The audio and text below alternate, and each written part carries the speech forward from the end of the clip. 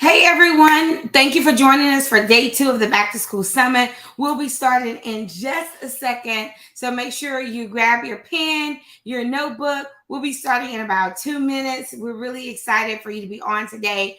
Go ahead and drop in the chat where you're from. Yes, and if you're back for day 2, it is going to be an amazing time today. So we look forward to you guys coming in. Let us know where you're watching in from, and we'll be back with you in just a few minutes. 2 minutes, 2 minutes, 2 minutes.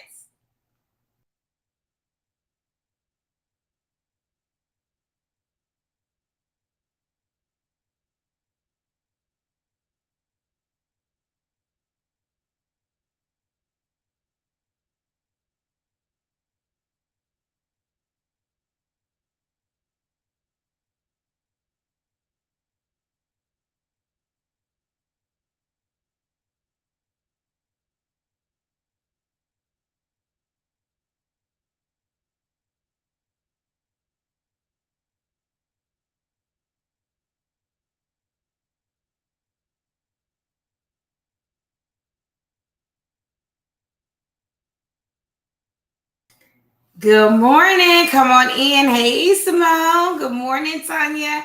Come on in, guys. We'll be starting in exactly 1 minute. We're so excited about today and all of the content we have planned. We hope that you really, really enjoy it. Day 1 was a success, and so we're looking forward to day 2.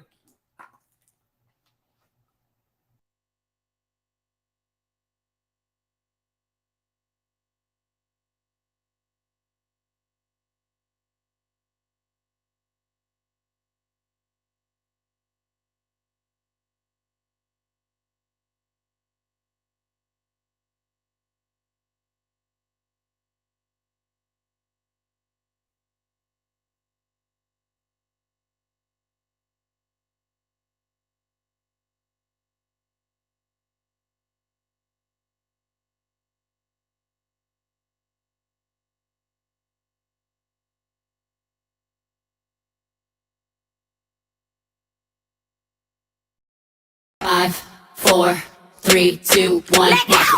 Level up, level up, level up, level up, level up, level up, level up, level up, level up, level up. All this on me so yummy, all this sauce so yummy. Know you want this yummy, yummy all in your tummy. Level up, level up, level up, level up, level up, level up, level up, level up, level up, level up. All this on me so yummy, all this sauce so yummy. Know you want this yummy, yummy all in your tummy. Them old mistakes are gone, I won't do them no more.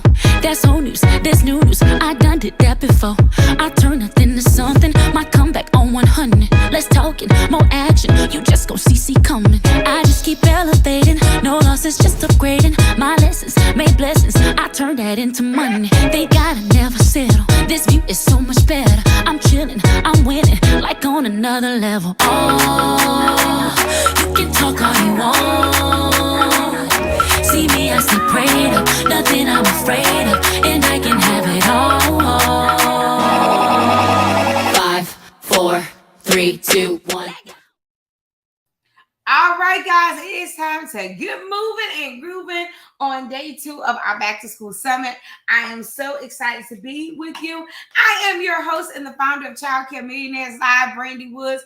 Go ahead and drop where you're tuning in from if you haven't already. And do me a favor, go ahead and tag a childcare owner and share this video to your page, because we got some hot stuff this morning to get you moving and grooving and ready for the new school year. So listen, I got questions. There were over, I think, 300 people that came in and out on yesterday that joined us for the Back to School Summit on day 1. And I think last night we were at over 1,000 views. So that lets me know that this information is good to the soul, and it's helping you prepare for the most amazing season. I actually went out and bought this bracelet the other day, and on this bracelet it says I can and I will, and we got these for our administrative team, because how many of you know that we have a lot to do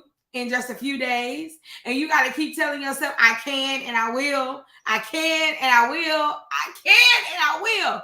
Go ahead and drop that in the chat if that is one of your declarations for today. Listen, I can and I will.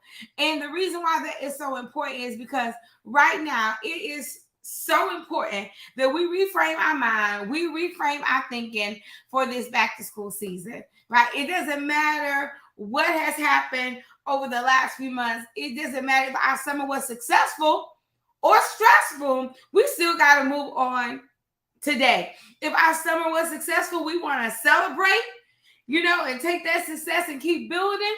And now if we had a stressful summer, we want to let it go. We want to let it go and start afresh and start anew. So depending on where you are today, you still got to take this mantra, right?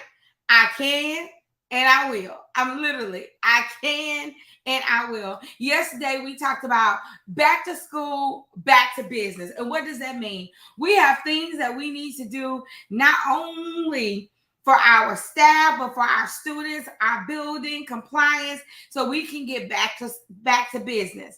Now, even though summer is over, I think the fun can still continue, but I have right now that I can and I will mentality.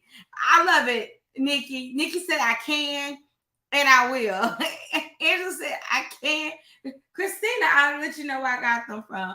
I can and I will. And a lot of times, even though we may not feel like it's the best time, or maybe we feel like it's the best of times, we've still got to remind ourselves that there's work to do.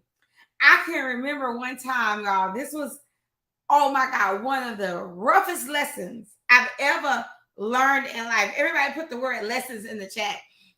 Because this was one of the roughest lessons I've ever learned. I can remember, hey, Elsie, I can remember one time we had won a huge competition, and it was a one-act play. I don't know how many of you guys used to participate in UIL, and maybe you were on debate or poetry or prose, but listen, we had a one-act play, and we were going to state. And I can remember Erica, our director, coming to tell us, I know y'all are not celebrating. And we were like, why should we celebrate? Like, we just won. We crushed it. We did good. And she said something to me that changed my life. She said, while you're celebrating, somebody else is preparing. Now, don't get me wrong. I believe in the celebrations.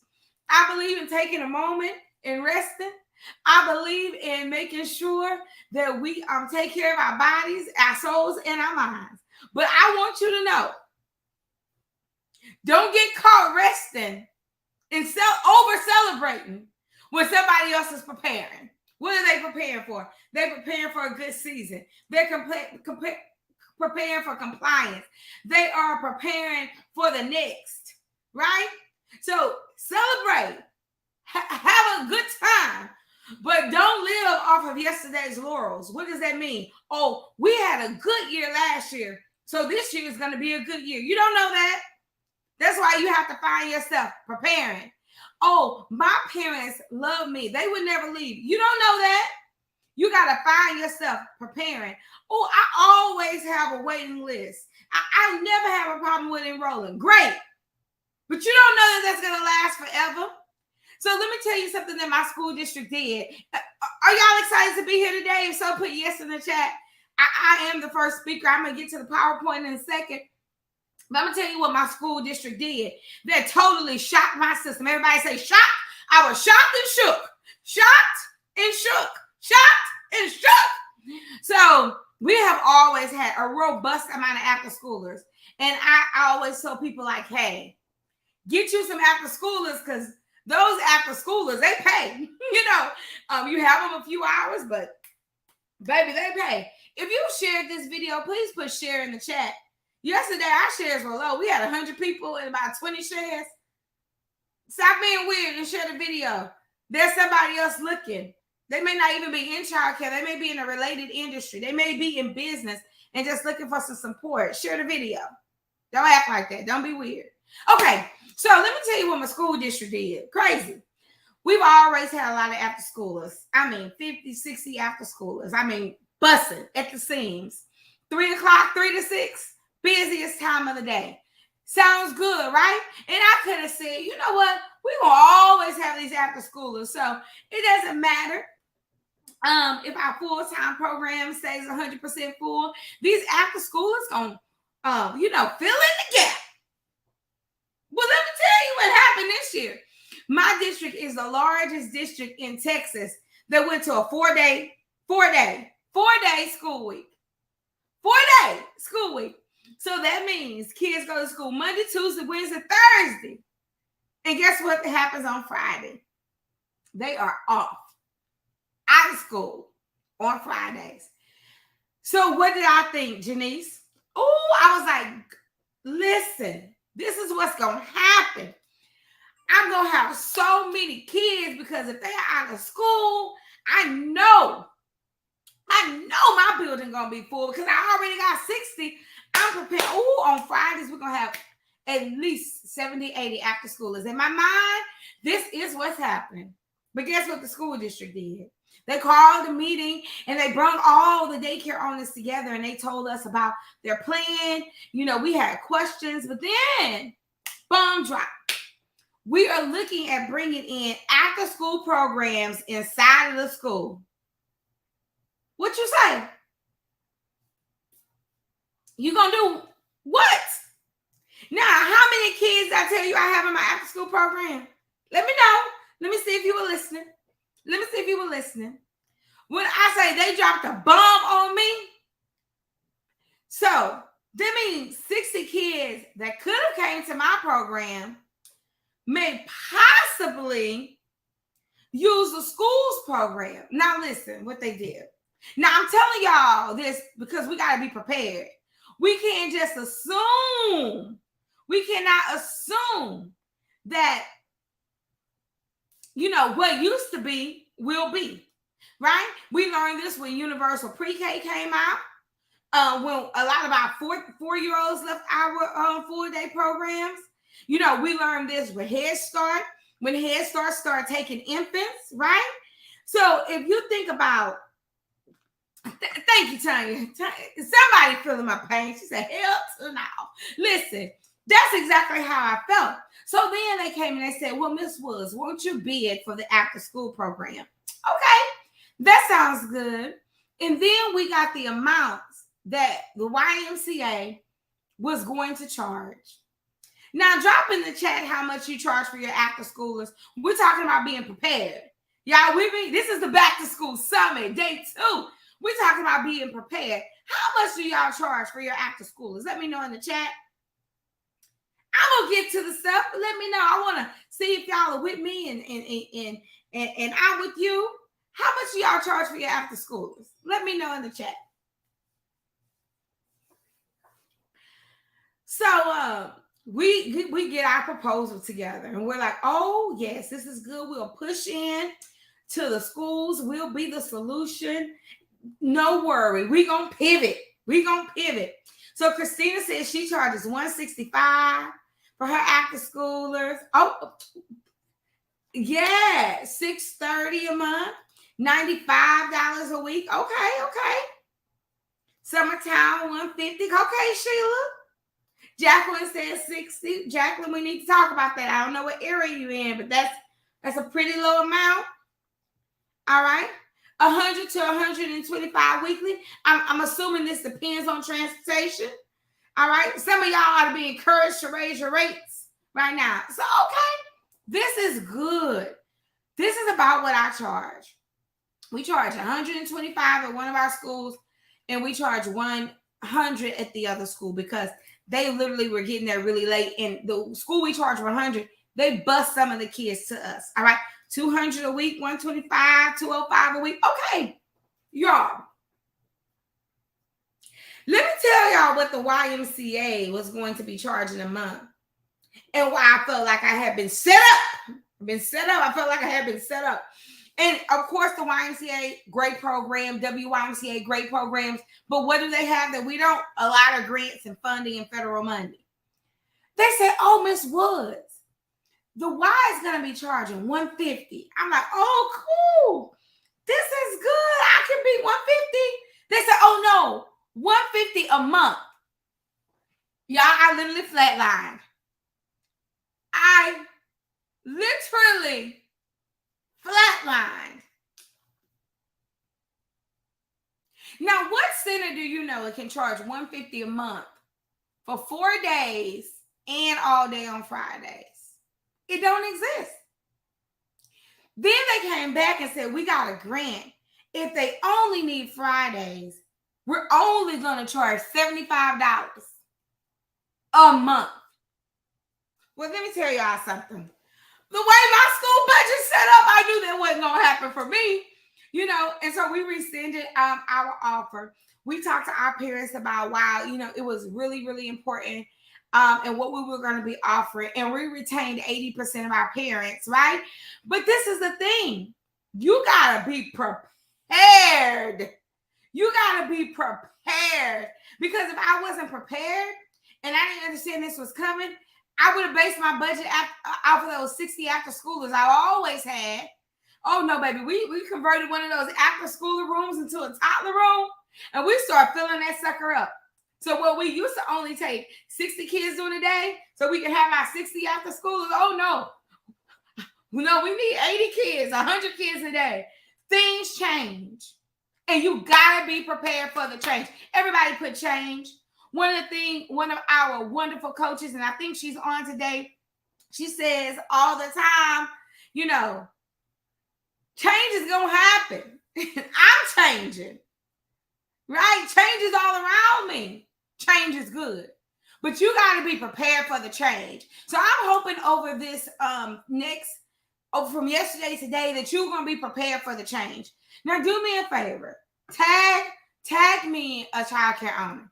Come on. If you're in Elevation, tag one of your sisters that you don't see here today. Congratulations, Irisha. We know you're getting married today. Congratulations to all of those elevators who are going to support her. We love you, Irisha and Irving. We cannot wait to see the St. John's when we go to LA, because we're going to LA in a few days, you know? And so we those of you who are supporting her, keep supporting her. So listen, these are our goals for the Back to School Summit. And our goals are really, really clear. And I want to go over. We want you to have fresh ideas. So if you don't mind today, I get to teach today. Can y'all say, teach, Brandy? Teach. Now, they downstairs cooking biscuits. If y'all don't tell me to teach, I may go get one of them biscuits. You know, my kids cook. I love my kids. They know how to cook. Our goal is to give you fresh ideas of what you can do in your program and what you can do for back to school, right? Number 2, marketing strategies to grow and retain. I'm going to share a few of those with you guys this morning. Number 2, mindset and leadership tips. Now, I could have been devastated with this YMCA situation. That means 60 of my kids were at a threat of leaving. But let's talk about this. 23 of my kids had aged out of my full-time program. And we go to kinder. So some of my 4 and 5-year-olds were going to be leaving me. We had 36, 23 of them are leaving. So now 23 plus 60, that's 83 kids that I could possibly lose. Can y'all hear the prayers I was praying from heaven? Can y'all hear the prayers that I was praying? Listen, what's going on? Give me a strategy. So we have to change the mindset of our leaders. We have to switch our focus. And that's what we're going to talk about today, how you may need to switch your focus. And y'all know if I'm teaching, we're going to be doing some millionaire math, right? We're definitely going to be doing some millionaire math. And then we talked about student programming hacks that will keep your parents and students wild. So I hope that you got the VIP pack. I'm going to walk through what's in that VIP pack today that can help you wow your parents and wow your students to really get them prepared for the next year. So here's our schedule for today. There is one mistake here. Dr. DeShannon, she taught that last year. I love y'all. Go watch from last year. But Joya Henry, one of our elevators, will be coming at 11 o'clock. talking about staff motivation and team building. And if you've been watching her, she has been killing it with her team, doing a phenomenal job with her team. I'm up first, and then we have a Q&A session, and then around 12:15, Christina will come talking about really creating a powerful circle time. And these are some things that you can share with your staff, right? At 1:00, we'll have Jared Hall from IntelliKids come and talk to us about enrollment strategies. And at 2, we'll have Coach Stacy talking about us how to mentally prepare for the school year. I'll start off this morning by everything owners and teachers need to do for a successful school year, right? For a successful school year. So let's talk about your VIP pack. Y'all, don't sleep on the VIP pack, because it's going to give you some of those things that you need to really start the school year off right. And I'm going to walk through some of these features during my presentation this morning, from the curriculum to the circle time transitions that you can incorporate with Christina. Christina's teaching a little bit later today, marketing tips, some risk management tips. You want to make sure that you have a safe center. Everybody say safe. You want to make sure you have a safe center. You want to make sure that you're reducing all threats in your center, right? Then we're going to do our back to school checklist. I'm going to walk through 100 things with you, 100 plus things with you that you need to be doing for back to school. 100 plus things. And one of the reasons why we're going to walk through those things is because we don't want your center to be shaky and shady. And we don't want parents or teachers to have any reason why they are not comfortable with enrolling in your program or with teaching in your program. All right. So we want those schools to be safe. I'm going to walk you through 140 activities that you can use, printable activities that you can use year after year. We're going to go over a new student enrollment checklist. Don't get caught with your pants down because you don't have everything that you need for those students to be enrolled in your building. I'm going to go over 20 student handbook updates, 20 staff handbook updates that you may need to consider. We just had our Leadership Academy. If you don't have a social media policy in your handbook, you need one, not just for the kids, not just for the teachers, but also for the kids. What happens when a kid takes a video at your center and posts it on social media? Do you have policies for that? Because we're allowing kids to have phones, right? After schools have phones. Are you collecting those phones? Are you putting your center at risk? You also get a certificate for 12 completion hours. And then if you missed something yesterday or you missed something today, you'll get the summit replay. Now I'm going to tell you, it feels better when you watch live. It feels better when you watch live.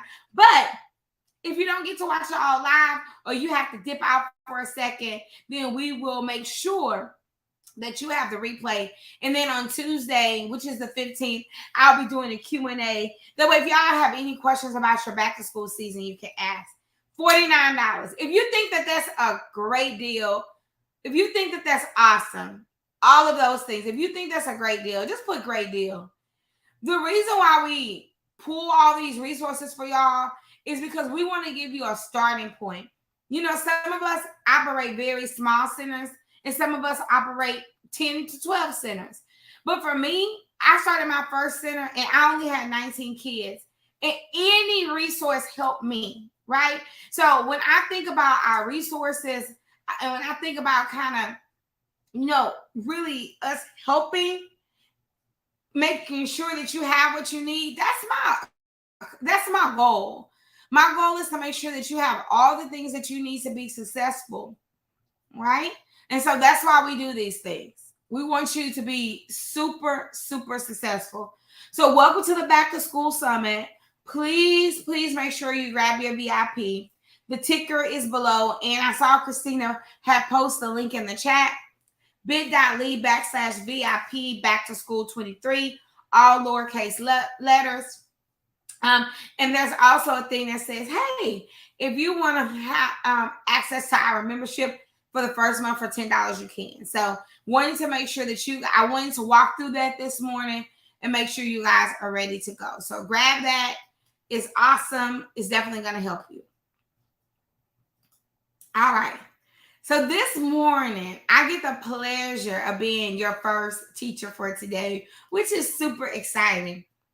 And I really want to just switch gears and really talk about everything owners and teachers need to do for a successful year.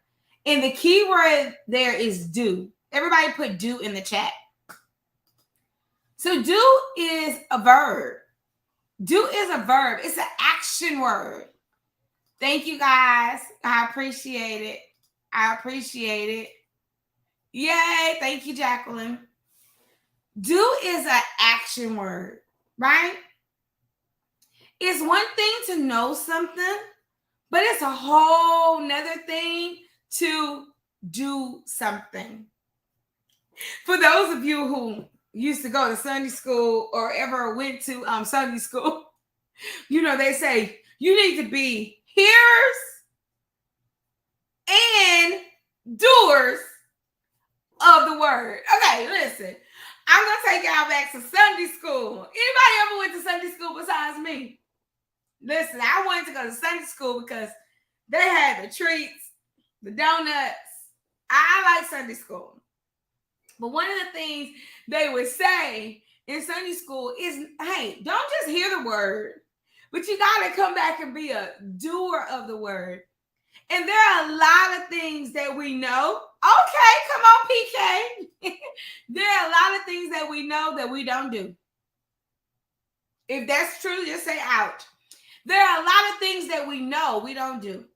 For example, I know that I should not drink this Coca-Cola every morning. And I've been doing real good. But this morning, I needed it. I know I shouldn't. Right? I know that I should make sure my calendar is right, but I may not always do it. So there's a difference between what we know and what we do. And in the middle, that's our success gap. I want you to know the things you know, but you don't do. That's where your success is slipping through. Your success is in the doing. It's not in the knowing. I've seen some educated fools. I mean, they know so much and do so little. I've also seen people that maybe not be the smartest, but will outwork the smartest. So their success is more measurable. So I want us to close the success gap by doing more, by applying what we know just a little bit more. So my name is Brandy Wood Smith. Those of you who know me know not only am I the founder of Childcare Millionaires, but I operate my own chain of childcare centers in the Houston area, and I've done so for the last 10 years. I love what I do, right? Coming from the public school system, the first thing that I noticed is that in the childcare industry, we kind of let ourselves off a little easy, right? Because there's no principal or superintendent to give us metrics to make sure that we do certain things. And because the state, if you do a good job, the state is going to come around maybe once a year, twice a year. It's really easy to slack off the doing and get real comfortable. But that is dangerous, guys. That is dangerous. So in today, we're going to talk about the back to school need to knows. Now, I want you to help your fellow brothers and sisters out there that are watching today. What is one thing that you feel like you need to do for after school? I'm not in your business. I'm not telling you yet. But what is a back to school need to know or need to do for you? Give me one thing. Just one thing. I know you can do it. You can do it. You can do it. You can do it. You can do it. Give me one back to school need to know. And I want you to take your time because we just said that we know, but we don't always do. So at the end of today, I want you to have a comprehensive list of the things that you need to do in this season. And for me, back to school ends, August 31st. We're in another season after that. So what do you need to do in the next 19 days, right? What do you need to make sure that your staff has accomplished in the next 19 days? It may be something you need to do personally. It may be something that your staff needs to do. But come on, give it to me. Okay, I see some coming through. I need to do bus routing. We have vans that pick up kids. I need to do those routes. I like it. I need to redo scheduling. Okay. I need to see what children goes to what schools, especially if we have kids going into public schools. I like it. Scheduling routine. Is that for full time? Is that for teachers? Let me know. Come on, keep dropping them. Let's just be honest. We know we got some things that we got to do. I need to train staff, prepare classrooms, and get my building in compliance for the new school year. I love it. I love the fact you got trained staff. Jacqueline says I need to do scheduling. While we're talking today, as you think of things that you need to do, I want you to drop it in the chat. Because every time you mentally write or type something, you're telling your subconscious mind, hey, it's important. I need to go with my students for IEPs, have physical activities in a special place for them.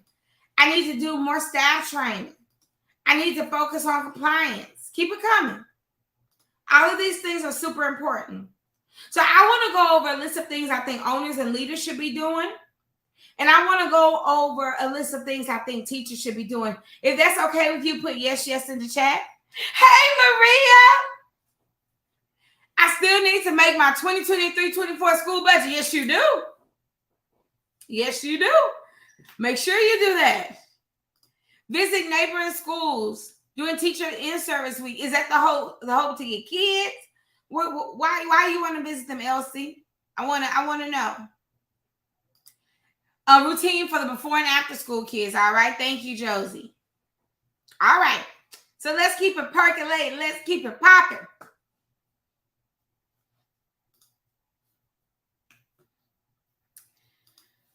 So, getting ready from back to school can be like, ooh, this list is long. I need to do this.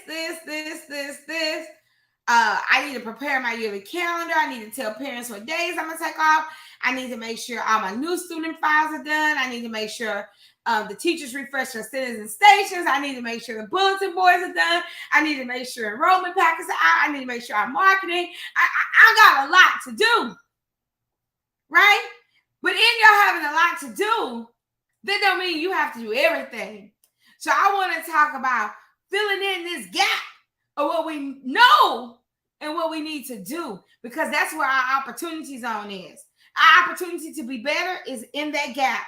Our opportunity to enroll more students is in that gap. Our opportunity to find the right staff is in that gap. Our money, everybody type money in the chat. Your money is in the gap, right? So what do owners and leaders need to focus on? Now, they only gave me 28 more minutes. So y'all, we got to work the clock. We got to work the clock. So you need to do a needs assessment. Hopefully you have a piece of paper right now, or you got your workbooks that we sent out. We give y'all all the tools. You need to make a needs assessment. Every year in the beginning of the year, we do a SWOT analysis for our team. And we talk about what are our school strengths, weaknesses, threats, and opportunities. The YMCA program was a threat. That was a threat. All Day Fridays was an opportunity, right?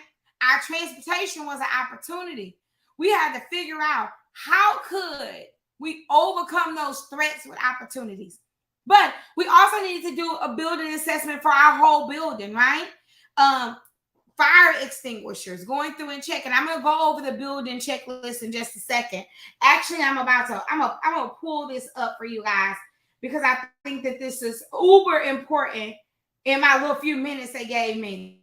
They didn't give me enough minutes, so y'all need to talk to them about giving me more minutes.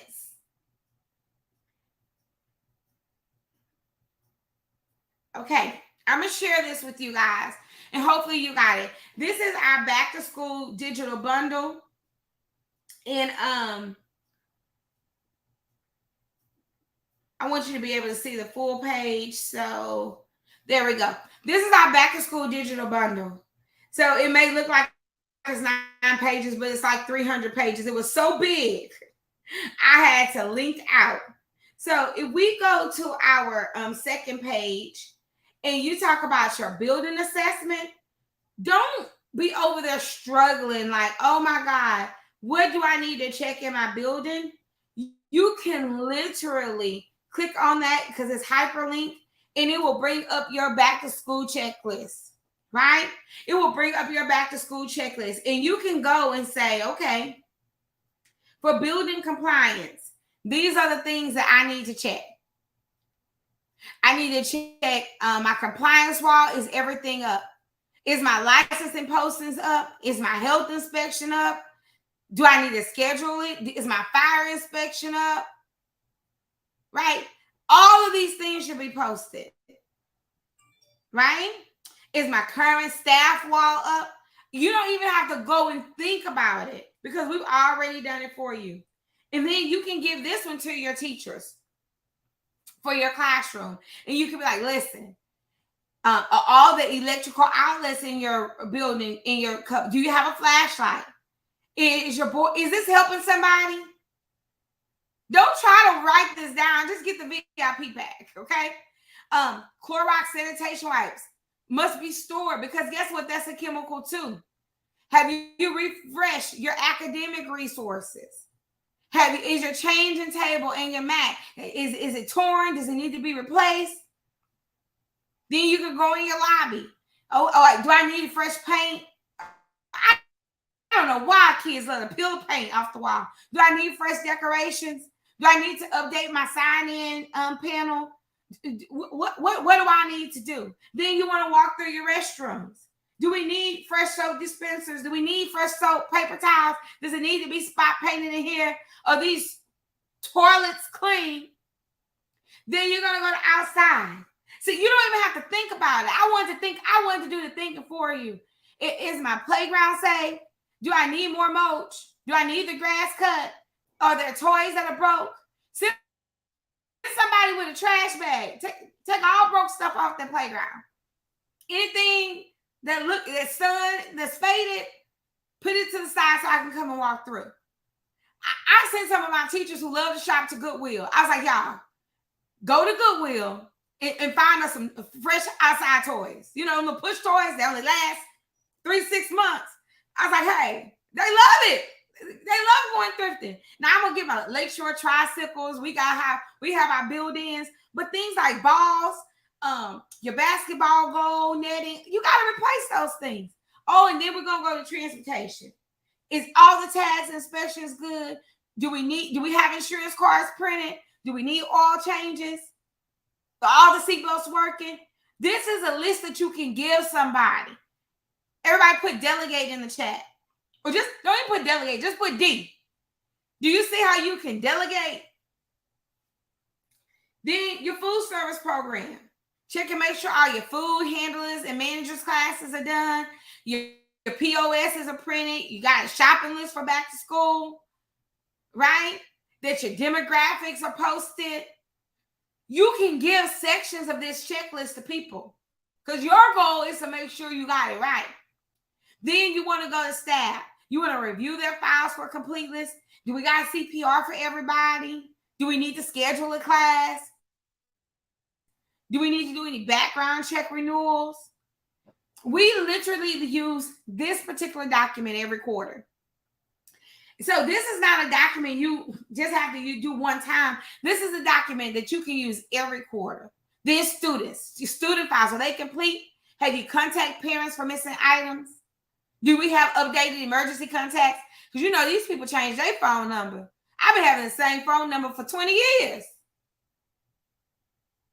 Are tables labeled with student names? Are there pictures of the students in their lockers?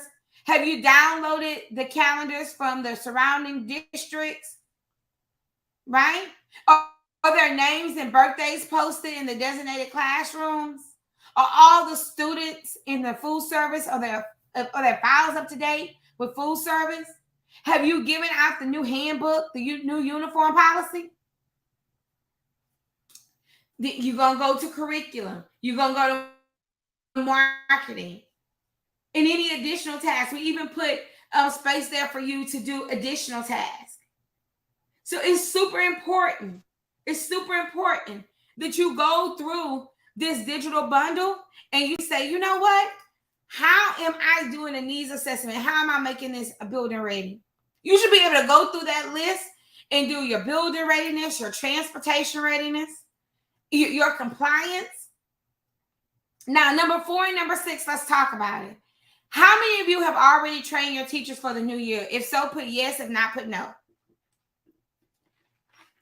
If so, put yes. If not, put no. I'm going to tell you, we just did our training. I don't have time to show you tonight, but if you are VIP and you come to the Q&A, I'll show you what we did with our teacher training. We started with a staff retreat, and that staff retreat was 16 hours, and we did all of our state compliance, SIDS and Shaking Baby. We did teacher interactions, what they have to do in their classroom, malpractice and maltreatment of children. We did those things. And then we spent a whole day on like student teacher interactions and for them like classroom readiness, right? And then we assigned them 8 hours of online training, because in Texas, they don't mind if we do all the training, but it don't really look good if you do 100% of your training. You need some varied training. So we have a resource called AgriLife. We also have Pro Solutions, and we assign them trainings inside of those portals. And our teachers have until August 31st to finish those 8 hours of training. So if you were an infant teacher, these were the trainings you needed to do. Pre-K, these were the training after school. Even our directors, everybody had 8 hours of training that they did outside of our group training. When they turn in those 8 hours, that's how they can pay themselves for Labor Day, right? So it was a win-win situation. We wanted them to complete the trainings fast. And now in 1 month, I got all 24 hours for everybody in my building, all 24 hours of their training. That's good from August 23 to August 24. So do you see how we just really compacted that effort to make sure that we got all of their trainings in? And depending on your needs assessment, you may need to train on something that I don't. We trained a lot on safety and supervision, right? We had new policies, but we also took some of those free classes and some of those paid classes from other resources, and we assigned them those other 8 hours. And then, not this week and not next week, no, not this week, but the week of the 21st, we have a curriculum night where the only thing our teachers are working on is curriculum and their beginning of the year assessments. And we will pay them for that time. And then our next week, we have open house, the week of the 28th. So it's about giving teachers that training and time to implement before you start evaluating them on things that they haven't had time to implement. If this is good to your soul, if you're like, okay, I can do that, let me know in the chat. Talk to me. You got to talk to me. Talking to me is my love language. You got to talk to me. That's my love language. Okay?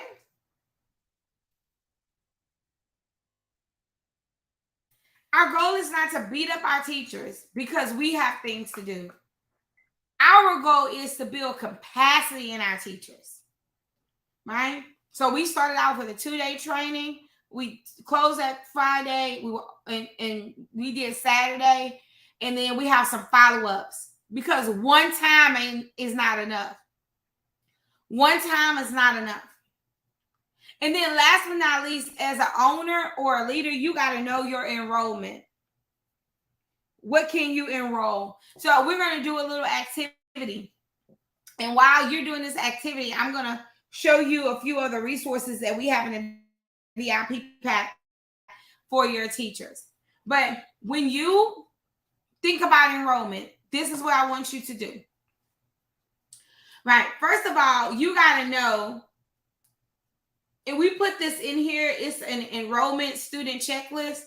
You got to know how many kids you can take without more staff, right? So all of us have a certain amount of students we can take in the building, but the first gap we want to fill is how many more students we can take without adding more staff. So I want you to, while I'm talking, I want you to calculate how many empty spaces do you have in the classrooms that are already open. So in your infant room, do you have 2 spaces? In your toddler room, how many spaces? Pre-K room, how many spaces? After school room, how many spaces? Just do one campus, because I know some of you have more than one campus.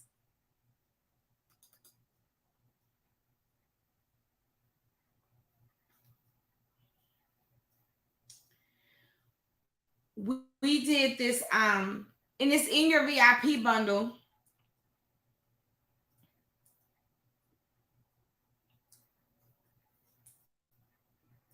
We did a student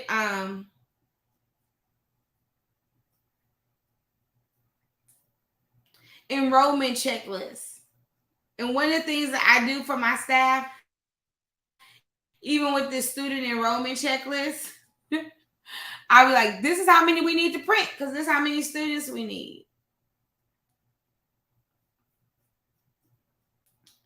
You right now are calculating how many empty seats you have in your building without needing extra teachers. That's what you're calculating right now.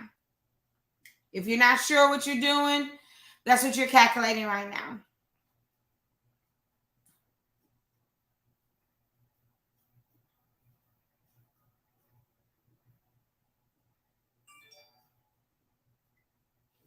Okay. When you have that number, put it in the chat. Right? For me, at one of my campuses on July 31st, the number was 37. Because we had all these kids going back to school. And if I looked at our infant room, toddler room, pre-K room, and the number of after-school teachers, we had 37 spots. Danette says she has 15. All right? Natalie says she has 0. This is excellent. Good job. It's time to open another center or open another room. I don't know. Keep coming. 58 slots. Keep it coming. This is important. This is very important.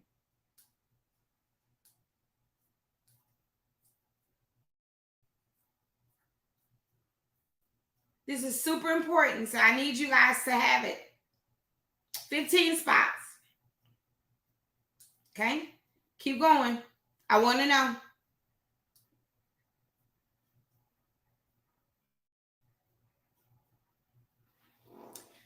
All right?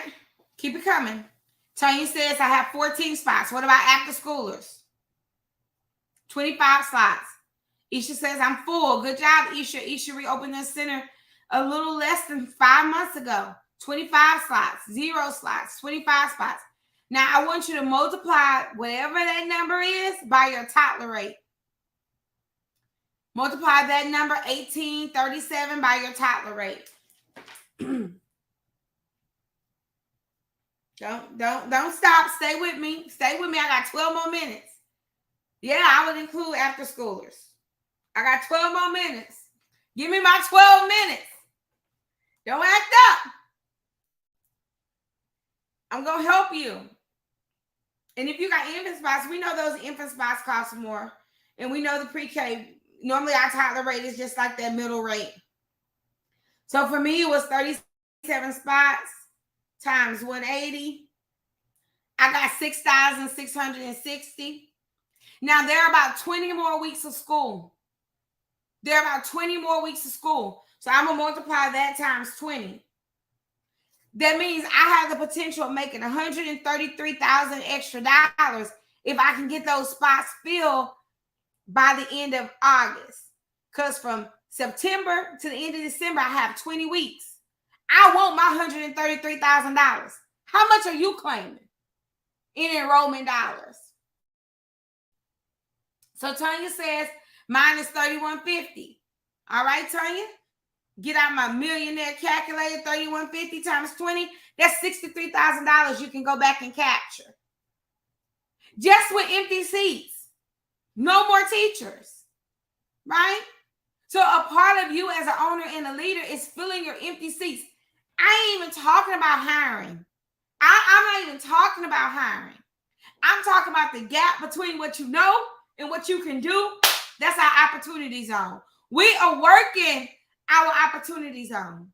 We are working what we know compared to what we do to make strides in our business.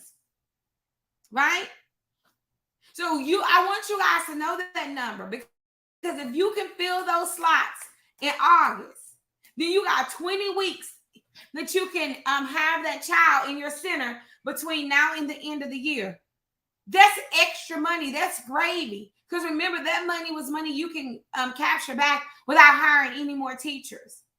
As an owner and a leader, these are the 6 things you need to be focused on. Right? Needs assessment, building readiness, transportation readiness, training your teachers, compliance, and enrollment. Right? Now, you told me before, I can and I will. So let me hear it. Put it in the chat. Oh, I can focus on these 6 things. I will focus on these 6 things. Let me see those I can and I wills now. I want to see them. I can and I will. I can and I will. I can and I will. I want to see them now. Because now you got work to do. Now you got work to do. Right? You can get that building ready. You can train those teachers. You can focus on the empty seats. Got to have the I can and I will mentality. All right, so let's talk about the teachers. There are some resources that we put in this bundle to help you with your teachers. Some of them are bridge resources, right? So if you have teachers and staff and support staff, let's talk about the things that they need to be working on. Number 1, they need to do a class needs assessment. So give them that checklist for their own, right? Number 2, hey, Hope, that is awesome. Look forward to meeting you. Hopefully we'll see you at the conference. Getting their classrooms ready. Do they have 5 centers? Do they have real life items in their home? Real picture frames with real students, real magazines, right? Do they have real cereal boxes, real utensils, real clothes? We're doing, y'all know I just bought a laundromat, and I looked on Amazon. They have like a laundromat set up like for the Dramatic Play Center. So you know how you always have those extra clothes when kids leave, the parents don't take the clothes. So we took all of our extra infant clothes because we didn't really want them putting the clothes on. We put a little laundry center, and they have an ironing board. They have laundry baskets. It's so cute, right? But have they refilled those stations in centers, right? So now I have Lily's Laundry also in their play centers. But have they completed their assigned trainings that we just talked about? Right? And so let's talk about some resources that we have in the actual VIP pack to help them get this started. Because remember, our goal is to help them and to help you realize your goals sooner.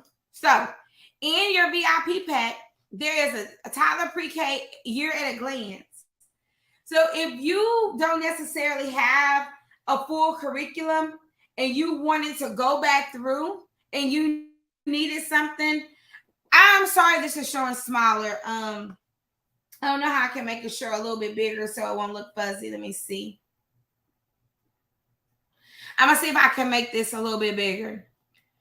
But we literally wanted to give you guys no excuse.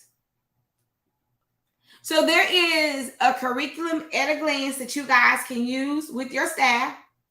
It even has possible closure dates, when to do assessments.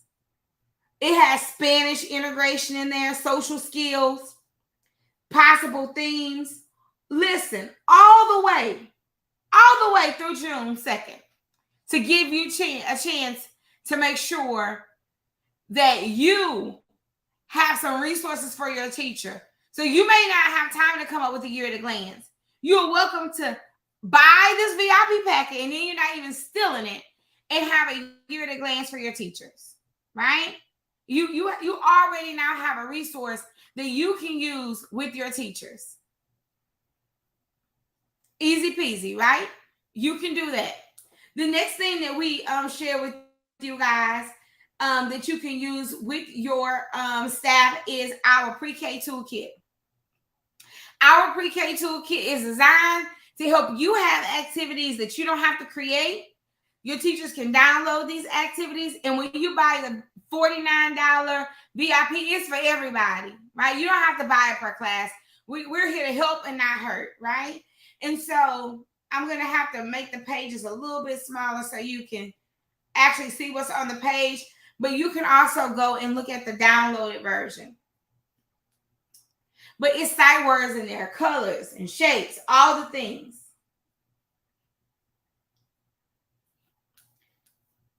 It even gives you some assessment tools.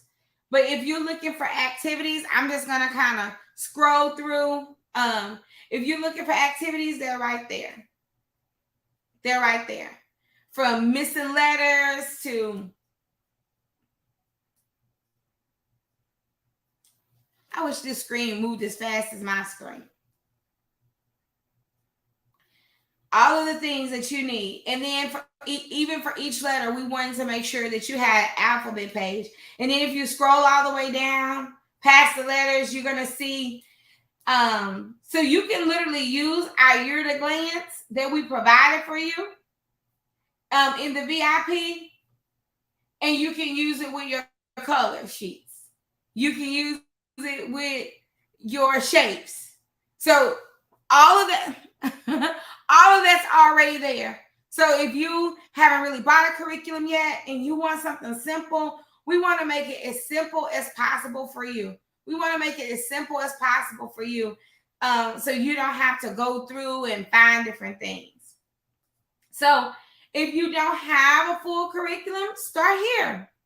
Start here. So there's shapes, there's colors, there's numbers. There are combined things for your older kids. And as long as you buy this and you're not reselling it, you have full use of it. And then for those of you who do sight words, which I suggest, now I did have to take one thing out of our curriculum because, we wrote a reader. We have not published that reader yet, but we've been talking about it. If you want to do sight words and you want to build on those sight words, there are some sight word readers out there. But at the end of this, in the very bottom, there is going to be like some sight words. So I just wanted to kind of show you some of the resources that we have readily available for you. And guys, those of you who are not in our memberships and in our programs, we really encourage you, because our goal is for you to work smart and not hard. So we start out with some flashcards just to help you. And then at the end, we do our months of the year. Then we do some assessment sheets with sight words that you can share with your parents. But I love the fact that we also have some sight word activities where they can practice reading, coloring, and saying and tracing, because you really do want to immerse them. And then you can use those sight words to start doing those activities. Like if you have like those 4 and 5-year-olds that's ready to write, that's ready to read, having them to do some of those activities or some activities that you can send home. But our goal for you is to have resources. So we put that pack together. So if you and your teachers need some resources, that they can have them. And then make sure you focus on teacher-staff interactions, how teachers are communicating, what's appropriate for them to say and not say, what they need to be doing with their students, how often do they need to be communicating in their app. That's what some of the things that your teachers need to be focused on. So as I'm ending, because I have 1 minute. So what does a successful back to school look like for you? I know what a successful school year looks like for me. My teachers are prepared, right? That's good. My teachers got to be okay. If my teachers are not okay, my business is not okay. My students need to have resources. I need to be filling that revenue gap, and I need to be in full compliance. So in the chat, tell me what does a successful back to school for you look like. That I have enrolled these 37 students. That my teachers are fully trained. My classrooms are updated and beautiful and functional.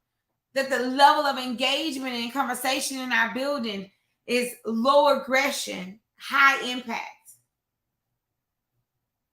Okay. And I see some of you are getting your VIP pack. Thank you. We want these resources. I can guarantee you this, and I promise you this. Anytime we put out something, it's designed to shorten your success time. Shorten that gap of what you know and what you need to do. Right? So even if you don't adapt all of these things for the rest of the year, you can say, hey, this is a resource, and this is what you can do when you don't know what to do. This is what you can do and fill in. You can use this curriculum guide for ideas in your centers. Okay? So this will help you be able to help your teachers. So what does a successful year look like? Here are some possible goals that you may have for the year. One possible goal that you may have for the year may be to rally your team around the center goals. Post them up. Post them up. Like one of our goals is that we had no major incidents. Now, we can't stop a kid from getting sick, right, or throwing up, but incidents, falling, scrapes, bruises, bites, right? Host an open house for your new and returning parents. If you can do that, that would be awesome. Hosting an open house. Classroom makeovers. Make sure we're doing a contest for our classroom makeovers. We are giving a prize for the teacher with the most creative center, and it still had to include real life items.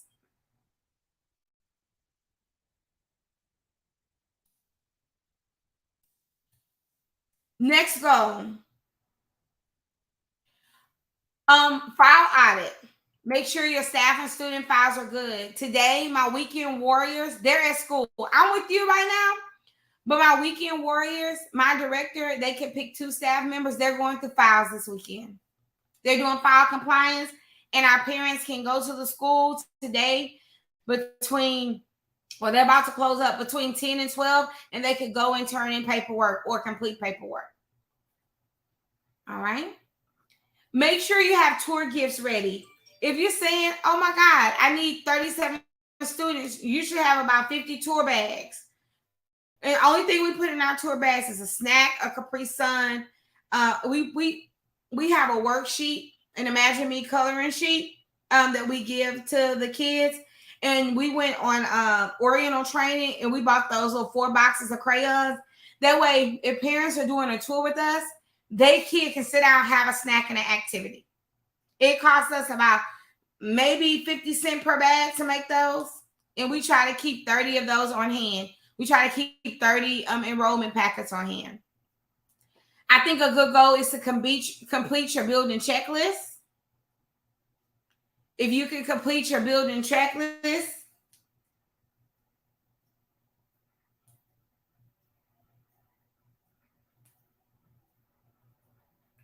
and then host a curriculum session for your teachers where you're kind of going over some of those resources with them.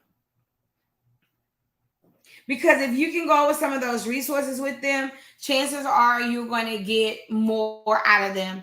And our next speaker, which is Joya, she did a phenomenal thing the other day. They had an event, and I'll let her tell you more about that event. But her teachers taught, right? So you don't have to be the person doing all the teaching in the curriculum session. If you have a really good teacher that have good centers, let them walk through that building. Let them walk the teachers through their classroom and talk about what they do. All of the teaching doesn't have to come from us, right? All of the teaching doesn't have to come from us. So if you guys have any questions, put them in the chat. I'm going to bring Christina on and I will answer those questions. She's going to tell you a little bit more about how you can grab your VIP bundle. And then I'll come right back and introduce our next speaker. I'm trying to see if Christina's on. But we want you to make sure that you grab those VIP packs so you can have those resources.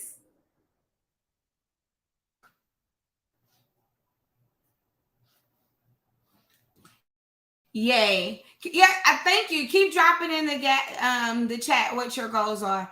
What are some gifts you include in the tour bags? So like I said, we have a snack in there, a Capri Sun, a coloring page, and it's an Imagine Me Academy coloring page. We used to buy those like little mini coloring books, but that's what we have in there. That's what we have in there now. Thank you, Christine. Thank you for having me, everyone. Welcome. I'm so excited to be here today. So as you know, Brandy was talking about our VIP pack. And if you haven't taken the opportunity to get on that, I suggest you do. This is a lot of new information that we're providing. I mean, Brandy has never given out her whole entire curriculum. We created your circle time and transition ideas. I'm really excited to dive into our session this afternoon with circle time and best practices you can use when back to school and starting in a new routine to get those students all ready for kindergarten. We have our 10 top marketing tips. As you saw, we had Troy Howard from Sotellus review some marketing with us yesterday, and now we can put those tips into action. We have 10 risk management tips. That's huge, right? Every day there's a million risks in any business, and we want to support you to alleviate some of those things from happening to you. Your back to school checklist. I know back to school is right around the corner if it hasn't already started, but it's a time to double check everything you're doing to be prepared. Like Brandy just mentioned, have you prepared for your open house, your budget, and all that great stuff? We're going to create that checklist to make sure you don't miss anything. Handbook updates. It's really important for your student and parent handbooks to be updated daily. I know a lot of us just go in there and maybe change the school year or change the name of something, but it's really important that you read through every component because that's the only way that's going to have you fall back to the parents or to your staff. Remember what we say here at Childcare Millionaires Association. If it's not written, it's not real. So make sure all those updates go into your student and staff handbooks like today, this weekend, not when you're in class, because I want you to learn everything that all the great speakers have to offer you, but definitely review those ASAP. You're going to get the certificate for 12 hours of training for being a part of our course. And for VIP, you get a special session with Brandy on Tuesday for a deep dive and Q&A. Ask her, pick her brain with everything you need to do. That's everything you get in the VIP pack. Now, as I'm talking to you, I'm actually going to enter in the link again, because I don't want you to miss out. If you notice, it's in the bottom of the screen that I'm on, swiping through. I'm going to put it in the chat right now. So I don't want you to miss out on this amazing, amazing, amazing opportunity. Now we're getting ready for Joya Henry to come on. She is an elevator. And if you are part of our association, I know that. If you're not a part of it, I want you to know that we really, really take our learning and what we do very seriously. We love to have fun. Believe me, fun is important, but we take our business and our education very serious. We offer many classes. We are always diving into each other with expert speakers, and then we get to grow in that process. And Joya is a living, walking, breathing testament to everything that Brandy has done with Childcare Millionaires Association. So I'm really excited to hear what Joya has been doing in her school to build up all of her teacher engagement and supporting her staff. So I'm going to hand it off to Brandy. She's going to intro Joya, and I'll see you later today. Thank you, Christina. Thank you so much, guys. I think Christina hit the nail on the head. So one of the things I love about Joya is her ability to implement things really, really fast. And I think she literally lives with no fear. I've seen her just like say, "Oh, I'm gonna do it," and I got it done. So I'm gonna bring to the stage my little love bug, Miss Joya. How are you doing this morning? I am lit. I am beyond excited. Listen, I still see you backstage. It was like, let me in, coach. I felt like you were watching a double dutch match. She's like, I'm back here. I'm back here. So listen, tell me about your journey. How did you even get to Childcare Millionaires? Like, I know some people on here are kind of watching for the first time. They're like, who is this loud lady? And is she serious? So tell them a little bit about how you got to Childcare Millionaires. Honestly, I got into Childcare Millionaires because I felt like no one understood my vision. My family respected, they support me, but nobody really understood. And then when I want to have important conversations, the people that kind of spoke life into me as best they could, they really couldn't meet my needs because they didn't understand. So I knew that it was important for me to be a part of a community of like-minded people that understood my needs, my vision, my desires, and I'm here. Hey, y'all. Yes. And I want you guys to know here, listen, we shine bright here. So when Joya kind of started doing these amazing things, I was like, girl, you killing it, you crushing it. I started using her implementation in some of our presentations because I notice people who implement. Like, I notice people who implement because it's one thing to know and another thing to do. So we definitely know that you are a doer, and we know that you have so much to pour into your sisters today. So I see your elevation sisters, they here to support you. They like, hey girl, we here. And we know that you are magnificent. So we're just happy to shine this spotlight on you to let the rest of the world know how amazing you are. So I'm getting out of your way. I am here to support you if you need me, but I'm gonna let you do what you. Okay, awesome. So before I get started and set my timer, because I'm long-winded, I want to say thank you, Brandy, for trusting me to be on here and to give to the community some of the things that you have given us. So hello, everybody. Before I jump into my presentation, the first thing I would like for you guys to do is drop in the chat who or what are your biggest assets in your business. I'm going to repeat it again. Drop in the chat who or what are the biggest assets in your business. I'm going to give y'all a few minutes to kind of jump in, and you have to talk back to me now. So it's an open book quiz. I'm going to cheat. I'm going to tell you your biggest asset in your business is your team. I don't care how much you know. I don't care about your vision, your mission, your great marketing strategy. None of it matters if you don't have an amazing team. I saw someone say director. Absolutely, your director is a part of your team. So since that is our biggest asset in our business, I want to tell you some strategies and some ideas and some things that have worked for me personally in my business. So who am I? My elevators know me. Uh-oh.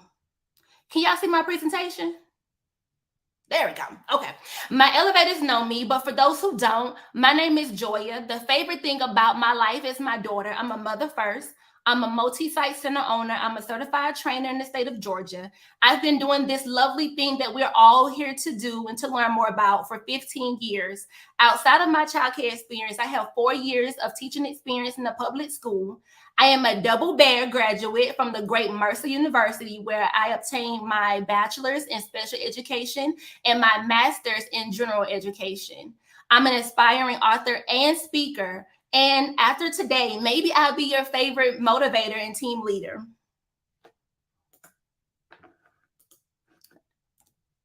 So since we're talking about a team, I think it's very important that I introduce my team. So on my team, you have myself, I am the owner. You have my HR/curriculum specialist. You have my center manager, which most of you call director. And then I have my administrative assistant. But more than them, I need teachers. I need somebody in the classroom, hands-on, day-to-day, doing all of the great things. And so here are some of my staff. You will see more in the presentation, but here are my wonderful ladies that help implement the things that I have in my head. So I want to tell you a quick story. All of the wonderful women that you just saw, that wasn't always my story. When I first opened my center, it was dead mid of COVID. It was so hard to staff. And when I did get staff, they didn't stay. So the picture that you guys see with the Bath and Body Works gift bags, that was my Valentine's Day then. I only had 3 teachers to get some amazing gifts for. And I was kind of frustrated in this moment because I had 3 other classrooms that I can open. That gap that y'all just did with Brandy, I was missing a lot of money not being able to bring the kids. And like most of you guys, I had the kids on the waiting list. I just didn't have the teacher. So I had to have a mindset shift. If y'all do me a favor, drop mindset shift. I needed to have a mindset shift. I could not continue to blame COVID. I could not continue to blame, the government giving away free money. I had to get up and make a difference myself. And so in that mindset shift, I was able to bring on 14 additional staff members, which is the picture to the, I don't know, my right, y'all left maybe, with all of the food. And so by me having this mindset shift that I want to show you guys today, I was able to open up all my classes and open up an additional center. So getting the team is something that we're all really good at. We know how to look inside of our classrooms and assess, do we need to bring another teacher? She's out of ratio. Or did she turn in her 2-week notice? Or is she not giving us what we need? So we need to hire somebody. So after we make that initial assessment, we begin to go to amazing hiring platforms. And if you don't mind, we all here to help each other. Go ahead and drop in the chat some platforms that you use to hire so you can share with your sisters. And so we go on Indeed and we go on Facebook. And so we begin to bring on people from these platforms. But now what? Once we hire them, now what? So for the duration of my teaching, I will be using the analogy of marriage. Now what? After you hire, we go together. I tell my teacher we're in a relationship because we do all the things with our staff that we do in a relationship. It's that we don't go home with them and do the adult part with them, but we have to communicate with them, talk about the kids, come up with goals, come up with plans, discuss the budget. We have to do all of those great things. So it's a relationship. So we know how to get the team. How can we keep the team? For me, this is when my mindset shift came because I had people coming and going and coming and going. And in that process, I realized just like a marriage, we want both people to bring something to the table. It's the same thing with our staff. We want to know if they can work 8 to 5. Can they manage a classroom? Can they write a lesson plan? Can they do all these great things? But how frequently do we think about what they need? And just like in your marriage, if one person is bringing something to the table all the time and the other person isn't bringing their weight, it begins to get stressful. So in my mindset shift, I had to find a way to incorporate the people that I were interviewing. I had to realize that when I spoke to them, I had to see what their needs were to determine if they were going to overall fit our school needs and if we were going to fit their needs. So this is what that process looks like for me. Take a picture of it because it's juicy. I love it. So in the interview process for me of learning how to keep my team, I give them a brief overview of my school. And then I go to my business table because it's 2 tables now. I go to my business table and I tell them all the things that we all do in the traditional interview process. So I ask them all the questions. How did you hear about us? I look at their resume, look at their job history. I do the references, and sometimes I may do a working interview just to test them out. And this typically is where we most of us stop. We stop right here, and we're like, "Oh yeah, they can do all these things. They're great. They're hired." And so I kind of want to shift your mind a little bit, and I want you guys to give this process a try. After we talk about ourselves, let's look at the interviewee table. We need to ask questions about their needs, their desires. What are they looking for? How can we help them? What are their goals? What do they plan to get from working for us? And then after that, we can assess properly if we are a good match. We can evaluate the interviewee needs, if they can meet our needs, if we can meet theirs. If not, can we negotiate it? If we can negotiate it, then we will move on to the onboarding process. And if we cannot negotiate it, it's time to say our farewells right there in the interview process versus not asking them all those questions. We bring them on. We realize we can't meet their needs. They're like, well, I thought I was going to make $20 an hour. If we tell them and have these conversations in the interview, like, well, our cap is $18 for teachers. So we can pay you $15 and work you up to our cap, but our cap is $18, then that can eliminate that person ever coming into your building and be another turnover person. So we need to start to assess the interviewees table and kind of get into those important conversations from the beginning. And so again, like in our marriage, when we're dating someone, we do ask, what are you looking for in a relationship? And so we need to do those things with our teachers. How can I help you? How can I make this an enjoyable workplace for you? I see on your resume, you worked at this daycare, this daycare, this daycare, and this one. What were you looking for when you were going to all these schools? What did you feel like you was missing? What are you hoping that we can provide for you? Because you were hunting for something, going to 7 daycares. We all have children, so kind of figure out what their needs are.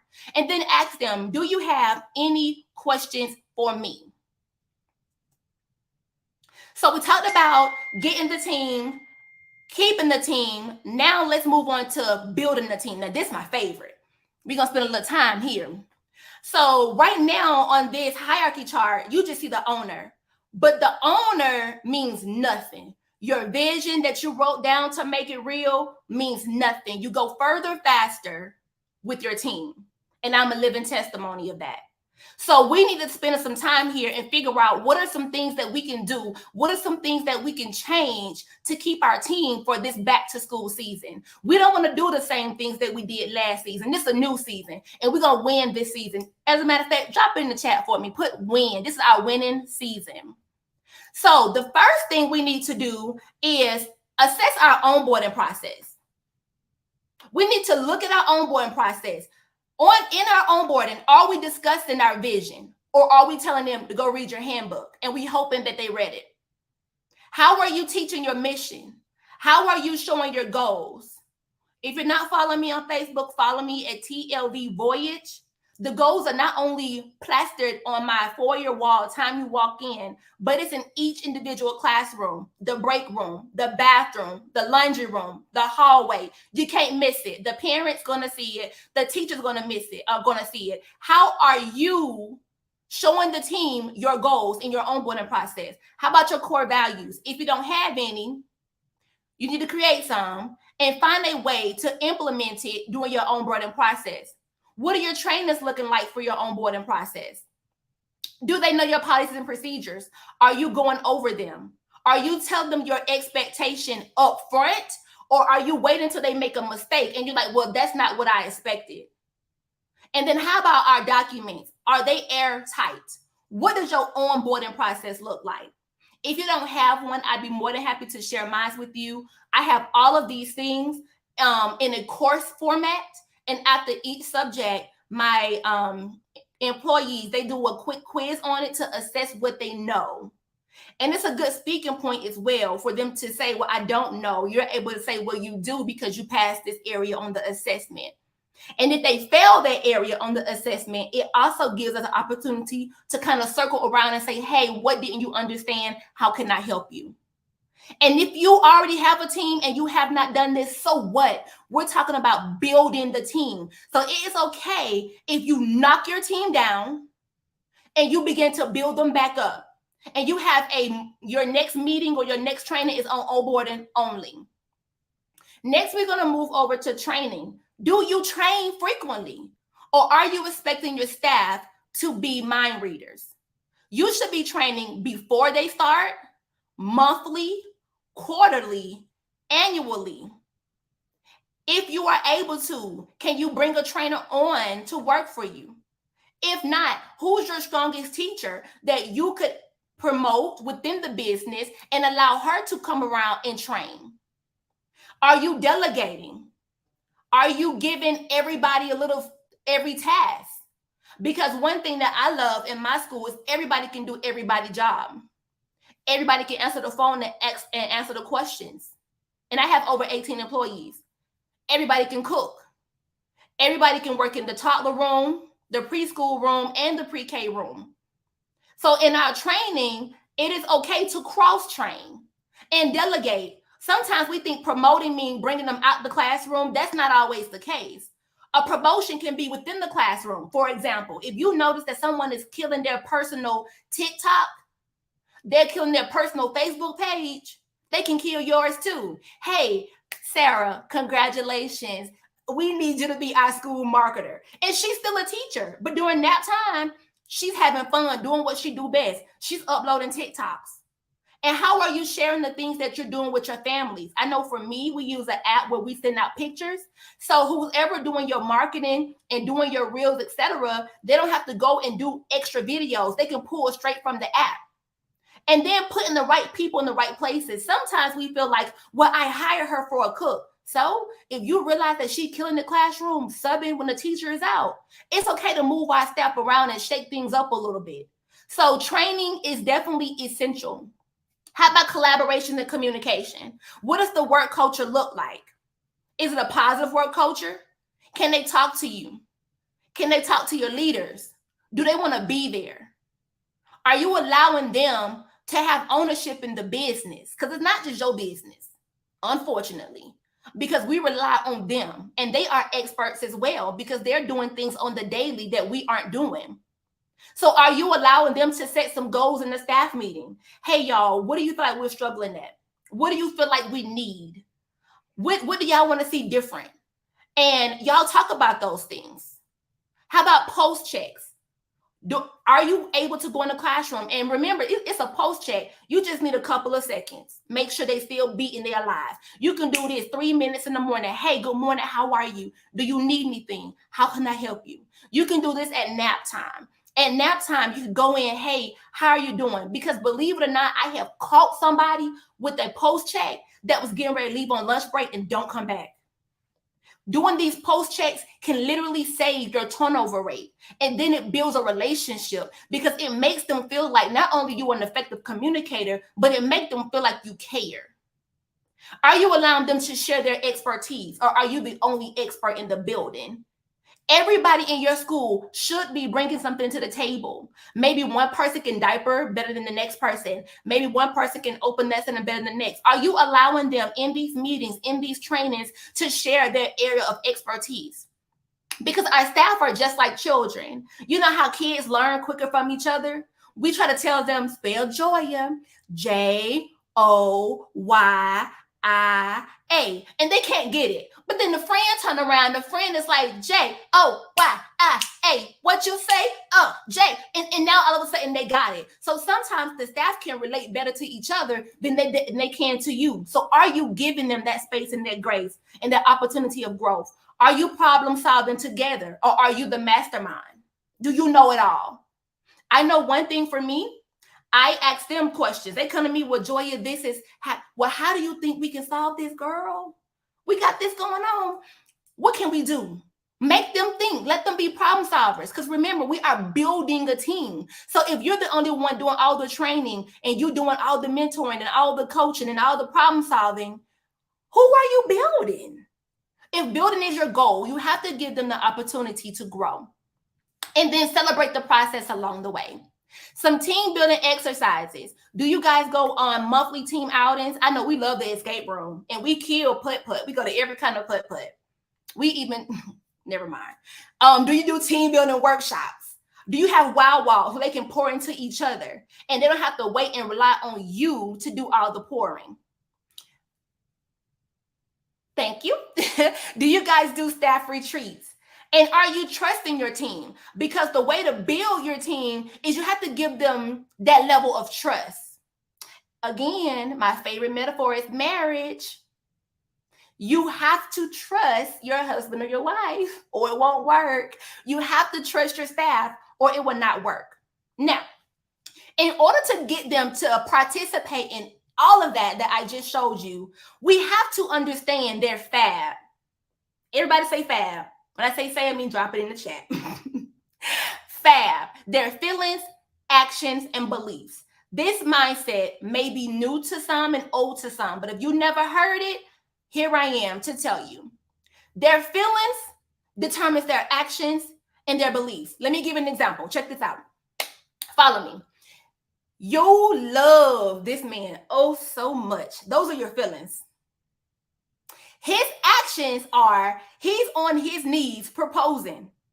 Because of your feelings that you love him oh so much, you're going to say yes. And you're going to marry him.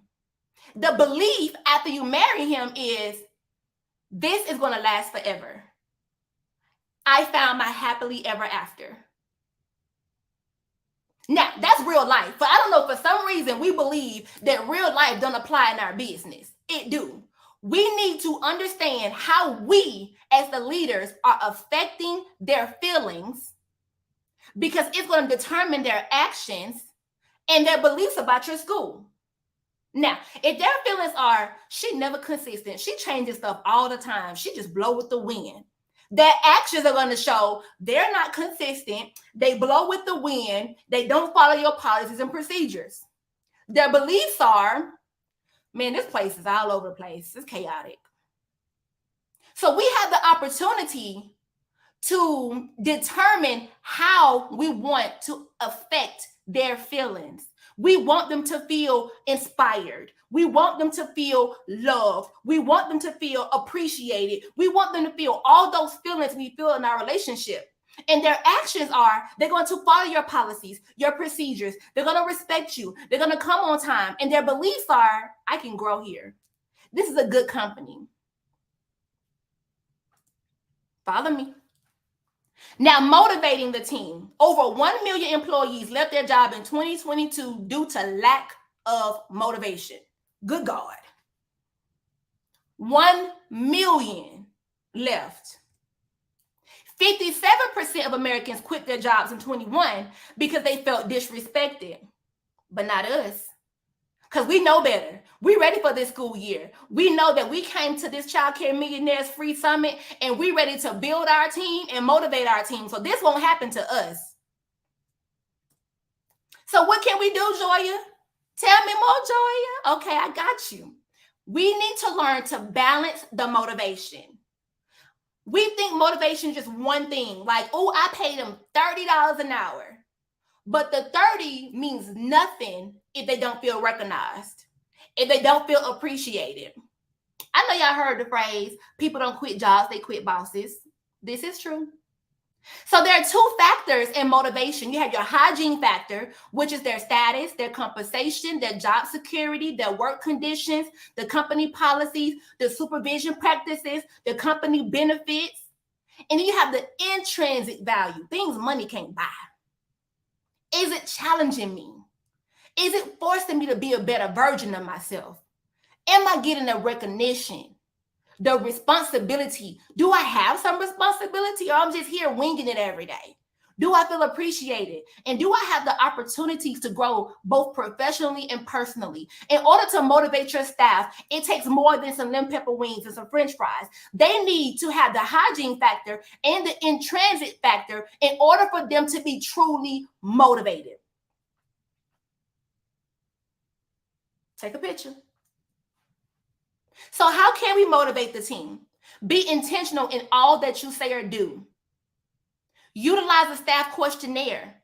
This questionnaire is going to ask a whole slew of questions during your onboarding process. Therefore, when you're ready to motivate one person individually, you know exactly how to get to their heart. You know exactly what they love, what they like, what their favorite things are. It's okay to celebrate the whole school and get everybody a nice tumbler. I love a good tumbler. But when it's time to give that one person that special recognition, in order for them to feel special, you have to utilize that staff questionnaire to know what they like. Have you done a love language assessment with your staff? A personality assessment, a communication assessment?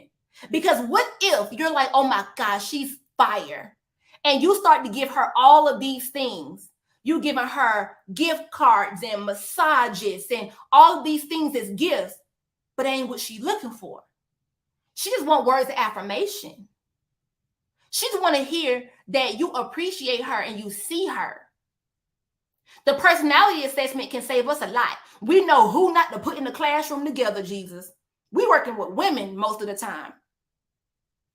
And are you celebrating their life with them? Are you making them feel like they are a part of something?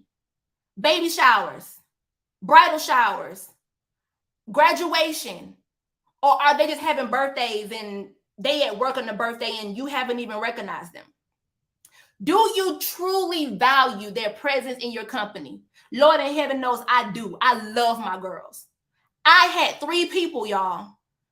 3 people. I was in a moment where I realized that everything that I desired to see from my business could not flourish without my team. So now that I have a team, there is nothing in the world I wouldn't do for them. Are you promoting within? Are you promoting within? Why in the world would I come to your business and I do all of these trainings and I'm working hard just to stay right here? Just to feel like I'm at a ceiling already and I can't grow. I already feel like, well, I know all these things, but she's still going to go to Indeed. Are you promoting within? And if you feel like you can't promote within, now we have to ask the questions, why? Are we pouring into them as much as we need to? Do they have the level of training that they need? Do they have the level of support that they need? And are we listening to them? Sometimes we're trying to figure out how to motivate our team, but are we listening to them? True story. This last week, my employees, one of them, Peyton, came to me and she said, we need a break room. I said, girl, that's not important to me. When y'all had a break room, you didn't appreciate it. Y'all left trash in the trash can, old food in the refrigerator. That's not my focus. And she was like, all right. Then I saw Mahela with no car sleeping on the storage room floor during her nap time. During her break time. And so it came back to me about Peyton was mentioning the break room. And I realized that maybe it wasn't just Peyton. Maybe it's a little conversation going on behind my back. Well, they got a break room. They excited. So sometimes we have to just listen to them. Invest in them. Are you paying for CDAs? Are you giving them raises, bonuses, incentives? Are you training them? Are you praising their efforts and giving them positive feedback? Let's go back to the marriage. Can you imagine being married to somebody, being in a relationship with somebody, and they doing all these good things for you and they don't feel empowered? They don't feel seen. They don't feel heard because you're not saying thank you. I love you. I appreciate you. And my favorite, before I move on, is share, boast, broadcast, and brag about your staff. On my Facebook page, everybody in the community know what my staff do for these teachers. I post all of the videos they do in the classroom. I post pictures. I post what I do for them. And not only do it make the teachers feel good, but it also makes people from the outside want to come in and work for my organization because they see all of the great things that's going. I know some of my Childcare Millionaire family, they see the things that I post, but the things that I post not only bring in parents, it bring in teachers. They want to be a part of this. And so these are some quick, y'all didn't even tell me my lip gloss was doing this now. Y'all wrong for that. You could put it in the chat. Here are some of the things that I did for my teachers. Jada at the bottom, Jada put that she loved cash. I walked by and I heard her literally doing a teachable moment. And I absolutely loved it because it wasn't on her lesson plan. I went straight in my office, wrote her $50 check, and I told her, thank you so much, whatever, get some positive words, and dropped it to her immediately. Charlotte at the bottom, she loved crystals. When I saw she was doing great things, I drove to the Mall of Georgia. I got her some crystals, and I brought it back to give her special recognition. But yes, the red bags are for everybody. The tumblers were for everybody. So you want to utilize your staff questionnaire so that you can kind of meet them personally and then address the masses. Here are some of our staff outings. We've been somewhere everywhere. We're going somewhere soon. I'm excited. Y'all will see it. Follow me on Facebook. Here is some photos of our trainings. The top photos with the girl on her hip. They are actually teachers in my facility, and I let them do a training on what they are looking for when they come to the school. At the bottom, you see, with the top part, you see me and my 2 leaders. This was the first time I've done this. I was excited to fly them to New Orleans to Childcare Millionaires Leadership Training. It was super exciting to know that I bought 2 additional plane tickets. I fed them. I took them out on excursions. Y'all, it feels good to be able to pour into them and to see them cry because they appreciate what you're doing. So just in case you're wondering, why should you put this extra effort in? Let me tell you why. When your administrative staff pour into your other staff, then they will pour into the business, and the business will pour back into the admin team, and it will continue to grow in circles and circles, and it won't stop. So if the admin team are doing trainings, retreats, effective communicating, staff outing, singing their praises, gifts, positive attitudes, then the teachers are going to have less call outs, teamwork and collaboration. They're going to respect the policies and procedures, pour into the children, happy parents, consistency, run and be better leaders in their classroom, positive attitudes, motivated, reduce conflict. God, keep me never lying. I don't have no drama in my school. Take my breath, Lord. None. And then your business will pour into the team because the income and the enrollment will stay up.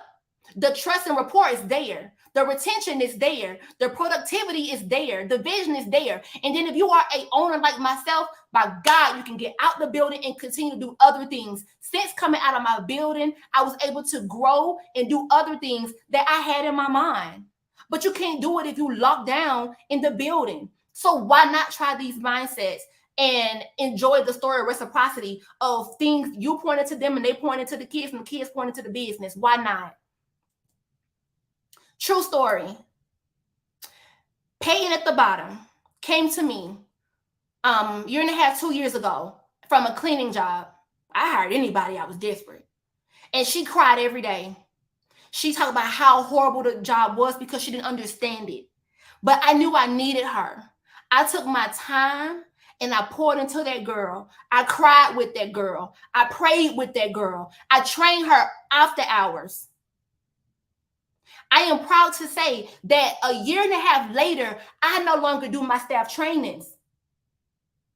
Peyton do the trainings. I am here to tell you that there was some bumps along the road. She messed up. She missed stuff. Kids got hurt. There were some things that happened. But versus poking at her about all the things she did wrong, I was able to step back and say, Joya, this girl don't know what she need to know. Joya, you're not in a position to give her what she need, because I was in the classroom too. So when that time came and I was able to train, I trained with everything inside of me because I knew what it felt to not have the staff. I knew what it felt like to be the cook, to teacher. So I don't know about y'all, but I know the power of the staff because I have been without them. And I have seen how much I've grown since I've had them. So now I'm going to ask you a question, and you don't have to put it in the chat. What is the percentage of your employee retention rate right now? What does it look like? Can you afford not to have an inclusive mindset and understand that you got to bring something to their table? What is the percentage of the conflicts and problems you have in your school right now? Can you afford not to utilize staff and to address their feelings, which will determine their actions and their beliefs? What does the morale look like in your building right now? Are they motivated? What will you lose if you don't give these mindsets a try? I would lose everything. Can you afford that cost? I can't.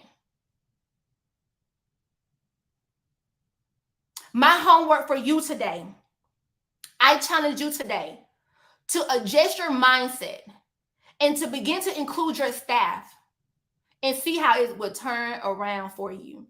how you will build a community like no other. I'm not telling you that every single person will be touched.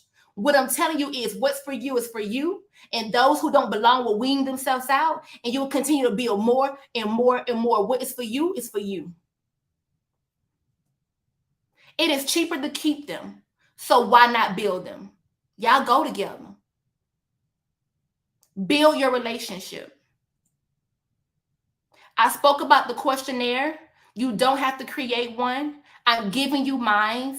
This is free to you. I want you to do great. I want you to do good. I want you to build your team. I want you to motivate your team. And I want you to feel what I feel today.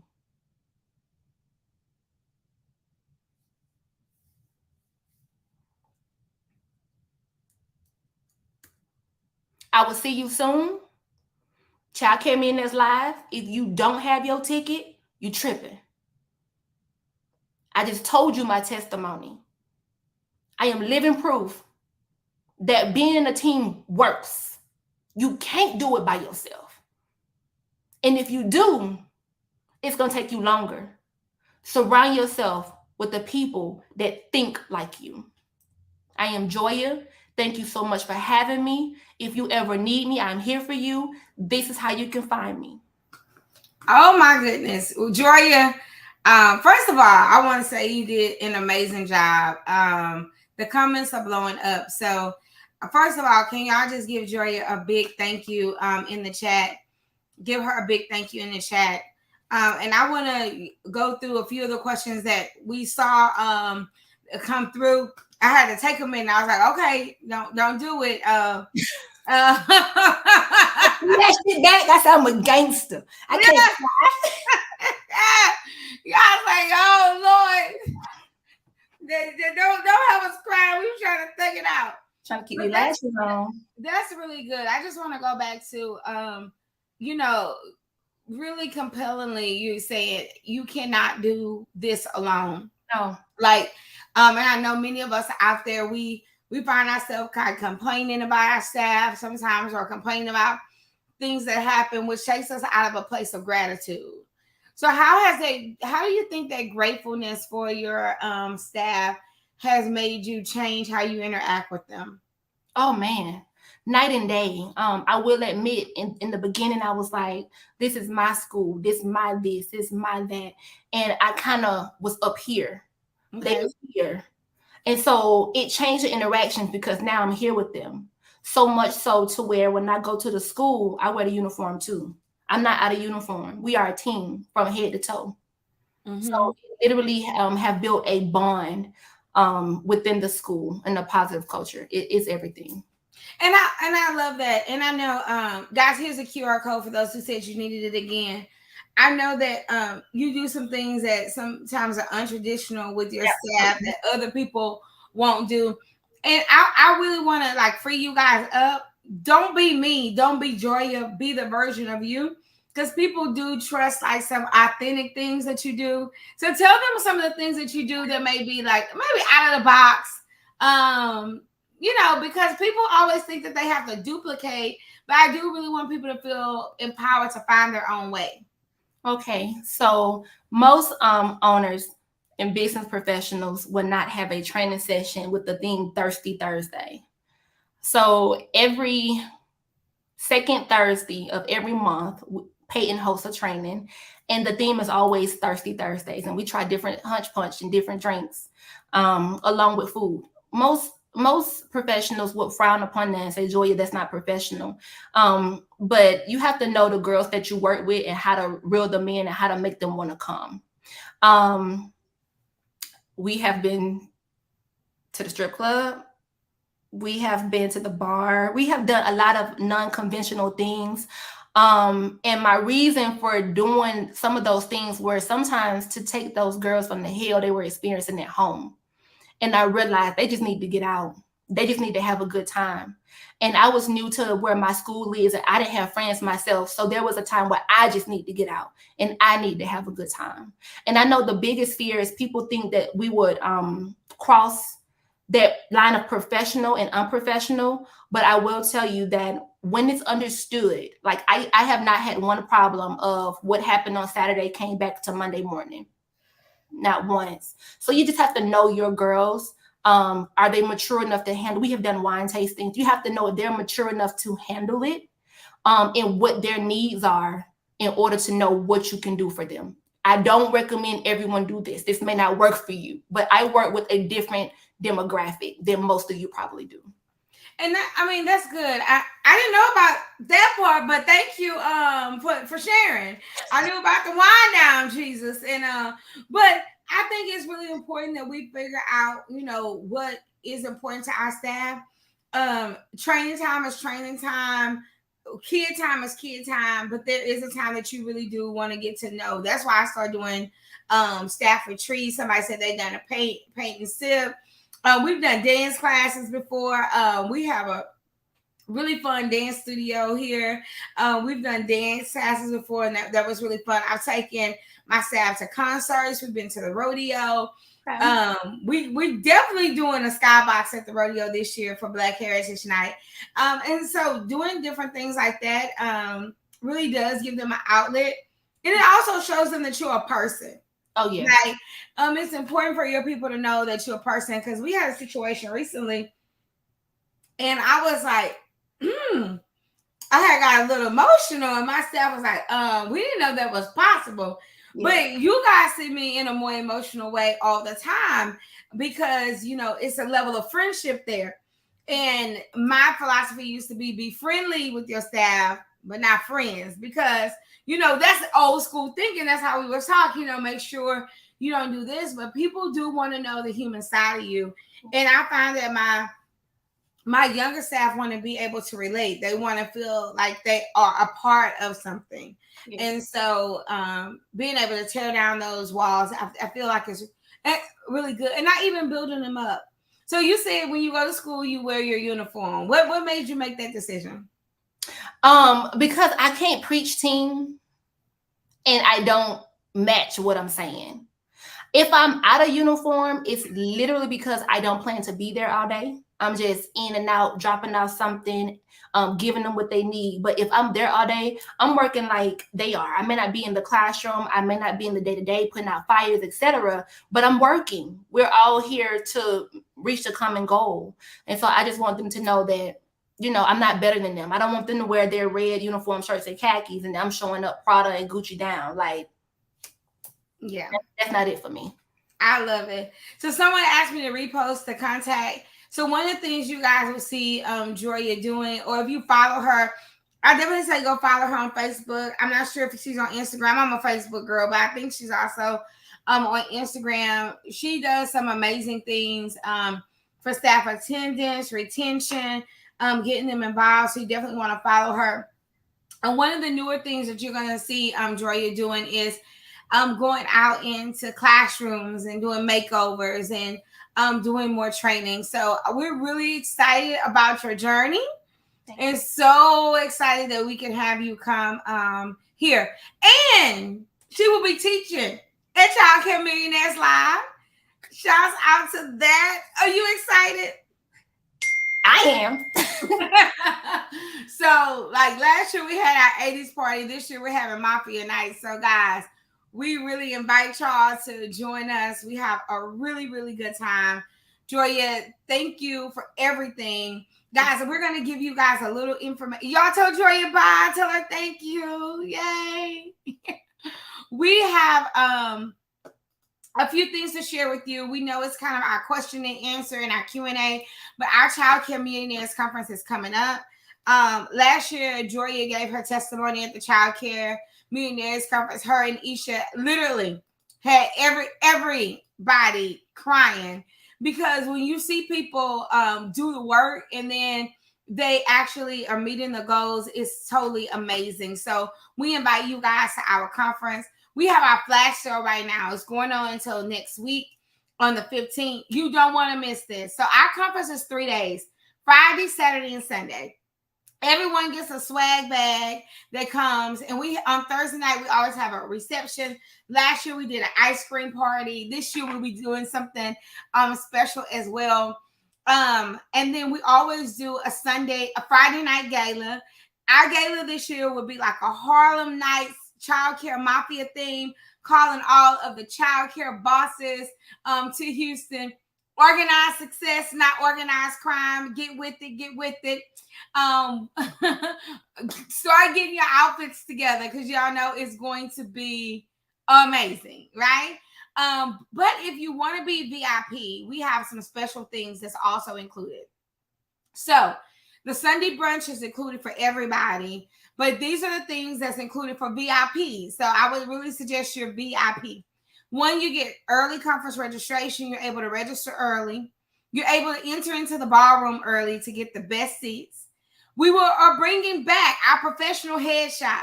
So for those of you who need headshots, you need shots for your website, for your Facebook page. We will be doing professional headshots, and you will receive that. We'll do a private meet and greet with myself on Thursday if you're a part of the VIP. But on Friday and Saturday, VIP only, we'll have a private lunch with me and the elevators and the ascenders. So you have to be VIP to get that lunch included. And then you'll also get a copy of our latest book. So why attend Childcare Millionaires Live? Literally, it is the best thing. Yes, if you get the lifetime membership on our page, it does include, yes. There are two options, I believe. So we want you, one, to attend because of our speakers and experts, right? And so we have the best speakers from all around. Y'all got to hear Dr. Connie. We also have some of the people in our program speak. Service providers come and speak. We put together the best thing. And this year, we're going to be talking about that mafia mentality, that momentum, accountability, focus, influence, and of course, alliances. You can't have a mafia without having some strategic alliances. So we're going to bring that mafia mentality to childcare. Community and support. Our coaches and our community are definitely here to support you 100% of the time. You're going to be hearing from Christina today, Coach Stacy today. You just heard from Joya. Our community is a community of owners and directors supporting each other. So if you're missing that, we definitely invite you to come. You are your best asset. Like Joya said, listen, I felt like my family loved me, but they could not help and support me. So we want you to make sure that you have the support that you particularly need as an owner. Because when you get better, everything gets better. If you believe that, put better in the chat. When you get better, literally everything gets better. So we want to make sure that you get better. Next, to create a plan of action. Like after we leave the conference, we always do our 100-day plan. This plan of action is what allows us to go from knowing to doing, right? And we want to go from that knowing to doing. And last but not least, y'all, we have so much fun. We also want to make sure that you have a great time. So from our 80s party to our parades, to our second line, to our celebrations, to our awards, we have a really good time at the conference. But for those of you like Brandy, I love the conference, but I also been wanting to really join the community. We have an ultimate offer. So anybody who buys our lifetime membership, they get a general ticket, right? However, we have an offer for you for the same price, where not only you get a ticket for yourself, but when you buy through our website, childcareevents.com, that lifetime membership, you can either do the VIP or the regular.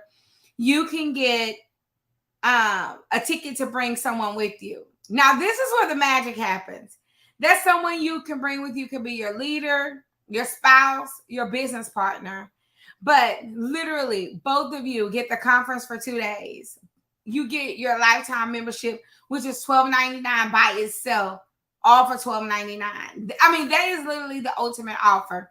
I saw someone asking, does the $12.99 include the VIP? I believe the VIP version where you both get meals is $14.99. right? And so that just allows us to pay for those extra meals.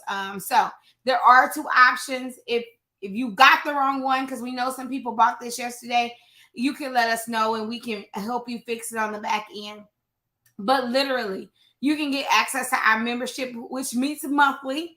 We have monthly master classes, monthly Q&As, or the information you're getting. Imagine if you could get that kind of support every month. So this is our ultimate offer where you can get our membership, a ticket to the conference, as well as a ticket to bring someone with you. There is no better deal. Like, it ain't gonna happen. Even if when we did buy one, get one free before, this wasn't better than that because it didn't include our lifetime membership. If you're already in the membership, and yes, you can. If you're already in the membership and you're like, man, I want to upgrade to this, we know how we can convert your membership to the lifetime membership and let you take this offer. But this offer is only available if you buy it through childcareevents.com, right? There is a ticket option already available there for you to grab this special offer. So we definitely want you to be at our conference. We want you there. We have a really good time. On Wednesday, if you guys have more questions about the conference, you can let us know. But what I want to do now, while we take our little 15-minute break, I want to put up the full recap to our last conference. So while you grab you something to eat, you watch this video, you're going to see literally how extraordinary these events are.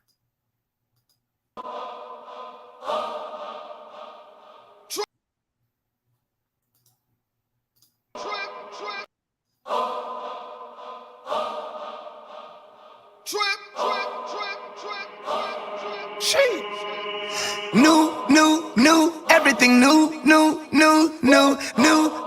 everything new. New, everything new, everything new. I'm ready to go, ready for more. I'm ready for new, like a straight out the store. You already know, I'm ready to flow. I'm ready to move, the old is through. I'm in Papa's new bag and it's still got the tag, so you know that it's new. New mind, new heart, I got that new start, new life, new day. It's my life, this way.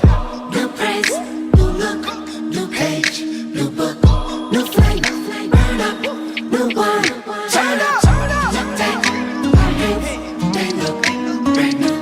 Look that, my feet, they look new too, new joy, new strength, newness, newness. Past this, long gone, it's time to see. New, everything new, everything new. New, everything new, everything new. Don't give up on God, 'cause He won't give up on you. He's able. Do you believe it? Do you believe it?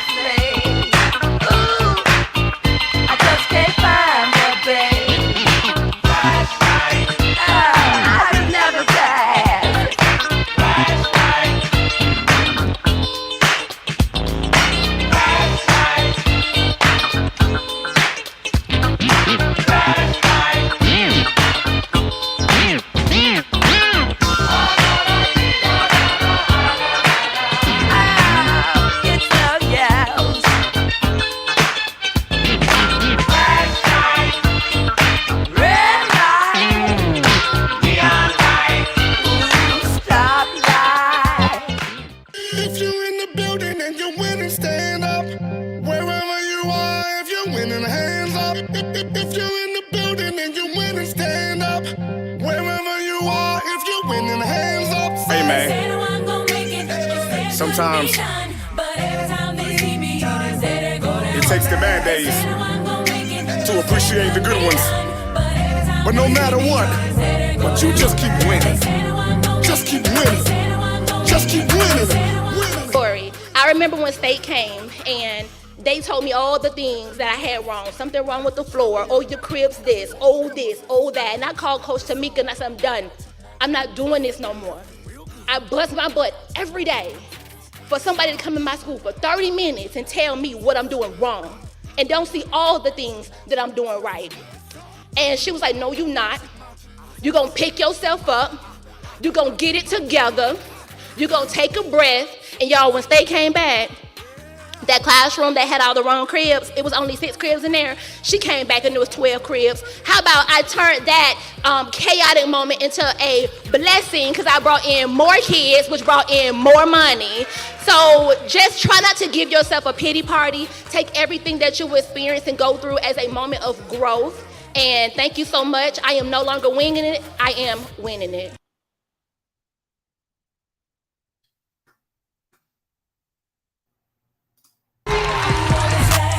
When there is no reason to smile. And everybody's saying, why do you keep praying? Things ain't changed for you in quite a while. When I think of all the stuff I had to go through just so I could be here today. My Lord.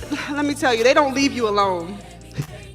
They do not leave you alone. We set up that 100-day plan, that year plan, and how many know God? Let me just turn for y'all. God turned it around in 6 months. In 6 months! 6 months! 6 months! Not even a year. It wasn't even a year. God turned it around for me in 6 months. So if you want to open a center, I just encourage you to stand up right now and just turn around because God is doing it.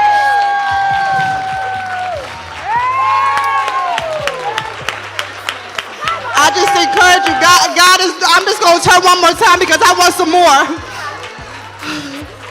I want more than one center. We ain't gonna take no breathing. Gotta say thank you, Jesus, 'cause I know I got that. I got Jesus. I got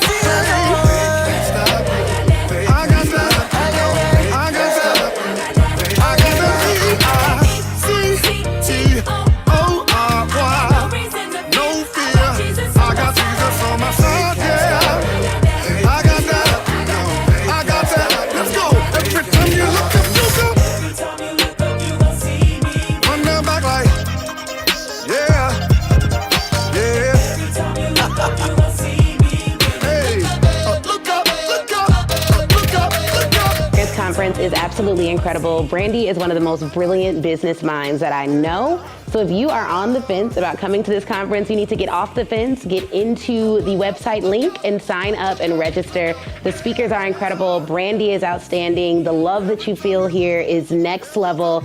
And it is the baddest community on the planet for childcare owners. So if you are in the childcare industry, if you're an owner, if you're a leader, if you're someone who wants to grow your business and monetize on what you have to offer this childcare industry, then you need to be here. There's no better conference for you to be at. I don't know what you're doing, but even stop watching this and go get your ticket right now. Y'all really get together and see what's the strategy for you to get that done. Literally, without a plan, people are all over the place. And you know, Dr. C says if it ain't written, it's not real. So your 100-day plan is not a secret. Some of y'all have a plan and nobody on your team knows the plan. And you expect for them to implement. Well, we looking for more kids. Well, you didn't tell me. How many tours are we expected to do? You know, where is the sign? What promotion are we doing? So in order to really go forth, you need a 100-day plan.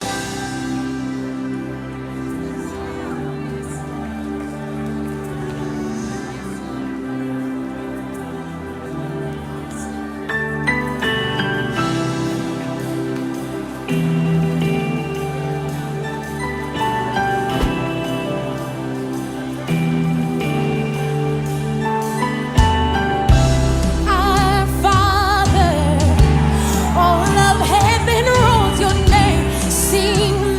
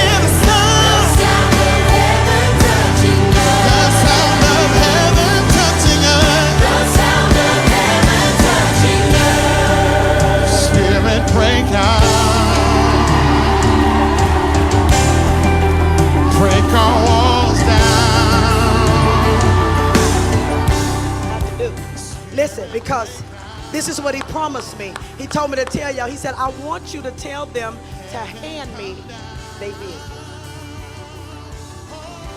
And he says, because you handed him your business, you can trust that he's getting ready to handle your business. Come on, if you believe in this room right now that because you gave it to him, he's getting ready to handle it. He's getting ready to work it out. Expansion is coming. Increase is coming. God is getting ready to do what you promised, what he promised you that he would. Come on, I need you to clap like it's happening right now. I need you to clap like the lead teacher just showed up. I need you to clap like the director just did the interview. I need you to clap like you just stepped into another center. I need you to clap like God has already made a way.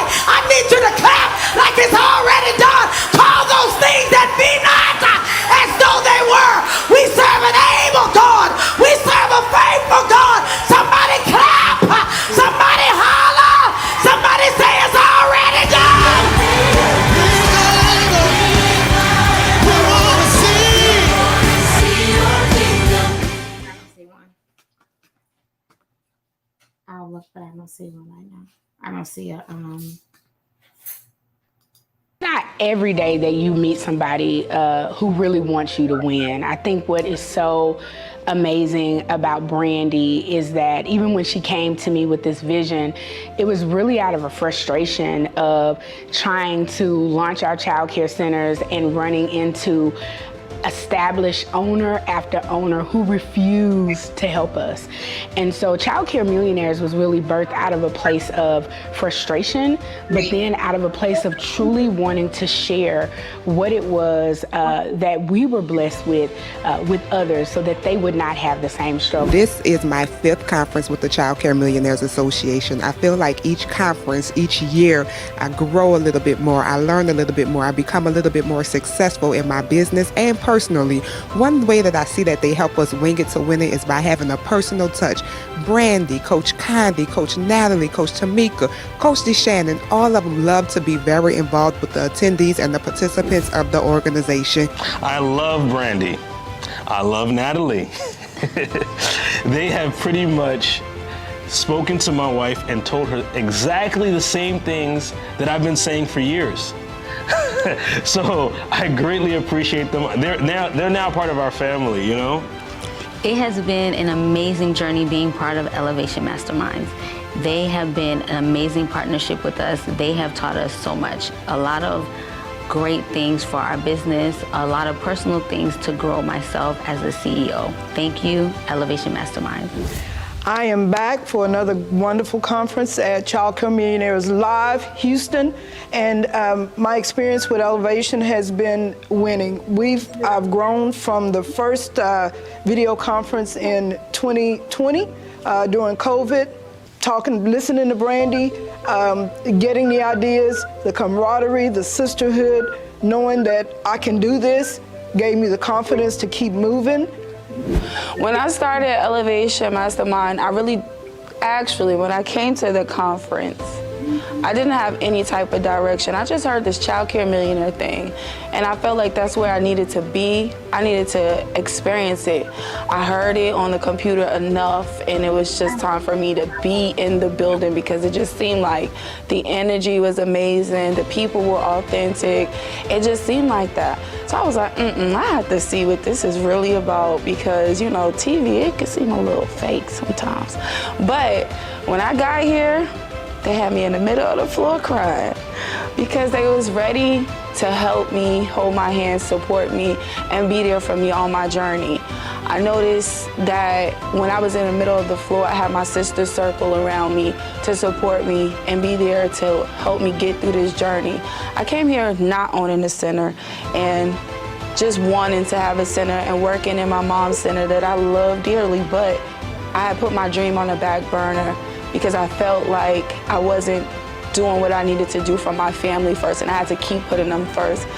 But sometimes you could put you first and still take care of your family and make sure that you're living your dreams. So after signing up for Elevation Mastermind, I got the whole pie, not the slice of it. You know, the conference is just a slice, but Elevation Mastermind is the whole pie. I got the coaches calls that would just help me figure out where I wanted to go. I got the accountability partners who would check on me and make sure I was good, not just in my business, but in my personal, in my mental, in my emotional, and even in my spiritual. I have sisters praying for me, hoping and wishing that I win with them. So what are you waiting for? Because we want you to win. Like, no, for real, we want you to win. You should come, join us.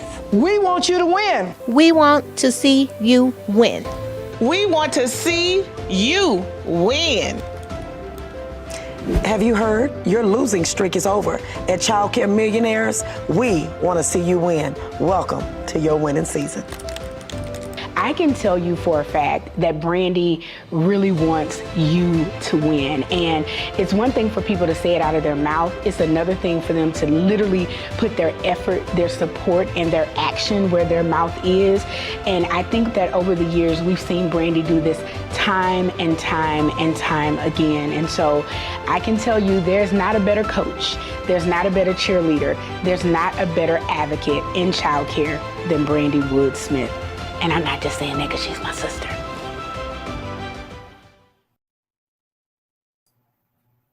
All right, guys, it is 12:15 and it is ready. Time for us to start.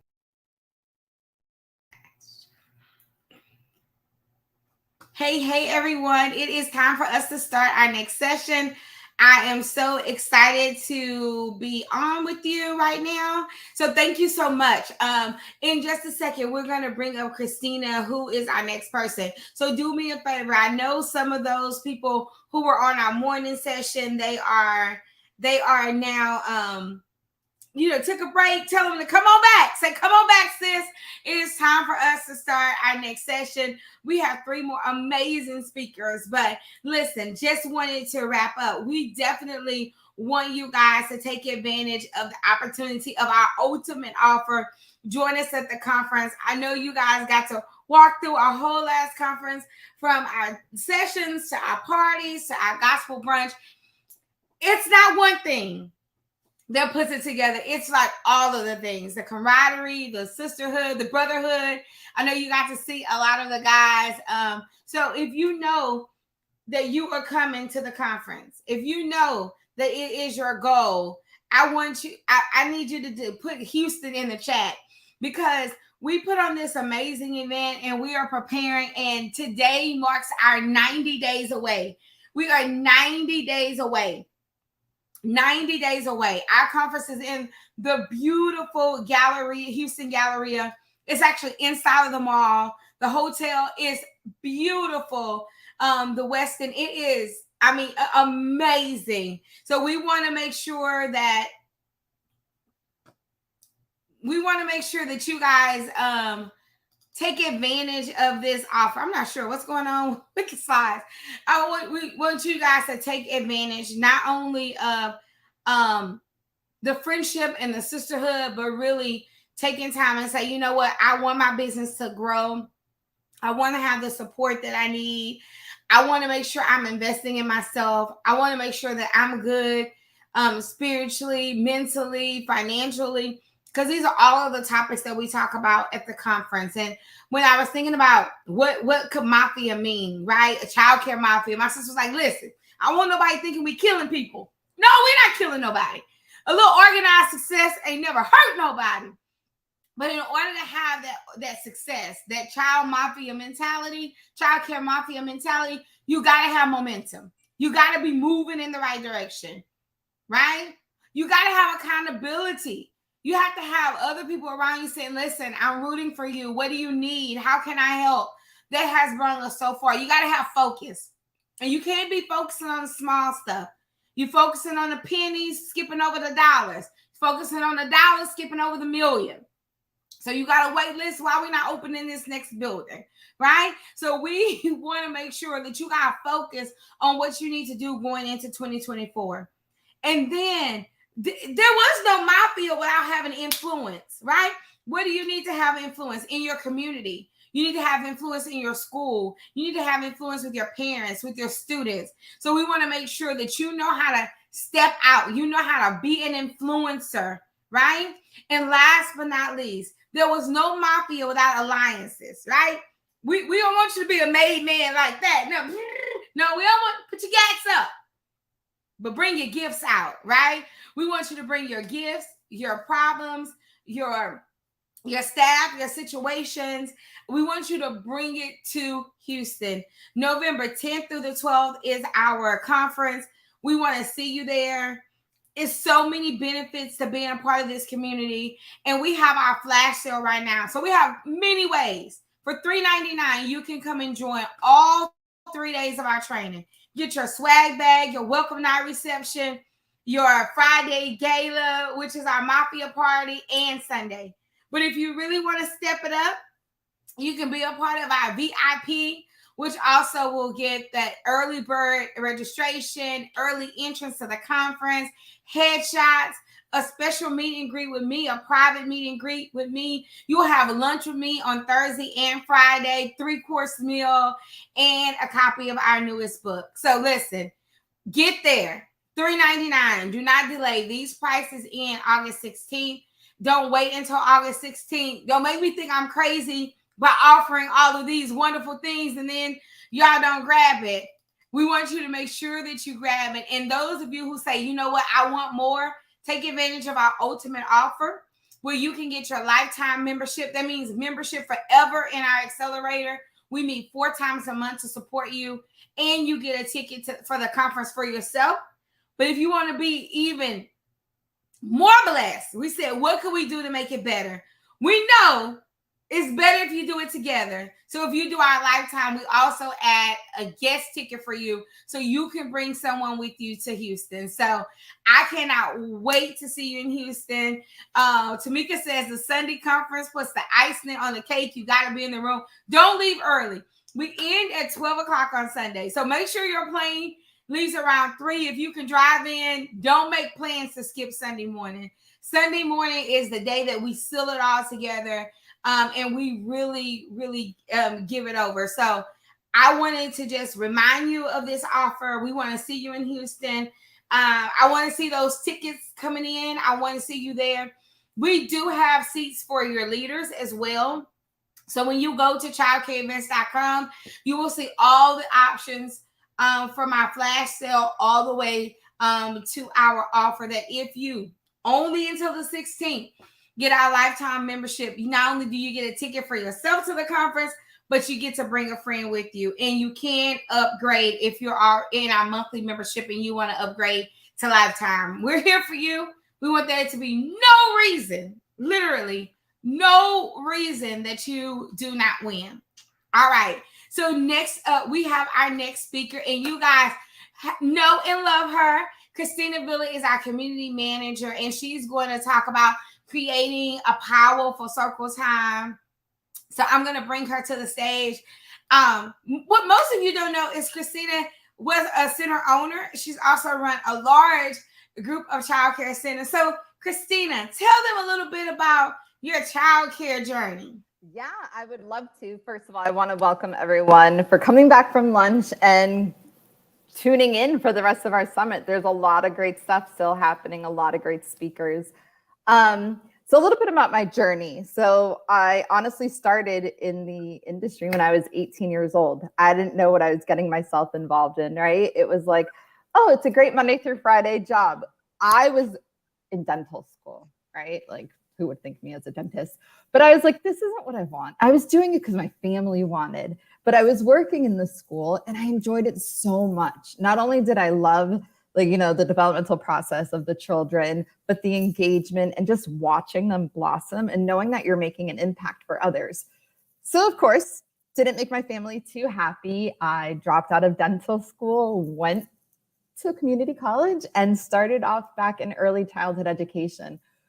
With that, I ended up having 2 kids in the middle of going to college. And so what better career than to be able to take my kids with them? But my passion has always been in it. Kids got older, and what did I do? You'd think I'd get out of the field, but no, I opened a school. I bought my own preschool. It was small.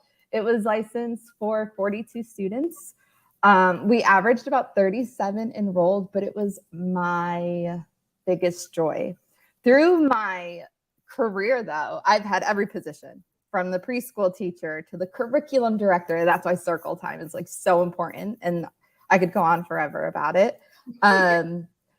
Kindergarten teacher, I mean, director, owner, everything. So I'm here to support you, though, specifically on how to create the most engaging and powerful circle time for your center. And I think that's really important, because a lot of times our teachers don't know how to break up the day.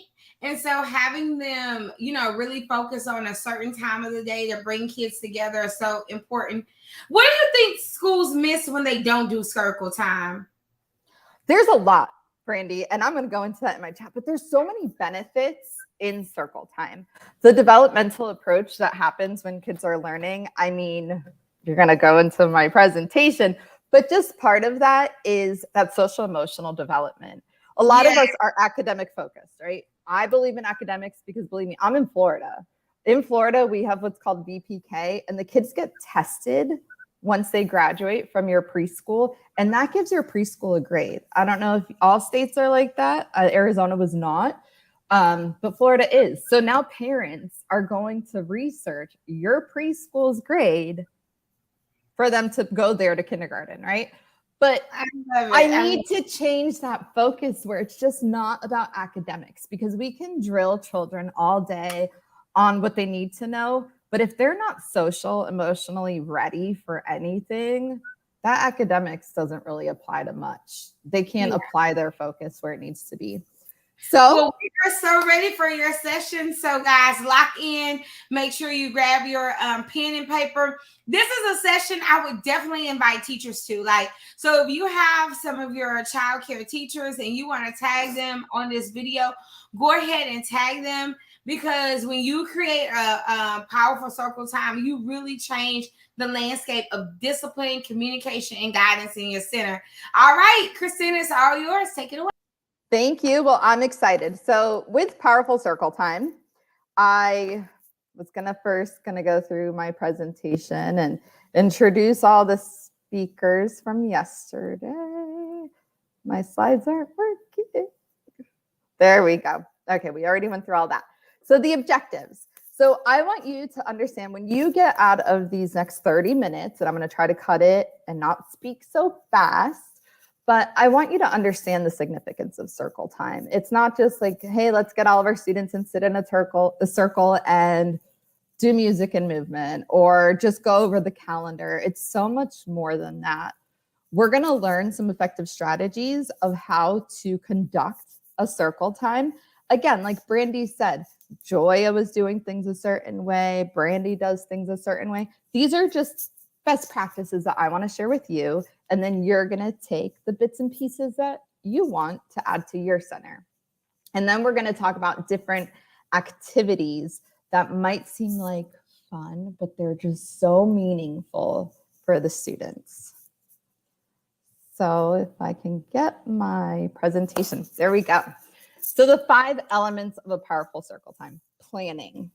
Number 1 is planning. If you don't have a plan and you're just going to go and sit in front of your students for circle time, good luck, because those 2, 3, 4, and 5-year-olds are going to win. You're not going to get anything through to them. We need structure. 3, engagement. How are you going to engage them? How are you going to keep them with their attention to what you need to get across?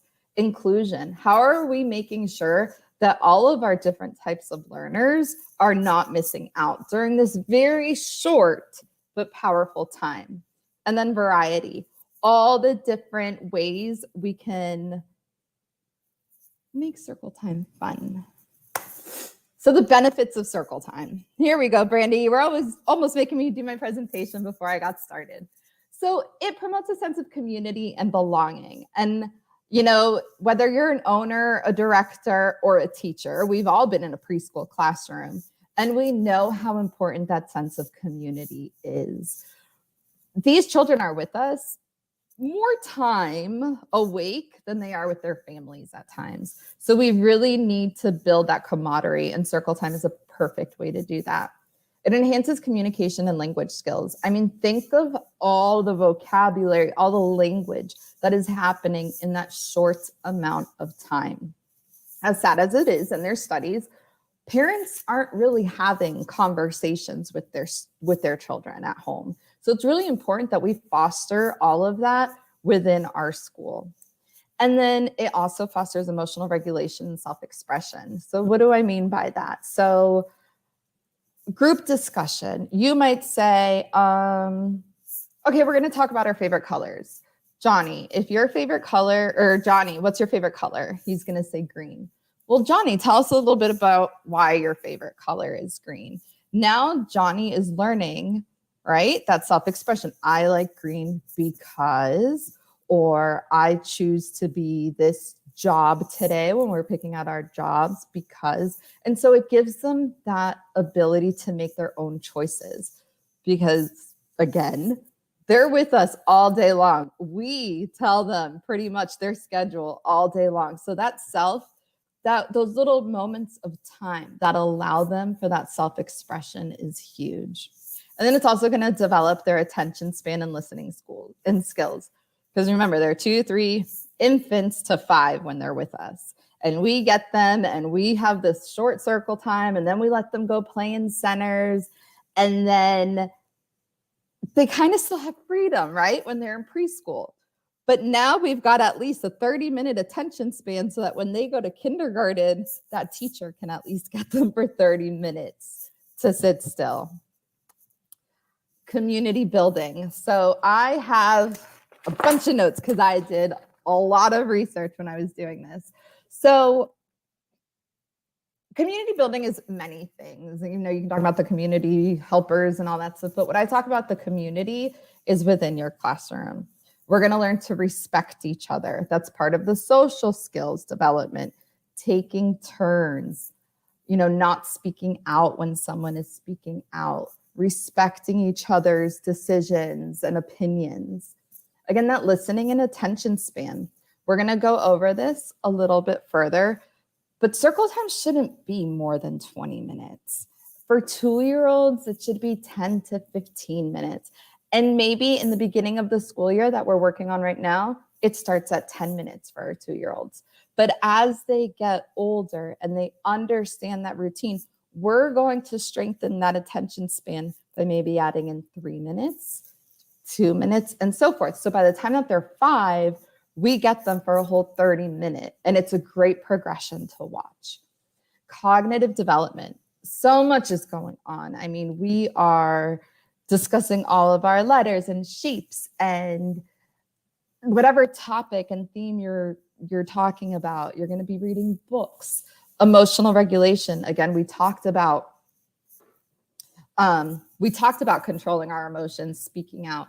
Teacher-child bonding. This is part of social emotional development, and it's probably one of the main components. If your teachers do not have a bond with their students in their classroom, you can forget about everything else happening, because that child is not going to feel comfortable to shut down their walls, not to shut down their walls, but kind of like to relieve that barrier and trust you as another caring adult in their lives.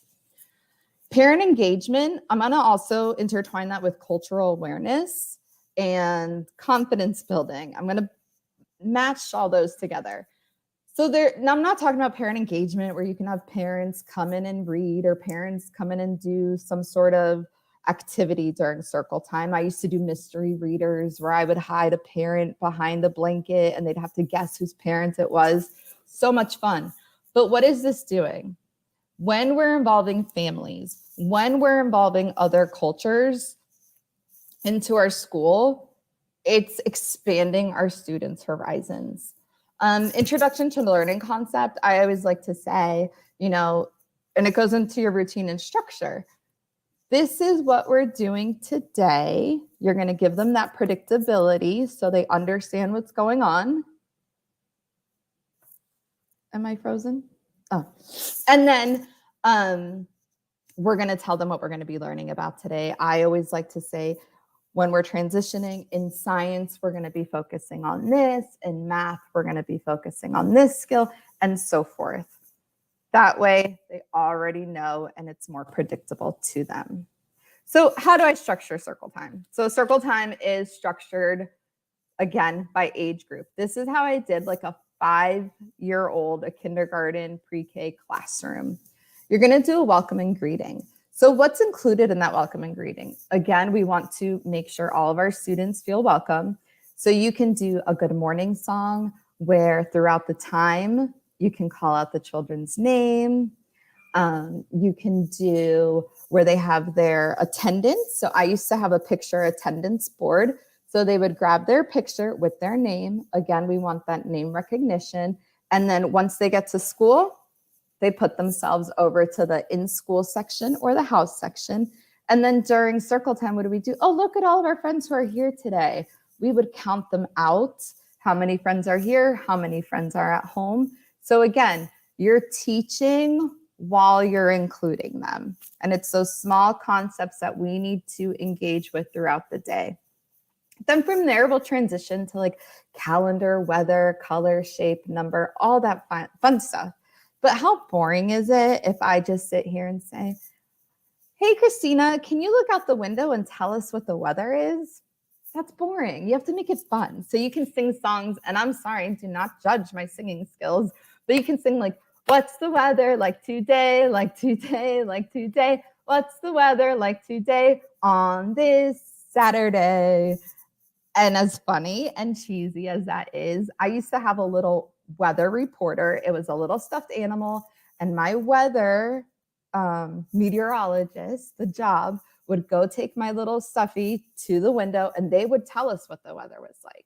And we would even extend on that. Okay, it's sunny. Let's open the door a little. Is it hot? Is it cold? What else goes around with that?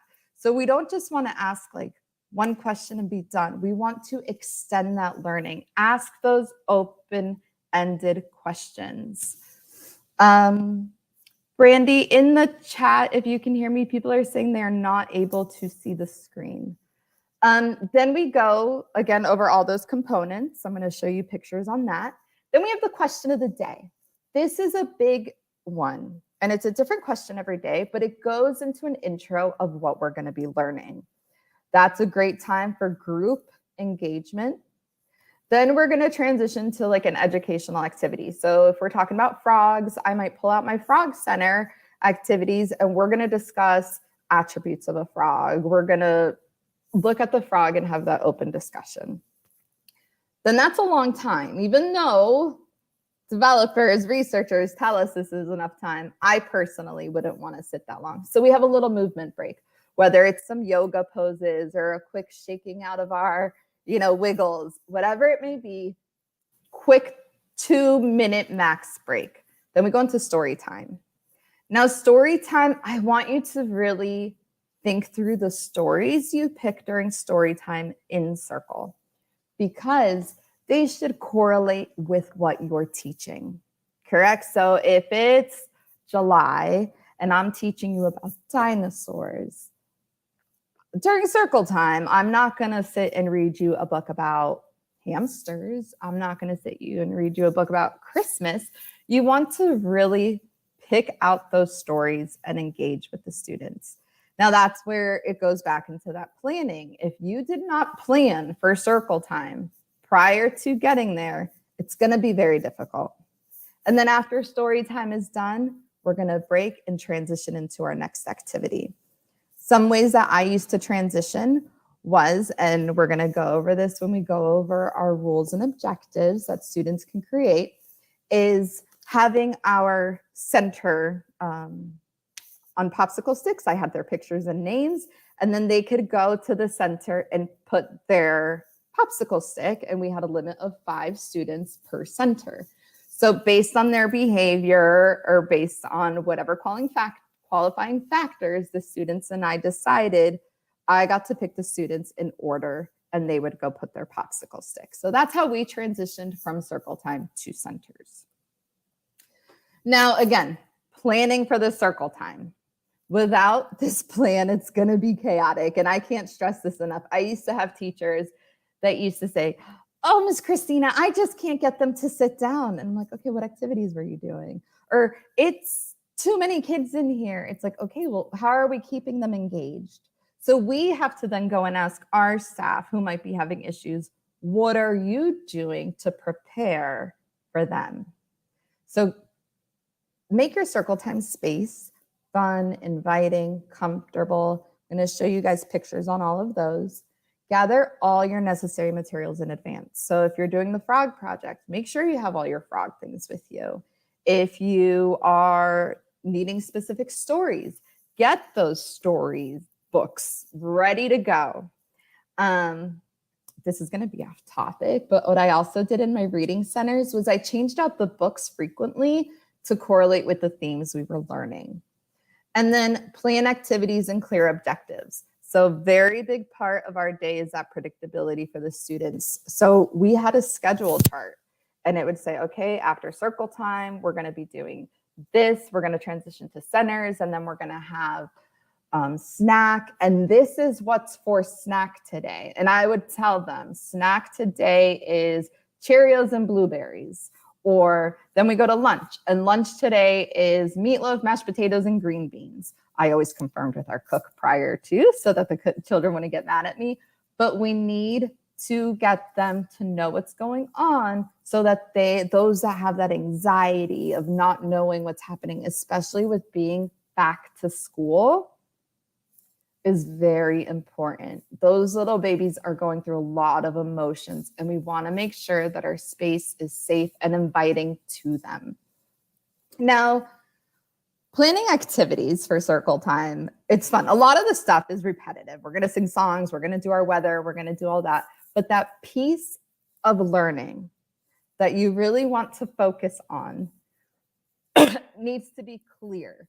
Plan that out when you're doing your lesson plans. What is our main objective? Communicate that to the parents as well, so that when the children go home and say, oh, we just played all day today, it's like, oh, did you play? Or did Miss Christina read this story to you? And did this happen? And then they're like, oh yeah, and this happened during that time. And they're able to speak more about what's going on because our objectives are clear. So engaging story time, storytelling. When you read a book, you don't read a book like this to students. You don't just show them the cover, right? We want to show them, and I'm sorry I don't have a picture book. My kids are a little older now, but I don't know if with the green screen. We want to flip it over. We want to show them the pictures. We want to actually move our fingers as we're reading the words so they get that literacy, that correlation, the reading of left to right. Music and songs. If you're doing the same music and songs like 5 years in a row, everyone's going to get bored. Everyone's going to get bored. So switch it up. Add some songs. Maybe, again, I'm going to go with the theme of dinosaurs. If the theme is dinosaur, add some dinosaur songs in there. Maybe you want to do some dinosaur stomps to the next transition. Whatever it may be, add games. Make it fun. On Fridays, we did show and tell. That's another way to make it really engaging for the students. And I never excluded anybody. So if there was a child who forgot their show and tell, I'd be like, it's okay. Let's go pick something from one of the centers. And they would be able to show something off. Again, those theme discussions, the puppet shows are more along the lines. All of my jobs had a puppet or a stuffy that went with them, like my weather reporter, my line leader, my caboose, my lunch helper, my paper passer. All of those had that correlation. So they knew, all the other students knew, okay, Brandy has, the polar bear, and Brandy is the job, the weather reporter. Movement, yoga, and then we never really did technology, but on Fridays, we did like a 15-minute virtual field trip. And if you haven't done a virtual field trip with your students, I highly suggest it. Scholastics has some really great ones. If you have the ability to, I suggest you do that. Now to the next. Here are my ideas. So these are some ideas of, here on the left-hand side, you'll see a circle time wall. I would say that's more appropriate for a older 3 to 5 year old circle time board. That circle time is not at their eye level for those toddlers. 3 and below, we want to make sure all that is at eye level. But here's everything you can do during circle time. They have shapes, they have colors, they have all about the day. So you can talk about the day of the week and so forth. The job chart. Again, the job chart is very important. It's part of that social emotional development. It's going to give them responsibilities. It's going to build their confidence and their self-esteem. Remember, it's a short period of time, but you want to create that student-teacher bonding. So if you see here, again, this is Michelle Obama. We wish she all worked at our preschool or came and did a story time. But look at how fun and engaging that is. This teacher here is participating in the movement activity. She's not just telling them what to do. She's actually engaged with them. Now, circle time for our babies and our toddlers is very different. We're seated at their level. We're singing songs. We're not talking about the weather. We're not doing any of that. We're just more engaged in a small group time. And then here, I don't know if you can really focus in on this teacher, but she's talking about phonemic awareness, and she's having the students feel their voice. Look at all the students feeling their throat when they talk, correct? Look at the smiles on their faces. She is engaging with them.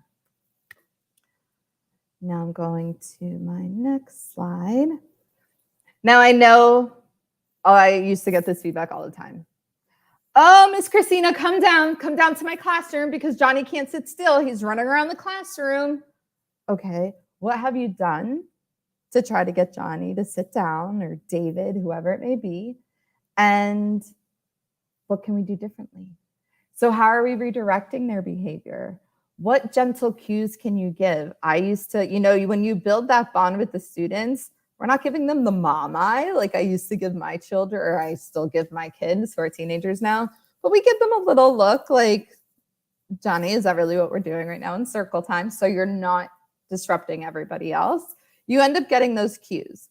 Another thing that I really took time and invested in, and I have it ready for you right here, is what's called a break box.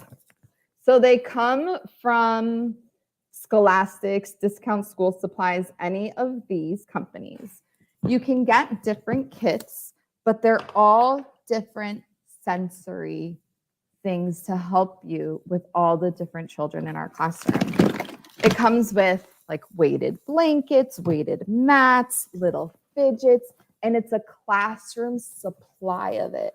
So no one feels excluded. Everyone has the opportunity if needed. In the beginning, everyone's going to want a piece, and it's okay. Don't make a big deal about it. Say, okay, everyone can get a little fidget, but remember, we're going to keep them on our lap. If I see you playing with them, that's how we get them taken away. So really, and then eventually only the kids that need them will get them. So those are just great things for your behavior in the classroom and during circle time. Now, inclusion. This is, I don't want to say a sensitive subject, but it is. We don't have, pull-out programs in school like schools do for behaviors or whatever it may be. So we have all students in one classroom. We may not have the training for it. We're getting the training for it, whatever it may be. But we want to make sure that the child that does not have the abilities as other children in the classroom, because remember, we're all developing at different rates. It's very normal. Or for the child who is a visual learner or the auditory learner, we want to make sure that all of our children are included during circle time. So we're going to make sure we bring in different mediums, different interactions to do that. Now, not only during circle time, but throughout the day, you're going to get to know your students you're observing, and you're going to be able to customize that. Almost done. I just can't get my computer to switch.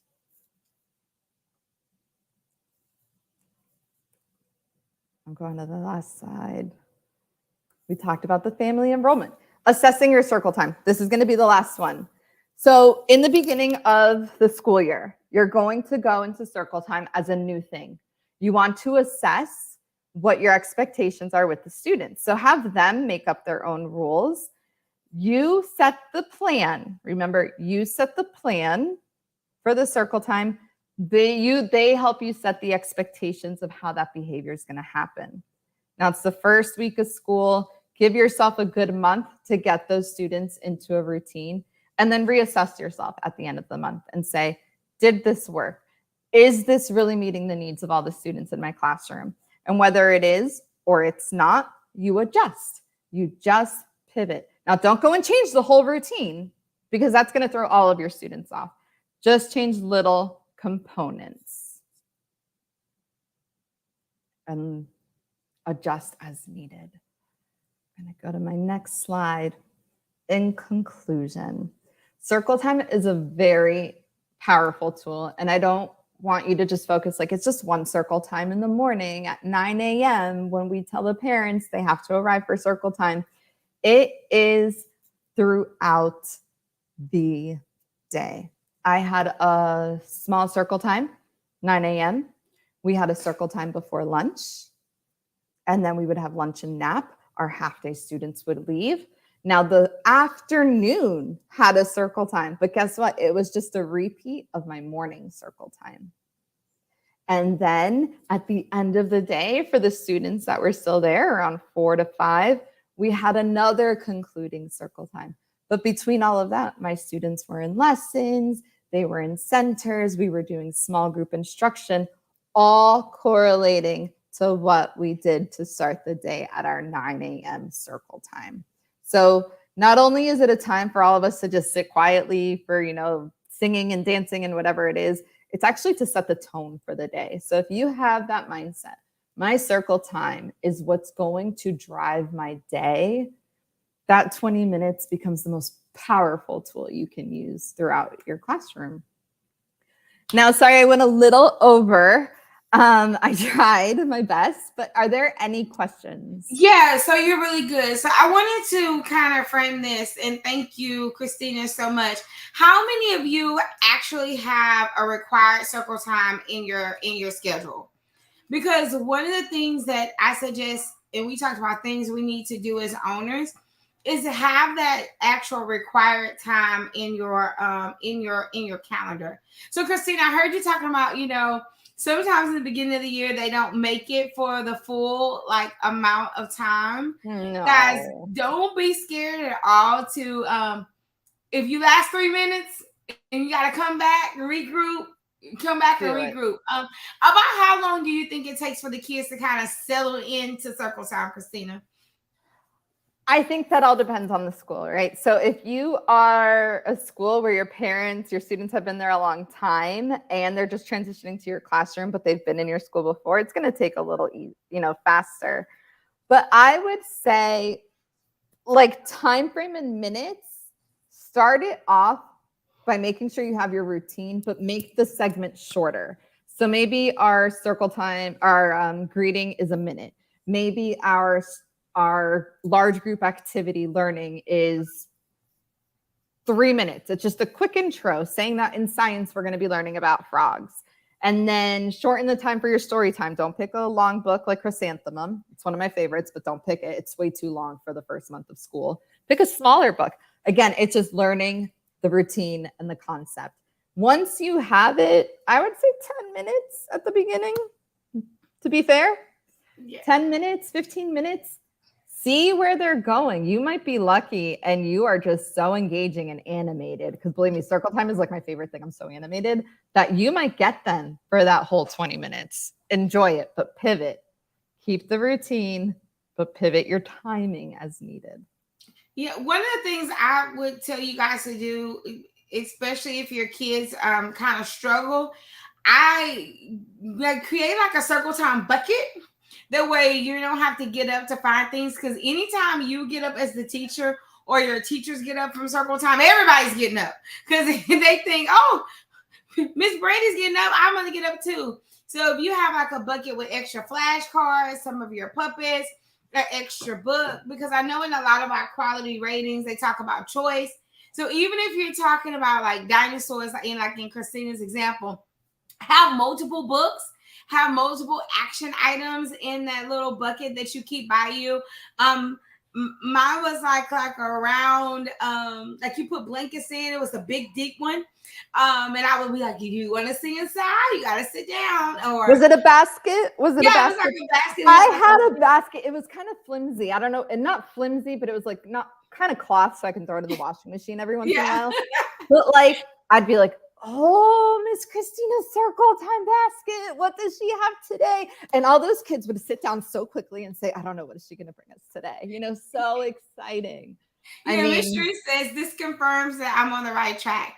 Literally, I suggest, you remember how we talked about in the beginning about you training your teachers? We do a circle time at my staff trainings, right? And so I pull the book, I pull the activities, I go over the agenda, and we actually model circle times with the adults. So don't feel bad about, you know, using those teacher training opportunities to do a circle time, or even if you have open house, creating a circle time, because it really is the time of day you get to look at kids eye to eye, face to face. They will let you know when they're not happy. We had these little facial expression cards that they would pick, you know, when we talked about emotions, and they would go. And if they were happy today, they could pick a happy face. If they were sad, they were angry. And we would talk about, how are you feeling today? And they would show their cards, because circle time is a great time to teach verbal and nonverbal communication, right? And Brandy, talking about the nonverbal and verbal communication, you know what? We all have to do a health screening during the day to see how our kiddos are doing. It's just another great time to look at all of our children's faces and be like, oh, Susie looks a little sick today. Just so much involved in circle time. Sorry.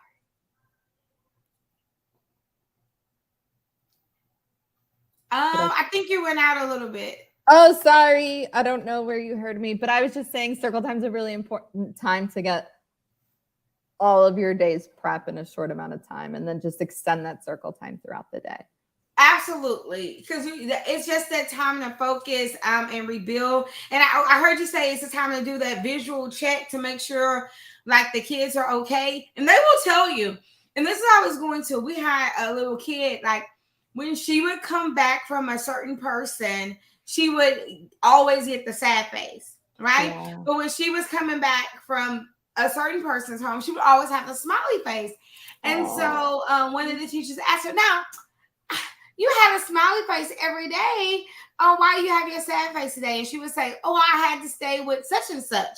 And later on, we found out that something was going on at such and such's house, right? And so when you learn your kids and you know them, it really is also a chance to pick up cues about like what they're interested in. And so another thing I love to do at circle time is this or that. So just implementing that choice. Would you guys like to do this, or would you like to do that? Now, this is the trick. We're going to do all of this and that in the week. But it's like false choice. Because you're giving them that sense of ownership, right? That's what children need. Like I said, from the time they walk into our building, we've pretty much made their decisions for them for the rest of the day. They have no idea, but their decisions have been made Monday through Friday. We know what they're learning. We know what they're eating. We know everything. So giving them options, it still has that predictability, but it also opens them up to be able to make those more specific choices on their own. Yay. Well, Christina, thank you so much. I know that we have another speaker coming up, but if you guys could give her some love in the chat. You know, we're talking about all the things that we need to do to make sure that our teachers are ready, that us as, as owners and leaders are ready. So listen, go ahead and make your circle time cheat sheet right now. What are some things that you need to make sure every classroom has in order to run a good circle time, right? Flashcards, buckets, blocks, puppets, maybe a picture of the sun, a picture of a rain cloud, all of these things that will help you have some visual cues.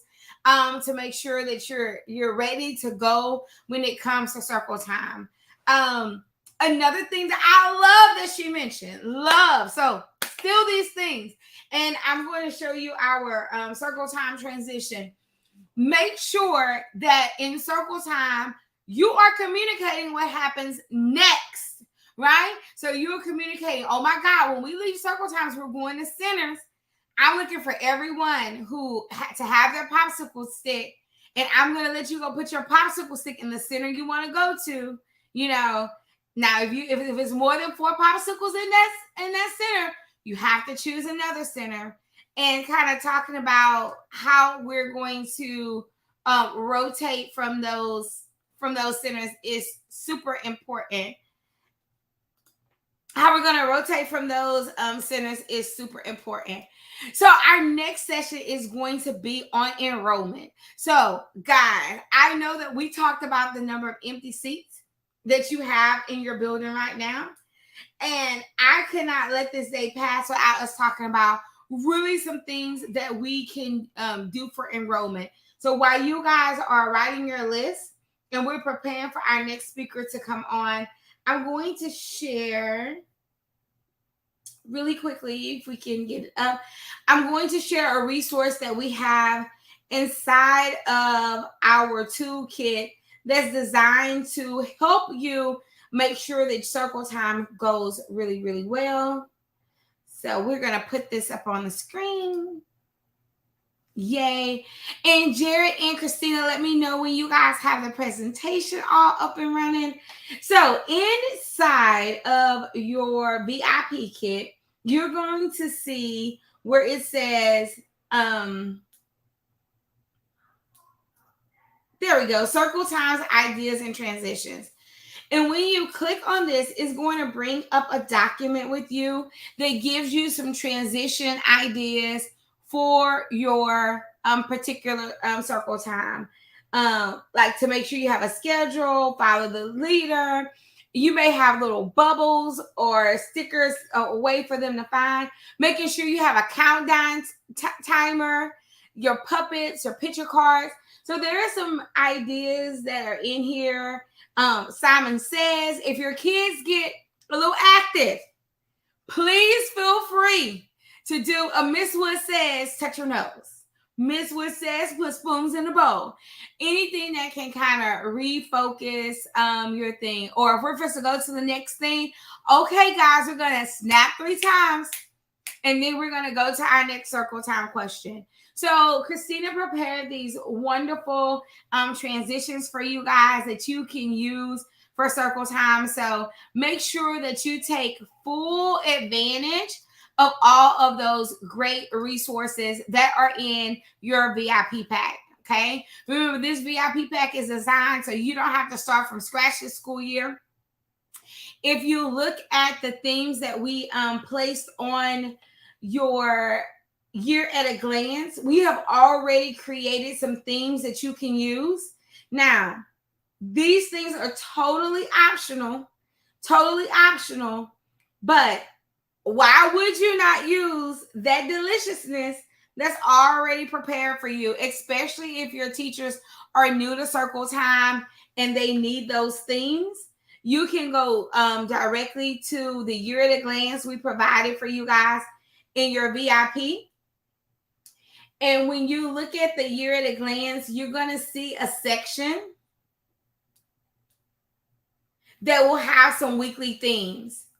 So in your circle time, you may want to talk 1 week about them, 1 week about their family, the places that they go, you know, and these can also be opportunities for you to bring in that show and tell, you know, bring your favorite item at home or bring, you know, a picture of your favorite person in your family.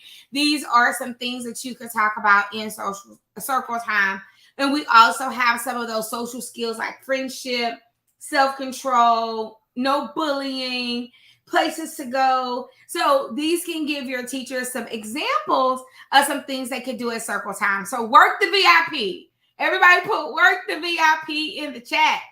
Work the VIP. We want you to make sure you go back to those resources so you don't have to have a heavy lift and you keep working that VIP. All right, so next up, we have the phenomenal Jared Hall coming from IntelliKids to join us. What I love about Jared, him and his family owned a large group of centers, and they came up with a solution to help their centers with enrollment and tracking and follow-up. And now many of us use that same systems called IntelliKids. He is here to give us some enrollment strategies for champions. Hello, Jared. Hi, how are you, Brandy? I am so good. Thank you for being here with us today. So listen, before you got on earlier, we were talking about the number of empty seats that we have because, you know, some kids are transitioning to school. So y'all go ahead and drop your number in the chat so Jared can see them. We need your help, Jared. I know you're coming to save the day. I'll do the best I can.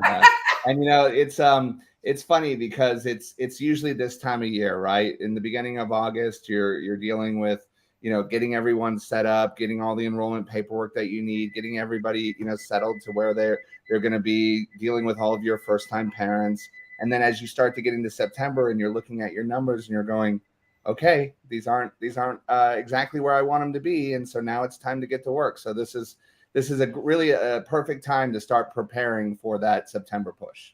I love that. And for me, I used to always know, like, there are some times when we have some bigger, like, enrollment seasons. So for me, most people think it will be like August, but September was my month. It was just like my juicy month. And another great month for me was always like February, between mid-January and February, kind of knowing that those are my natural enrollment seasons. Always help me not freak out because it's hard to see 23 students going to school. And if you look here, we got 58 students needed, 15 empty seats. You know, it's about, hey, Jared, 25 empty seats, 20 empty seats, only 5. We all wish we were Judy, 9 empty seats. So when we think about this and what we can do and knowing that we are the controller of enrollment, that we have to always focus on is always encouraging. Well, I'm going to get out of your way because I know you have wonderful things to share. And then I'll come back with you and we'll have a little Q&A. Awesome. Okay, well, hello, everyone. As Brandy so graciously introduced me, my name is Jared Hall. I am the CEO and the founder of IntelliKids Systems. I'm also a product of the childcare industry. My family owned centers before I was born. So I grew up in centers. I think my mom used to joke that the first time I was in a center, I was just a couple of days old because she just used to bring me to school with her when she was working. So we've got this wonderful product that we've built that we've put many years into. We've had a lot of learnings in the industry, not just from what we did when we had our own centers, but really over the last 5 years, I've gotten to learn how everyone else approaches enrollment and how, you know, in different areas of the country, it's different, and what's the same and what's different, and how we can hone some of those you know, strategies. So this is me, obviously. I just wanted to put my email up here, as well as our text number. If anyone ever has a question, might not get back to you right away, but I always do get back to you. So my door's always open when it comes to talking about enrollment. So I always like to call, you know, automation, enrollment, some of these systems that we have, the calm and the chaos, right? So chaos has obviously got some connotations to it, but I don't think it's necessarily a bad word. If you've ever been around a big group of children, it is chaos. So sometimes that front office feels like it's chaos. Sometimes it truly is. And so how do we build systems that are going to handle our enrollment for us when we are paying attention to our program? Because in the end of the day, the quality of the program is going to drive enrollment, and that takes a lot of attention and it takes a lot of energy. So where we can save some of that time and energy, we're going to want to do so. So I want to talk a little bit about, you know, kind of what Brandy alluded to. Where did IntelliKids come from? Why should you listen to me? Essentially, why should you look at our product as something that actually helps? And it starts with us building that product inside of our own centers. So the very first version of our software was an internal tool. We never intended to sell it to anyone else. I was living overseas in the technology business, and I got a phone call from my mom, and she said, hey, we're down on enrollment. We're having more competition than we've ever had before. We'd already been in Las Vegas for about 35 years at that point. And she asked me to come back and take a look at it. And the first thing I did was we had about, I'd say about 16 schools at that time. And so I took all of the directors and assistant directors and I put them in a room. And I said, okay, well, I'm going to teach them sales, because I pretty quickly identified that, really the demand was the same. It was where we were dropping the ball that was hurting our enrollment. And you would be surprised that once you put in some of these metrics, how high your demand really is. It's very illuminating. So I got everyone in the room and I said, I'm going to teach them sales. And we made it about 5 minutes before I could tell that no one was listening to me anymore. So I sat down with a piece of paper and I said, okay, everyone tell me, what's difficult about the enrollment process? What is it you don't like to do? You don't have time to do?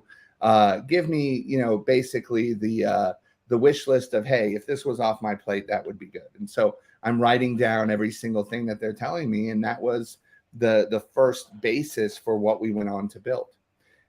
These are our family schools. We had a company called Creative Kids. And as you can see, we had quite a few schools. That one there in the middle is our very first school, and the one that I was sitting in that front office behind those glass doors when I was a couple days old.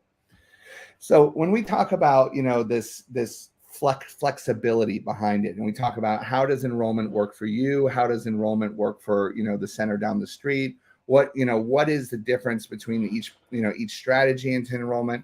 And really the truth of the matter is it's going to be different for everyone.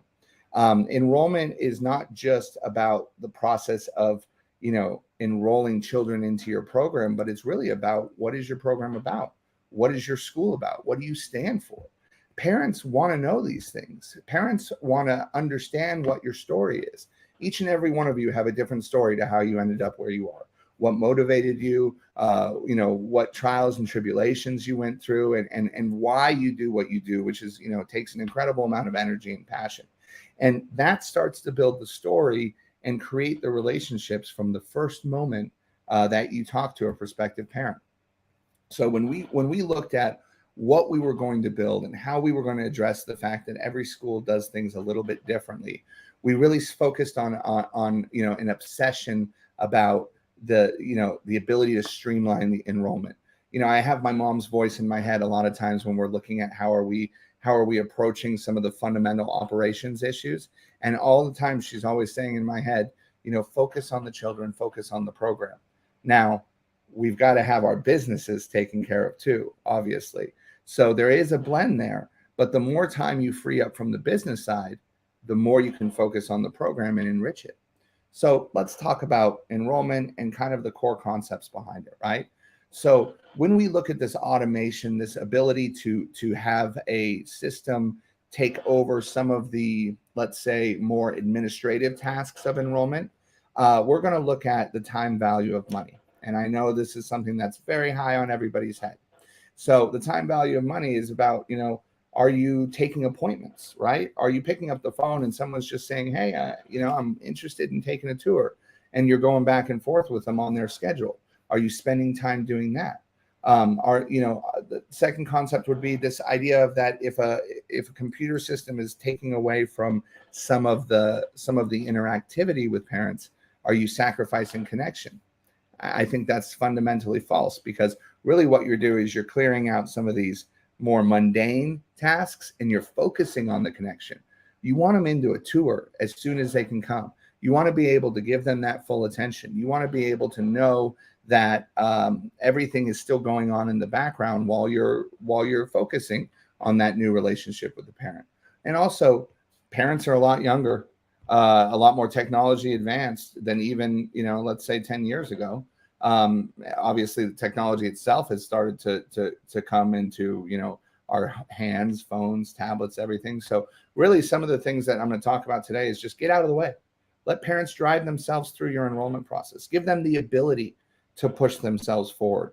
Don't focus on the things that they can do themselves. Focus on how you can enrich the offering to them. Focus on how you can talk them through what it means to have that first child in childcare. What it means, the fact that, hey, Your kid's going to cry every time he sees you for the week, but in between pickup and drop off, he's having a great time. Luckily now we've got, a lot of you all have cameras in your centers. And so that helps the parent understand that the child's okay. But I remember my mom talking to parents when I was younger going, no, they're really having fun. They see you and burst into tears. So if we look at, and I like this statistic because it really frames things, right? So let's say you have a director that was making $45K a year, and it's just a random number I pulled to do the math. That's $3.60 for every 10 minutes. And I know that seems like a little bit like, well, what do we care about 10 minutes? Well, going back to the whole, having someone schedule a tour online, right? Well, if that phone call comes in, whatever that person was doing before, and however long it takes them to get back into that task, it's going to take at least 10 minutes. At least 10 minutes. So every time that phone rings to do a task that could be handled by another way of running your enrollment, you're not only focusing on that, but you're losing that opportunity cost of what that person was doing before. So these things add up. They absolutely do. So again, just like I was saying, that call takes at least 10 minutes. That's vital time that you could be building value and not acting as a booking agent. And every 100 tours that you book is costing you $360. And every 100 calls even is costing you that much too. Now, it's not like we're not going to answer the phone, but we want to build relationships on that phone, not just be appointment takers. I really talk a lot about this scheduling, self-scheduling tours. And I know it might seem like just a small piece of the program, but you would be surprised at how many times one of the features of our platform happens to be recorded phone calls. Every call that comes through gets recorded. So I'm on the phone sometimes, having a call with an owner, and they've asked me, hey, would you mind, checking out my business, see how we're doing? And I always love to jump into that sometimes. And when we listen to a call, and a lot of times it's not the staff doesn't want to provide that, that energy to the person when they're talking to them. A lot of times you have no idea what's going on around them. And it's quite often where we'll hear on the phone, this pause where the parent is kind of waiting to be, asked if they want a tour or anything. And the person on the phone has just answered the question and then says, oh, okay, maybe the question was, do you have space? Maybe the question is, what are your rates? Phone skills is still a vital part of enrollment. It's something worth focusing on. It's something worth working with anyone in your center that answers the phone.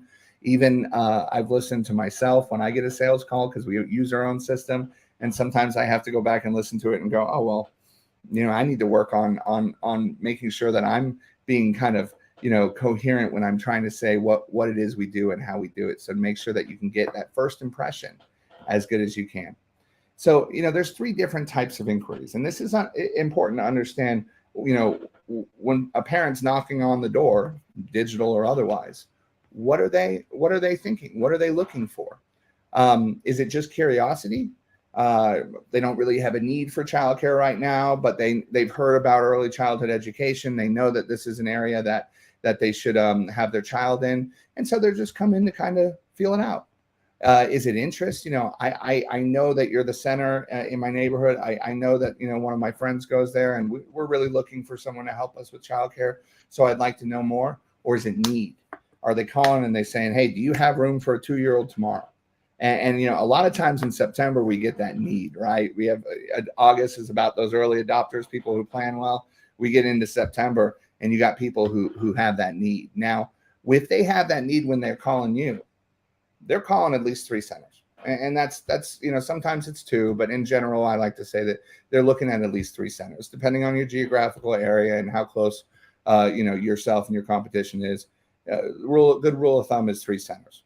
So when you have that first impression, that those phone skills, what happens after the phone call? Are you sending out information that looks good? That's explaining how your program works. That's building value in that program. Remember that the speed to which you do that, you're in a race, because the other 2 centers that they called may be doing the same thing. The other 2 centers that you called maybe have a system that are allowing them to send those out automatically. Because it's pretty common where there's a need, that really the first center that gets in front of the parent with a cohesive offering and a good value building is the one that ultimately gets that enrollment. And so that's something to think about.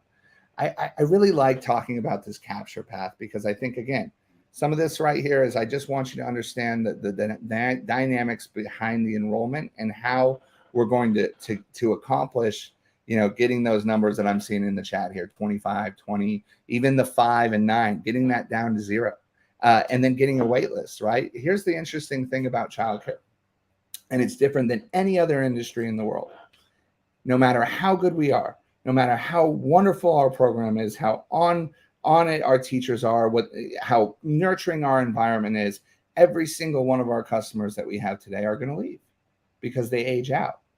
So enrollment is nonstop. It's 24 hours a day. It's 365 days a year because you're always looking for the next class to come in.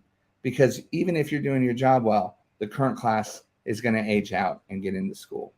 So we're talking about the different types of inquiries, right? And here's a way to take a look at it. So each prospective parent is going to want the quickest path to information. And how are you providing that? So on your websites, are you having a contact us form as well as a schedule a tour form? Are you having it's pretty common practice not to publish the rates because the rates are something that you want to talk to a parent about. It's different for each age range, but maybe if you have a lot of people that are coming in and rate checking, maybe we've got a form that says, want to find out more about our rates, submit your information here. So it's important. It's not as overwhelming as it thinks to make sure that we have enough places on our digital storefront to allow people to, find what they're looking for in terms of whether it's rates, whether it's scheduling a tour, whether it's asking about if they have room, if you have space for a certain age group, or just merely saying, hey, what is this childcare thing? I want to find out more about it. So when we look at how do we do automation, how do we make enrollment work for you? And yeah, I'm leaning a lot on our product here, but I want to be very clear. These are all good practices. Now you can do this manually. It's a bit overwhelming, but you can do it. There are other products like mine that cover some of these bases, but absolutely you have to be doing some of these strategies. And I'll be honest, right? A little self promotion. I'd love to have everyone as clients, but even more so, I'd love for you guys to be able to have that enrollment where you want it, be able to focus on the children in the program. So when I say build a flow, right? What does that mean? Well, it means that when someone comes into one of these digital forms, like asking for rates or scheduling a tour. So for example, let's say they schedule a tour. Well, is your system going to automatically send them a confirmation of that tour and let them know your address and let them know your, when it is? Or right when they send it, so they go, okay, I know that the center is listening to me. Or is it afterwards, 24 hours before, where you send it and say, hey, we're looking forward to seeing you tomorrow. Make sure you bring, make sure you come ready to have fun. Maybe your tour involves having the child play in a classroom for 10 minutes. Maybe your tour involves, having a checklist so that they can check off all of the great things your school offers and compare you to other ones because you think you've got quite a lot of uniqueness. That's that 24-hour before is where you can, automate providing these things, prep someone, get them excited, make sure that they remember that they're having the tour, first of all, but are also excited. And what about maybe 2 hours before? Maybe we put in another one that says 2 hours before, oh, by the way, we're still very excited to see you. Here's a link on Google Maps. Make sure you can find us. Maybe there's road construction going on the route to your school, and it's going to be going on for the next 3 months. So maybe we edit that template and we say, remember, there's construction, planning a little extra time. So this is absolutely the way that you can craft these things when you have the time to do it. No one is going to have the time for every tour that comes in to remember 2 hours before, I'm going to send this next email out. It's just not possible. So again, not only relying on a system is imperative, but also thinking through what that system can do for you. What kind of reminders, just in a simple schedule of tour flow, which is what we're talking about. How can we build value? Because for me, if I'm touring 3 centers and I've got one who's, giving me helpful tips and sending me, traffic information, again, if it's something that's going to happen, long term, or even just a Google Maps link, what's the connection I'm making there? Wow, they're organized.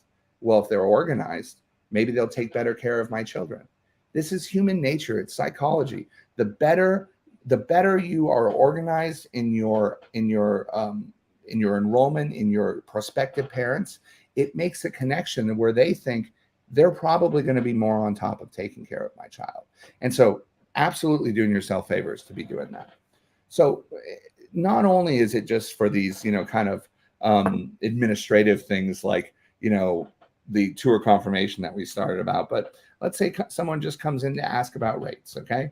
Well, we can give them a call. We can ask the age of the child. We can give them the rate information, but then we've got that information from them. So how are we going to continue to urge them to schedule a tour, to move to the next step? Well, we're going to take a deep dive into that program. We're going to talk about what makes your curriculum unique, whether it's technology or language program that you're offering, maybe the physical environment of your building. Maybe you have some big giant trees in your playground that offer shade even in the heat of the summer. These are things that are tangible. These are things that the next center might not have. And while it's difficult to remember to say everything each time you interact with someone, setting something like this up, setting a program up where it's going to show your best first impression throughout the whole time period that they're interacting with you is absolutely, advantageous. And again, like I said, every one of you is unique. Every one of you got into this business for a different reason, with a different story. Maybe that story is compelling. Remember, when you're writing this kind of content, whether it be with my system or just emails for yourself that you're sending out, think about what it would be like if you're sitting across the table from a parent who's interviewing you, who's saying, well, why should I come to the school? What is it about early childhood education that is important?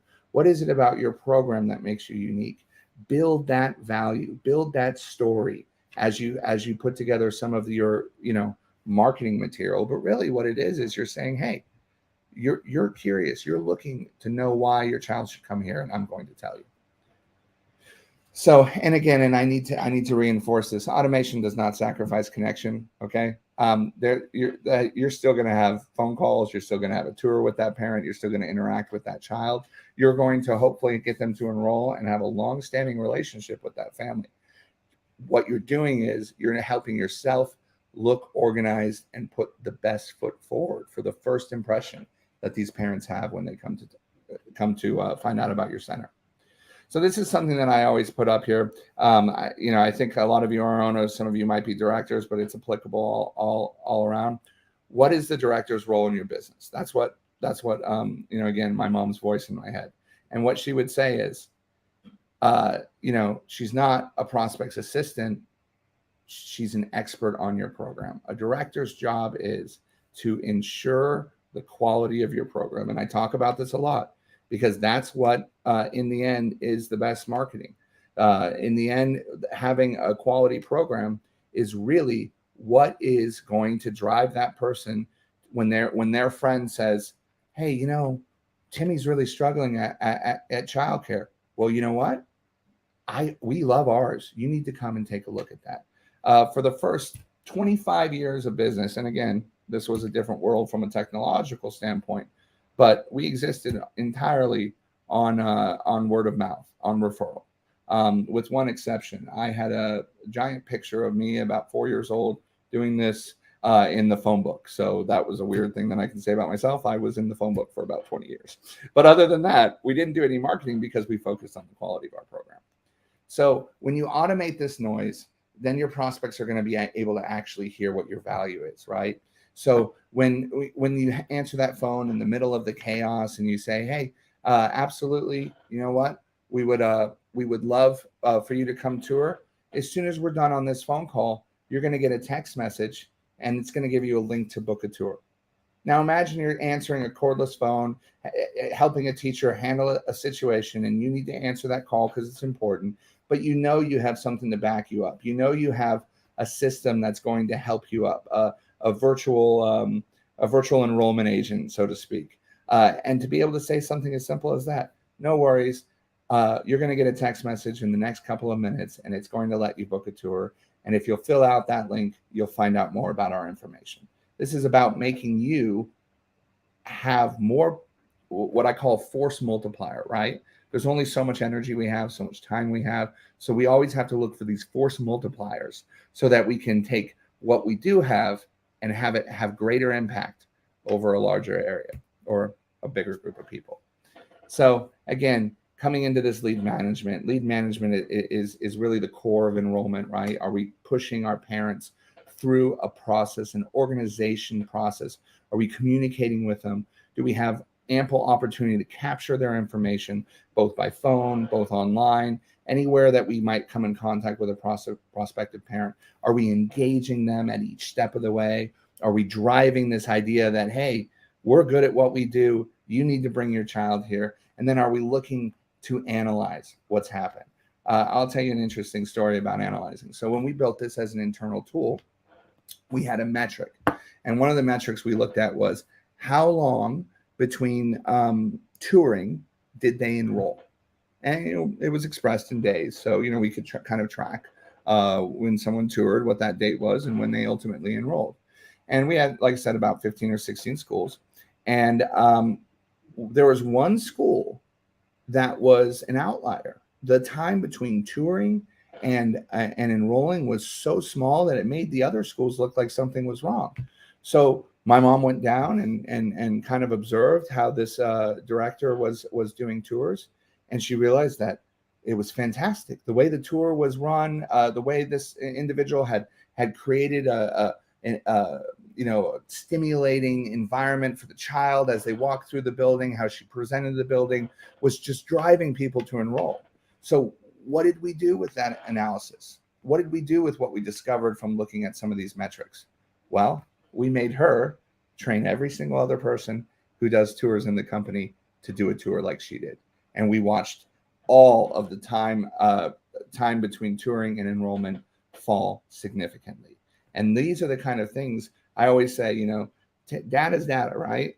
But it doesn't have to be, pie in the sky. Oh, it's an interesting, someone takes 2.4 seconds to click on your link. That doesn't matter. But you want to look for those metrics that will allow you to make real world changes and ultimately help your business. So again, these pillars, we've talked about them a little bit. Parents are younger and more tech savvy. And it's important that we're, removing obstacles from allowing them to interact with us. Remove the obstacles. Get out of your own way to some regard. And again, a lot of these themes, I'm hammering them because I think they're important.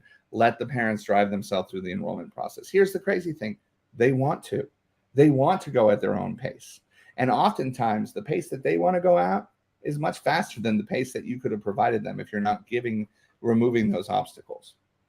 So here's a funnel, right? And you probably heard people who talk about marketing and talk about advertising, talk about the customer funnel. It's a little bit different for us in childcare, but here's kind of one of those textbook analysis of it. You have awareness, interest, decision, and action. Now, in between here is where they're going to contact you. Okay, in between here is where they're going to tour, and really, we always want them taking actions. We always want them to engage with us. So I like this. This is, I kind of like alliteration a little bit, but creating conversation is critical to conversion. You have to clear out the noise. You have to not be, the attention or the appointment booker. You have to let them find out about your program, and then you get to have a conversation. So our system happens to allow text messaging. It's an omni-channel system, so you can call, email, text message, Facebook Messenger. So conversation these days is different. Conversation these days is through many different mediums. So we want to make sure that we continue to have that conversation and push them through. Now, I don't want to go over time here because I think we might have some questions. So we're going to kind of go through a couple of these a little bit quicker.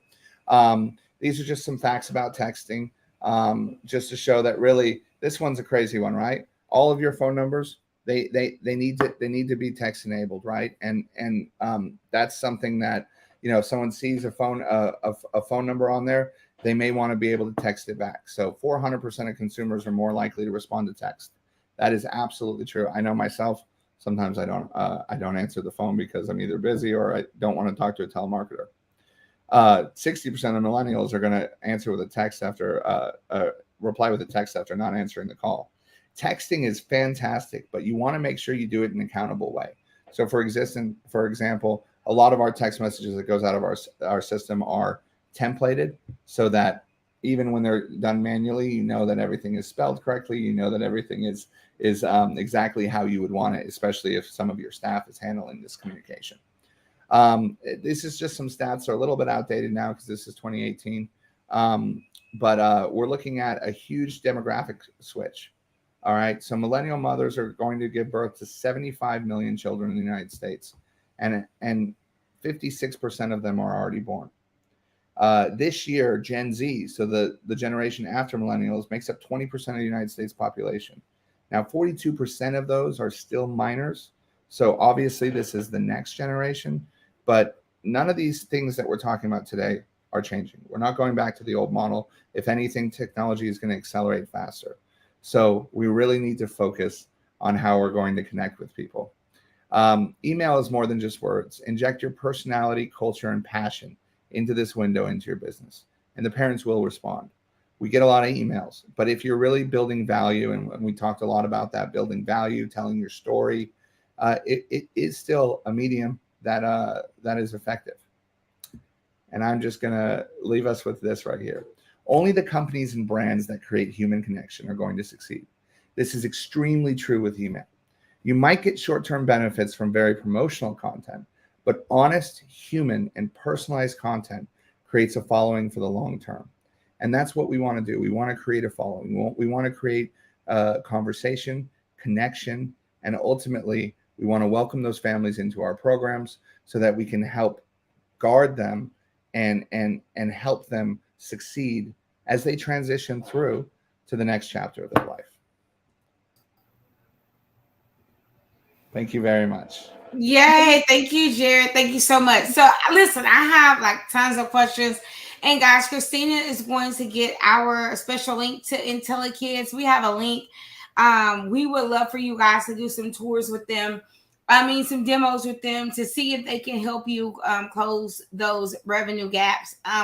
One of the things that I love is talking about that you guys do in your software is really track the metrics of the speed of how people are enrolling, because I don't think they realize sometimes if you're not contacting people back in a very quick amount of time, another center is. And so how have you seen the speed of the action of the teams help them convert those tours into actually enrolled kids?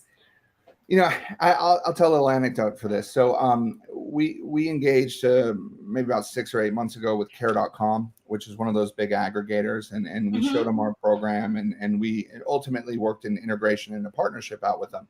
But one thing that they said to me that was, fantastically interesting was they said, people come to us and they get very, very excited. They see all these leads coming in. And then after a few months, they come back to us and they say, hey, a lot of those leads were not as effective as we thought they would be. They didn't answer us and everything. And what they realized was when they looked at the metrics around how quickly they were being contacted, they realized that was where the problem was, because they're never just contacting you. So this idea that there's a race is real. And even a big company like care.com realizes it, because if you can get quality, again, removing those obstacles and give them the opportunity to go, hey, I want to find out more, read an email about, how you started. And then at the bottom, it says ready to tour, click here. That's where you see that speed. And when you see someone going, asking about rates or availability, and then in your center 3 days later, that's when you feel it. Yeah. And, I love the fact in your system that parents can actually control the speed. Y'all, we do not live with normal parents with normal working hours, and they're on their phone, they're on their Instagram. Before they've contacted you, they've made some decisions about your center. So lowering that barrier of entry to actually schedule a tour with you in your specified times is great. So let's talk about this automatic tour scheduling, because I know that you can set up the parameters, guys. It really like helps parents stay in control. This new age parent is not me. You know, I'm not a digital native. They are digital natives, and they don't want to wait on us to do certain things. Have you found that to be true? Yeah, I mean, it's you think about just kind of the life cycle, right? Majority of our customers are parents. They're working. That's why they're looking for childcare. Maybe they've got a new baby at home, so they've got all sorts of weird time zones or timing going on, and maybe they're sitting up at night, just oh, we really need childcare. They had that conversation at dinner. That kid screamed in their ear one too many times that night. So the point is a lot of this action is happening when you're not open. So if you're not giving them a way to interact with you when you're not open, you're missing the boat. So, and to what you said, look, it's always a concern. It's funny when we get a new client, they're like, well, what if they book a tour and then they show up 5 minutes later and I'm not ready? Well, we know that that's a problem. You can say, hey, no one can book a tour 24 hours in advance. We want at least a day. Maybe that's 4 hours. There's a lot of settings that you can have, but really what you want to do is remove that obstacle. Yeah, I think that barrier to entry is hard. We were at a leadership academy in North Carolina, and one of the other things I love about y'all's system is that you can actually record your phone calls. Guys, this was a game changer in training my staff. Sometimes you don't know why you are not converting, and your phone is ringing off the hook, but people are answering your phone, and it's like, hey, this is Kitty Coop. That's what we don't want to happen, right? Or they're just not answering the questions. They're not overcoming objections. Parents are calling and saying, hey, what's the price? Oh, $130. And then they're hanging up. So the fact that you're able to record your sales calls or even general calls, because we only had our IntelliKids number connected like on Google and our Facebook page. So we pretty much knew that those were parents that were like leads. But the fact that I know that a lead is calling, the fact that I can use those phone calls to really grow capacity in my leaders and directors is phenomenal. So that little piece of technology there is a winner. Well, I'll tell you one thing that surprises myself and other owners once they get this system plugged in is how oftentimes the staff answering the phone. And again, we're all on the same team. Everyone is definitely would love to be perfect at these things, but it's the chaos of a center. What we hear the most is parent calls, ask for rates, ask if there's availability. And the staff member answering the phone would go, do you have room for a 2-year-old? No, we don't. Okay, have a nice day, bye. And my mother's voice in my head, you're always enrolling. It doesn't matter if you're full. You're always enrolling. Absolutely, we're enrolling. We happen to have a wait list right now, but sometimes that moves pretty quick. Would you like to come in and see our facility? We have an amazing 2-year-old room. And that's how you have to handle it every time. Always be enrolling. Yeah, building that capacity. And I love that you just highlighted about text and some of you guys who are doing these things manually, people texting from their personal phone is literally a liability for you in all types of ways. So being able to text from a system, to being able to have more than one person see that communication that's going back from the parent to the center, those automatic reminders. When you talk about showing up in a space and people saying, oh my God, this feels different. This feels professional. This feels like a place I want to be a part of is super amazing. So again, guys, go to the link intellikids.com/demo. Make sure yes, intellikidsystems.com. I think it is /demo. Make sure that you find out a way that you can stand out, that you can track tours, you can track enrollments, parents can schedule tours, you can send out those automated reminders, you can get that phone capture so you can train and make sure your staff is doing what they need to do. It all works together to keep that center full. So before you leave, Jerry, you have anything else you want to share with us today? I really, when I do these talks, I think the thing that's most important for me is, within every single one of you guys, I see my family. I grew up in this business. And so while I would love for everyone to be our client, the real message here is use technology. Use what's available to you today. Make your life easier and make your program stronger, because in the end, the real people who it helps is your families and the children. Yeah, definitely. And we cannot help our staff make more and do more if we don't have the right amount of kids. In order for us to really pay a livable wage, in order for us to have a healthy center, enrollment is the key indicator of that. So you guys all know your number of how many empty seats that you need to fill by the end of the year. Now, imagine if a few $100s of an investment could make that happen in a short period of time, right? So I want to make sure that you guys are doing the demos, that you're finding the solutions, and then that you're using the solutions. Me and Christina are here, and Telekids is always giving a great special to our members. So make sure you let them know that we sent you, and we are so excited to be working with you guys again, Jared. That's amazing. Thank you so much for the opportunity, Brandy. And we hope to be able to work with you guys more often, because you guys just have a wonderful community and wonderful advice. Awesome. Thank you so much. So as we are moving, hey Christina. Hey, I decided to show up. I'm sorry. I'll be right back. Okay. As we are moving into our next speaker, I want you guys to do me a favor. Make sure that you go through real quick and just think about the things you need to do. We started off this morning about really making an action plan for what we do. I believe that I'm not sure if they do, but I know that they offer a discount to our members when you guys are enrolling. We can find out that, Teresa. We can definitely find that out. But the system is super, super intuitive. I'm able to look and see like how many tours we have today, how many people are on the wait list. I'm able to look at how many people were toured and that are pending. So it does give a lot of information. So you can, from a bird's eye view, make sure that you're continuing to fill those seats. All right. So what I want you guys to do is make sure you take a moment and you begin to work out that action plan. You remember in the beginning of the day, we talked about what owners and directors need to be doing. And one of the things that we talked about, you guys, you have to do in this season is you have to do a needs assessment.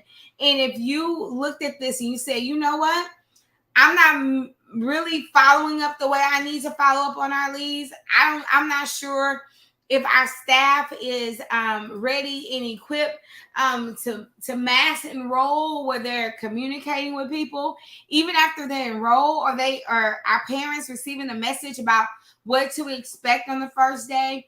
These are some of the things that the IntelliKids system can do to help you out if you're looking for any of those things. So we want to make sure that you go back focusing on enrollment. Someone asked me earlier about what's in that bag. We have a snack and an activity for kids, but like, hey, they have these little lit up signs, I believe at Five Below, welcome Kayla to your school tour.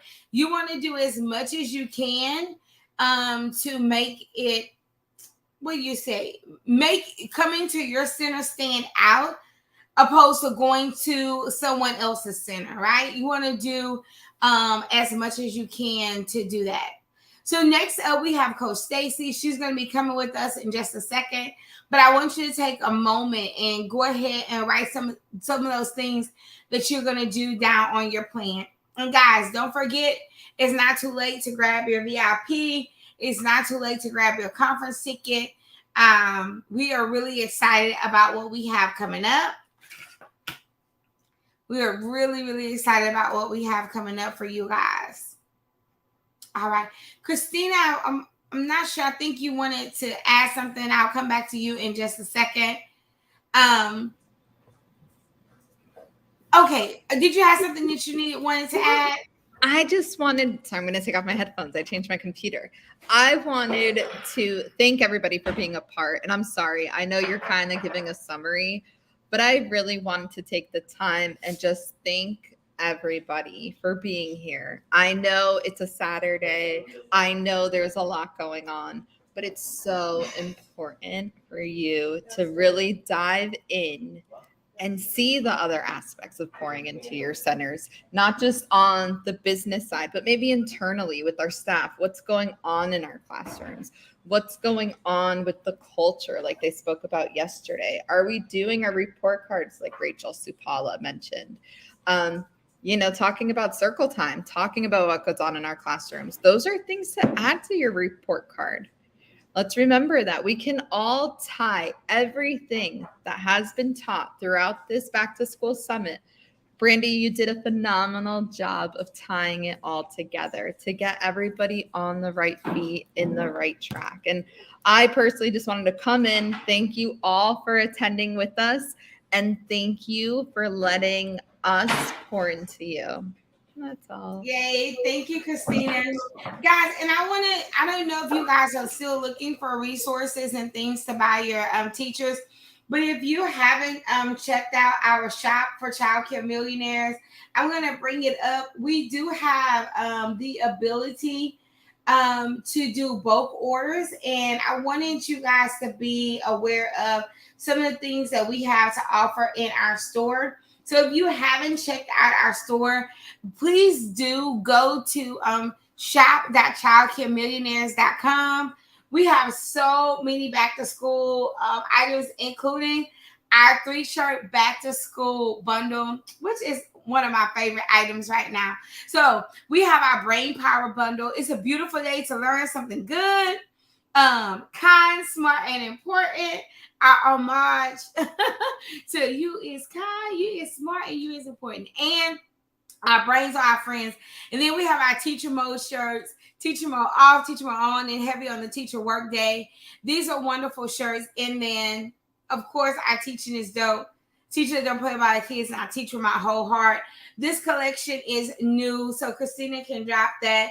And then, of course, we have all of our childcare shirts. So if you need bulk orders for your staff, you're looking to buy shirts for everyone on your staff, we have 2 codes, bulk 100. If you're buying over $100 and bulk 200, it will give you either 10 or 15% off your order. So I wanted to make sure that we went through and showed you guys some of the amazing things that we have. And even with the season changing, if you're looking for some great childcare sweatshirt and tees, we also have tees, including our Leadership Academy tee that says follow the leader.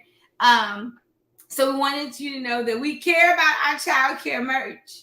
And we have so many things for you guys. I think my favorite new shirt is Don't Make Me Use My Teacher Voice, or the ultimate line leader. We know how all of the kids really want us to be the line leader, but we did convert all of our shirts to sweatshirts. So if you're looking for something to jazz up your closet for the new year, have no fear. Have no fear. We have some of those items there. And for those of you who are really focused on sharing some of these things with your staff, please hop on over to the site and see if there's anything that you want to grab for them. Last but not least, our last announcement for today.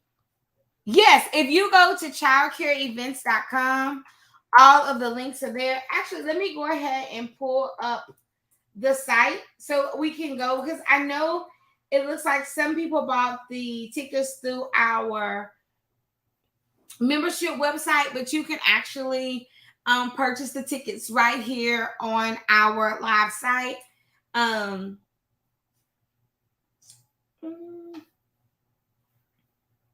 So if you look at here, we have our general admission and our VIP, and then we have our 2 lifetime memberships. So the lifetime membership VIP, the one that includes the lunches, $14.99, and the lifetime membership that does not, the general, is $12.99.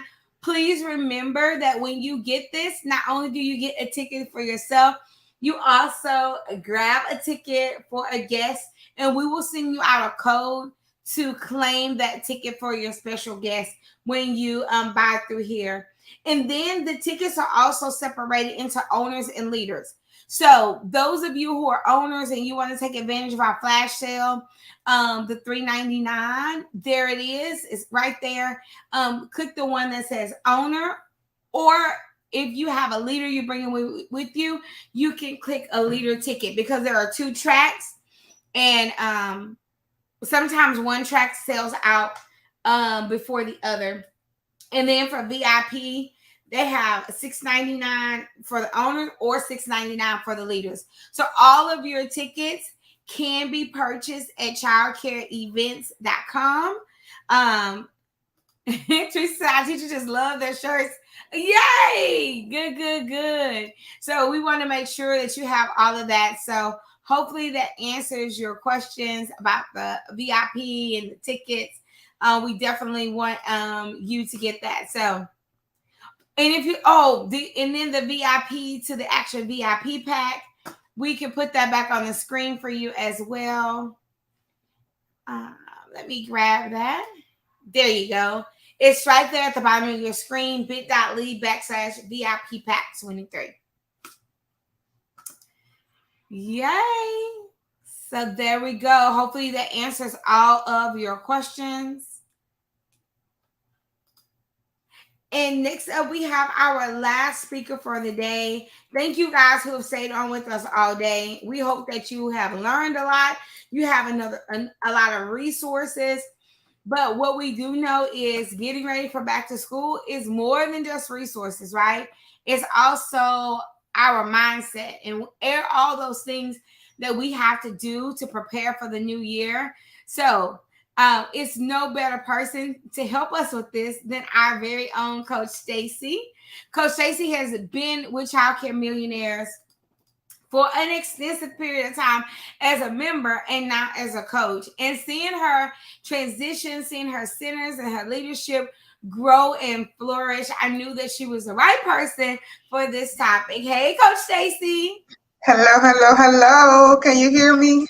We can hear you great. We know you're traveling today, so thank you for fitting us in. Y'all are always supporting each other. So listen, I've already said I reached her a message this morning. We've talked about her, so hopefully she knows that we're there with her. But thank you for going in person to support her today. Oh, that's no problem. As Brandy mentioned, I have been with Childcare Millionaires for quite some time now. I have joined the Elevation Mastermind team.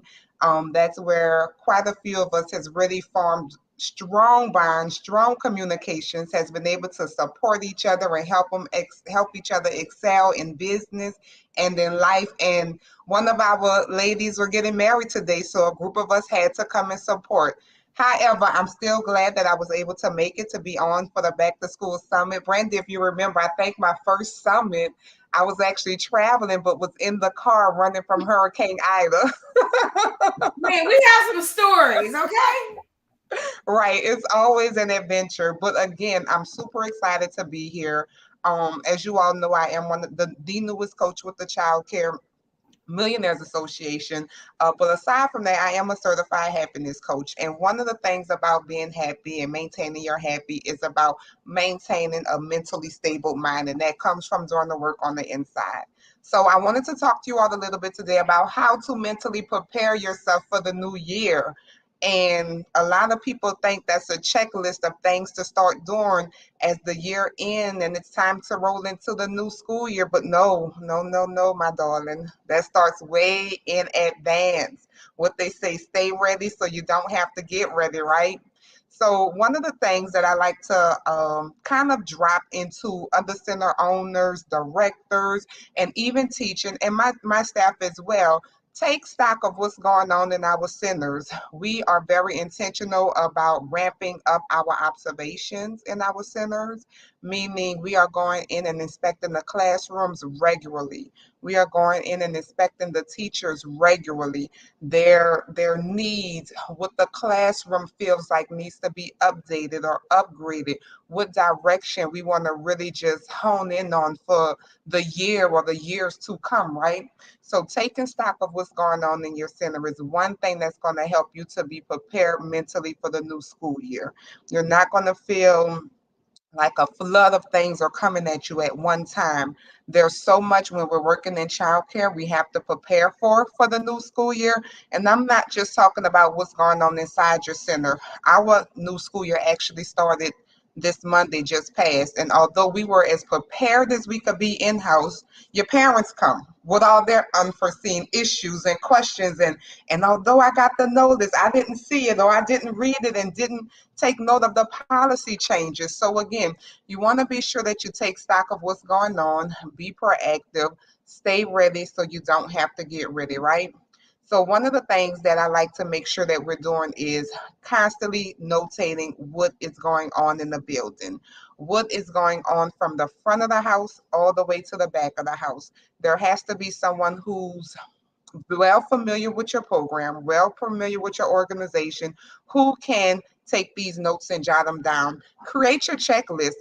Joya, I was on and I heard her presentation and she did such an excellent job, but that survey she created, each center needs to have their own survey, and it could be a multitude of surveys just fulfilling different needs, right? As for us, we want to be sure, for my topic, we want to be sure we have surveys on what rugs may need to be replaced in what classroom, what cubbies may need to be polished up or replaced, right? Some of us are to the point to where families are coming back into the centers. They're ready to see the classrooms and see what's going on and sit and read, right? So we want to be sure that as they come in, the rooms are presentable, huh? We don't want parents to come in or state to come in or license to come in and we needed to throw our rug away, months and months ago, right? So we need to have a checklist where we're going in and taking stock of what needs to come out and what needs to come in, what needs to be replaced. Again, let me go back to, we're not doing this at the last minute. We want to be proactive. And being proactive, we don't have a huge bill of inventory and supplies that's going to come tumbling down on us, right? Okay, cultivating your team. When you're actually going in and doing these researches and doing these observations and speaking with your teachers and seeing what they're needed, they feel included, right? They don't feel like it's a decent word. That makes for cultivating a good team. That opens them up to feel better to communicate with you about all kind of things that's going on in the center.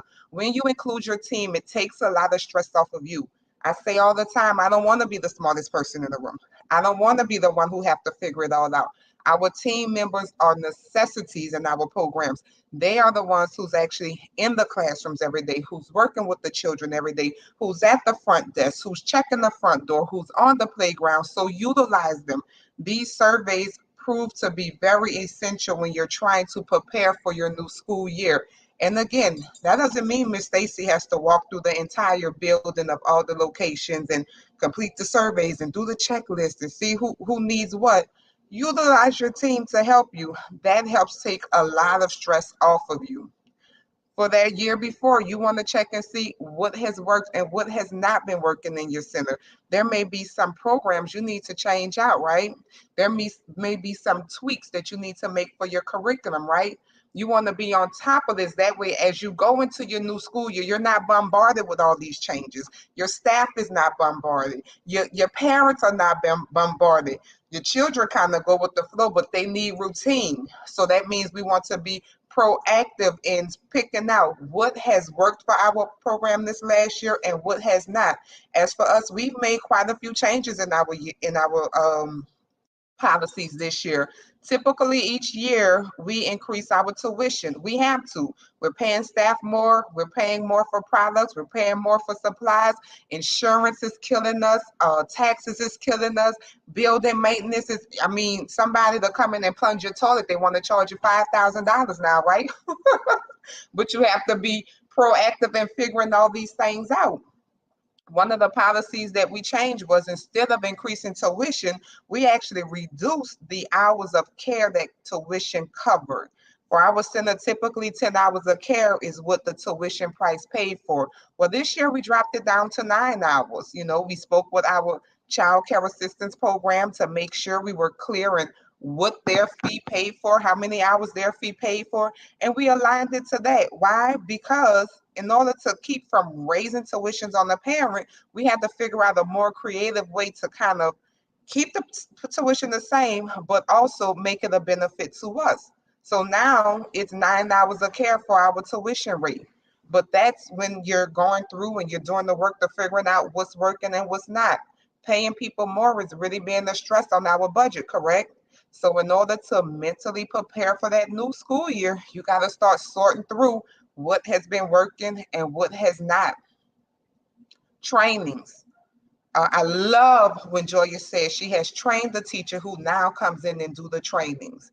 Throughout the years, you're going to start to realize what type of incidents that has been occurring at your centers.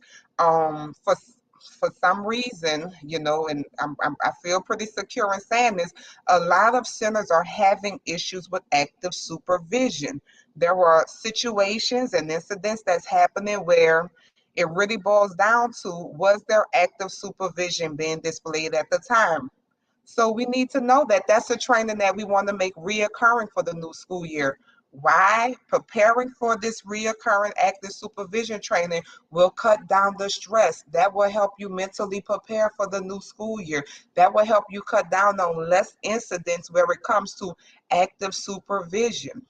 Professionalism. A lot of centers are still having problems getting their staff to display a full list of professionalism, not just showing up and smiling, but the way they're coming. Are their phones on them all the time? Are their smartwatches on them all the time? That's not showing a level of high professionalism if they keep falling back to those old habits, right? So mentally preparing for the new school year is knowing these are trainings that we're going to have to insert regularly throughout this new school year. It helps us to be on top of, as I say, we want to be proactive, not reactive. It helps us to be on top of these small incidents that may come through. While you're figuring all this out, take a good stock of your team. We have superheroes sitting right under our nose that we don't even realize. Someone in your team is super good with social media. Someone in your team is super good with paperwork and documentation and filing and things of that matter. Directors, utilize these people that's in your centers. It doesn't always have to be you. Being prepared for the new school year and helping to keep your mental intact is pinpointing these superstar employees. Figure out a way that you can give them more tasks. Figure out a way where you can help cover some of their room responsibility while they're able to come out and help do work for the actual organization. That helps us to be sure that as we go into this new school year, we're not falling into a place of franticness, right? That helps us to understand that as we're going into our new school year, we're not going to go and spinning our wheels. We need to utilize those we have. Owners, we need to figure out what position it is we need to fulfill in our locations. I say all the time, I'm not going to follow the traditional director, assistant director, lead teacher, teacher. That may not be what works for me. Some of us need training and curriculum specialists, right? As we continue to deal with high staff turnover, as we continue to deal with needing to get staff better trained and better equipped to actually create lesson plans, right? We may need to hire or move someone up in our program to a training and curriculum specialist. As for us, we had a young lady who did exceptionally well in her classroom with doing her lesson plans, planning them out, following them, documenting the children, observing the children, doing individualized lesson plans, and she was great to help others with doing the same. So what we did, we actually promoted her and made her the training and curriculum specialist. Now she's still a part of the class. We still get to utilize those exceptional skills in curriculum and observation, and it helps the center as a whole. Some of us are needing admin people in our centers. The directors are running crazy trying to follow the teachers, follow the parents, communicate with everybody, file the paperwork, write everything out, speak with licenses. If we have someone who could be a part of that admin team, and it doesn't have to be a full-time position, but just someone you know that you can assign small tasks to, that is being prepared for the new school year. A lot of us is on the food program. That is a beast in itself, right? It's a lot of paperwork. Some of us are our own sponsors where we have to do all the paperwork and documentation. We have food techs, or we call them food techs. Some people call them cooks and chefs, but all they do is the cooking. That doesn't help us because then that means all the paperwork falls on us, right? Who on your team could be quick and efficient with helping you knock out that paperwork? That's a part of being proactive. That's a part of setting a great foundation going into the new school year. Again, we have to actually be in our centers, observe in our centers, be present in our centers to know what it is we're missing, what it is we need to add into. A lot of your teachers are dying to step up. A lot of your teachers are dying for you to see what they can do and see what they can offer, right? So give them the opportunity. Let them know that you need them because we do. If not, we'll be busy doing it all on ourselves, and that will run havoc in your head mentally. Training retreats. We often do training retreats. My center is known for doing training retreats. And we call them training retreats because a retreat is more like get away, relax, and enjoy yourself. But we want to be intentional when we do this. We have, and I've shared this a few times, we have throughout the years made the decision that every third Friday of the month, we close for a half a day for professional development, right? And all the documentation and paperwork and accountability that's being required by the teachers now, there just wasn't enough time in the day for them to get it done on the clock. And I actually felt bad seeing my teachers go home on the weekend or after weekdays while they have their own children and their own family, trying to implement and cover all the things the state are now requiring of the teachers. So every third Friday of the month, we've decided to close at noon for a professional development.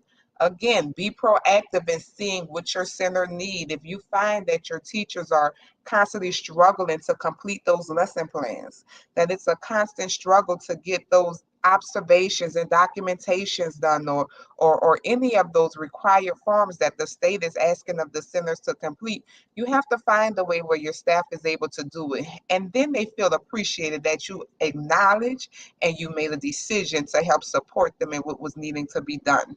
So outside of that, every third Friday of the month, half day, we have decided to close for a week in the summer. Typically, our closure is right before school time. That gives our teachers time to come in the centers, clean their rooms, redecorate their rooms, get ready for the beginning of the school year. But we also try to factor in 2 or 3 days as a retreat, a training retreat.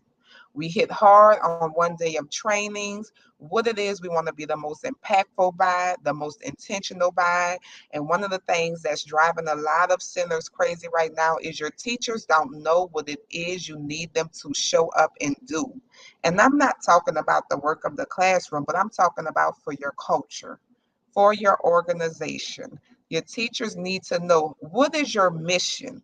What is it when people come into your center, you want them to pick up on? You want them to immediately spot and say, okay, I know what they offer us, right? One of it takes a village. Core values is dependability. We want to be a support to the families as a whole, right? So that means in everything we do, we have to show to our families we are dependable. When you need us, we will show up. When you need us, we will be there for you. But we have to be able to display that by every action we take. And that starts from the top on down. So again, in making sure you have a successful new school year and making sure that there is no questions of what your center offer or what your teachers can offer, you have to be intentional when you do those trainings. You have to be intentional when you take that time out and be on top of seeing it. Everybody makes mistakes. My center is not perfect by far. We make mistakes, but we have to continue to keep going. Like I said, don't be so stuck in your ways that you cannot pivot. What else? What do your families and your staff need? We need to go in each year and critique our handbooks, right? One of the biggest stressors we have going into the new school year is when we're ill prepared. Old policies are still sitting in our handbooks. Staff members are not updated with the new policies. Parents are not aware of the changes you've made. You may have changed it in your handbook, but did you give the parent a copy? Did they have to sign acknowledging it? Same with the staff. We have to be prepared in handling questions and situations like this.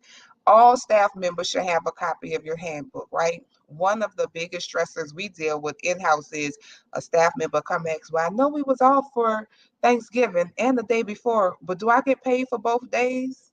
My response is, did you read your handbook? Protect your mental. You don't have to be the one available to answer every question for them. You have provided them what they need to be able to go in and find the answers for themselves, right?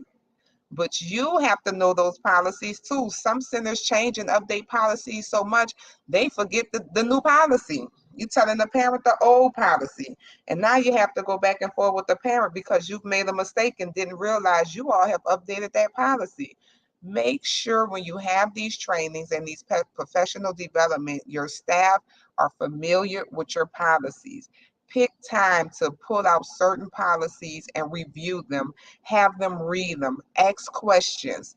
This way you can ensure that everyone is on the same page and knowing what's the policies of your centers, right? And then know that mistakes is going to happen. None of us are perfect. Like I said, my center is not perfect by a long shot, but we have to be willing to pivot, right? We have to be willing to see that there's a problem, address the problem, and then correct it.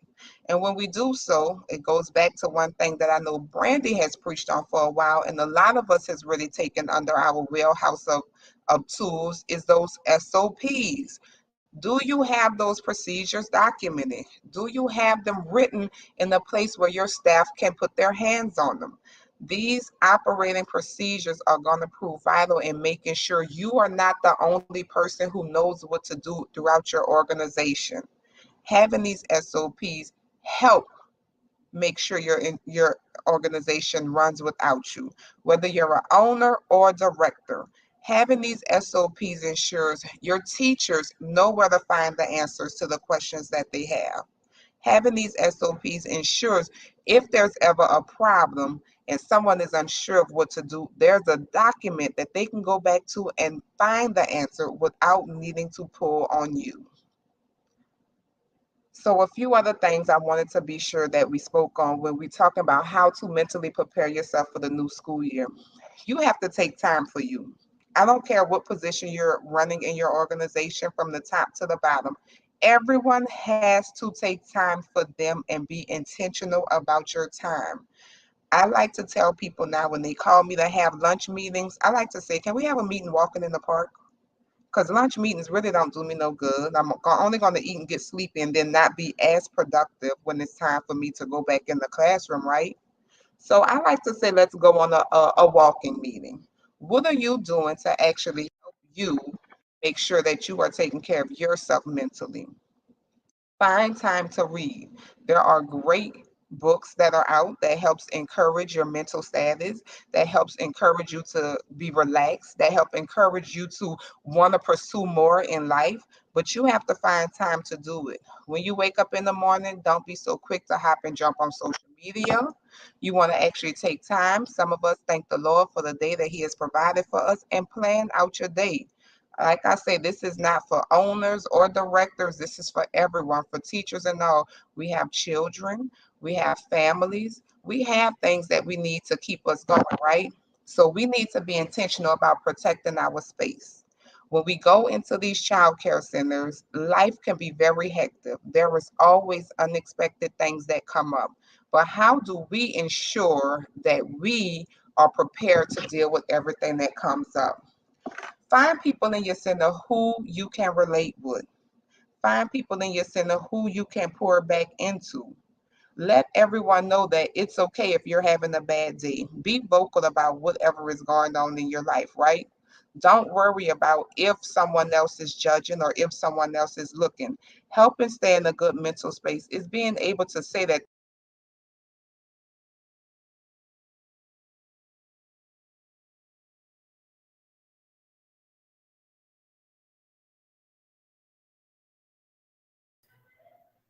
I think we lost Coach Stacy for a second. We'll see if she will come back on. But I love the fact that she was saying about really making sure that we take time to make sure that we're our best self so we can impart into our staff. So one of the things I want you to do is let me know in the chat, how do you refuel so you're able to give help to your staff? I know for me, it's having those quiet times. I love to work in my office on the weekend. That way, when it's time for me to be on, I'm on. My staff know Wednesdays are my office days where I may work on things, but Monday and Tuesdays, I'm going to be on the floor. So just setting up those boundaries is so super important when it comes to you really mentally preparing for the school year. Yeah, she's trying to get back on. But as we wrap up for today, guys, I really want you to know, oh, I love this, going to the gym, to the sauna. And if you guys have not incorporated in exercise and moving into your day, please do. I said I was going to take my Peloton to my office since I can't seem to ride it every day here. Maybe I'll ride it every day there. One of the things I really encourage you to do, if you haven't, is create like a teacher Zen lounge or a teacher lounge where teachers can go in, get water, refresh, take a break. You know, our teacher lounge was in our cafeteria, and teachers don't want to listen to kids while they are on their lunch. So we have refueling stations for them, and we do put snacks in there. We have a sign up, like, please take responsibly, because we can't go in there and figure out when people are taking what, but just having that space for our teachers to say, hey, we love and appreciate you enough to make sure you have a special space just for you is uber important to us, and to letting our staff know, hey, we love you, we appreciate you. So in mentally preparing to get ready for the school year, I know I said we have 19 days, but how can you take 1 or 2 of those days to just really focus on you? And even this weekend, how can you take an hour to write down and process? Like, I've heard all of these great things. How can I take an hour to process the things that I need to do for myself to be the leader that I want to be in my center? So you can take time and process those things. I'm going to...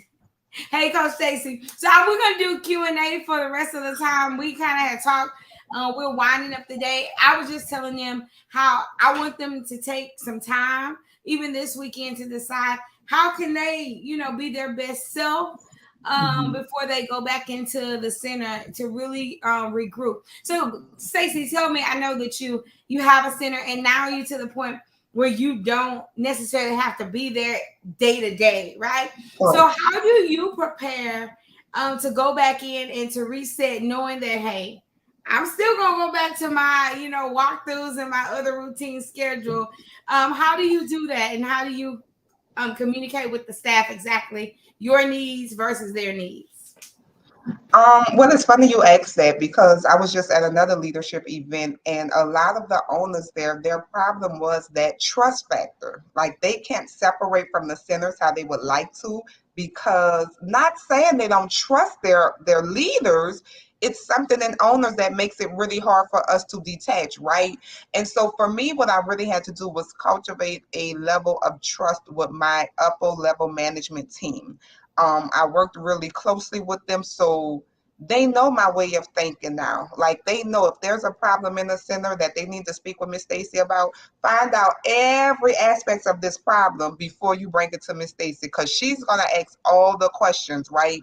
So the biggest thing is taking that time and working on side with your leadership team, building that trust factor, letting them know you support their decisions. Again, it's kind of like Joya said, ask them when they have a problem, ask them what's the answer. Ask them, how should we proceed? And follow their lead. I mean, unless it's something detrimental to the organization, allow them to be leaders.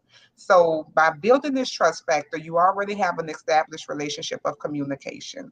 Although I'm not in my centers often, I communicate with my leadership team daily, to be honest, probably more than we need to. But because we communicate so well, that keeps me in the loop of things I need to know.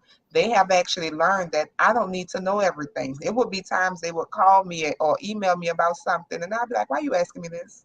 Why is this even on my desk? So now we know.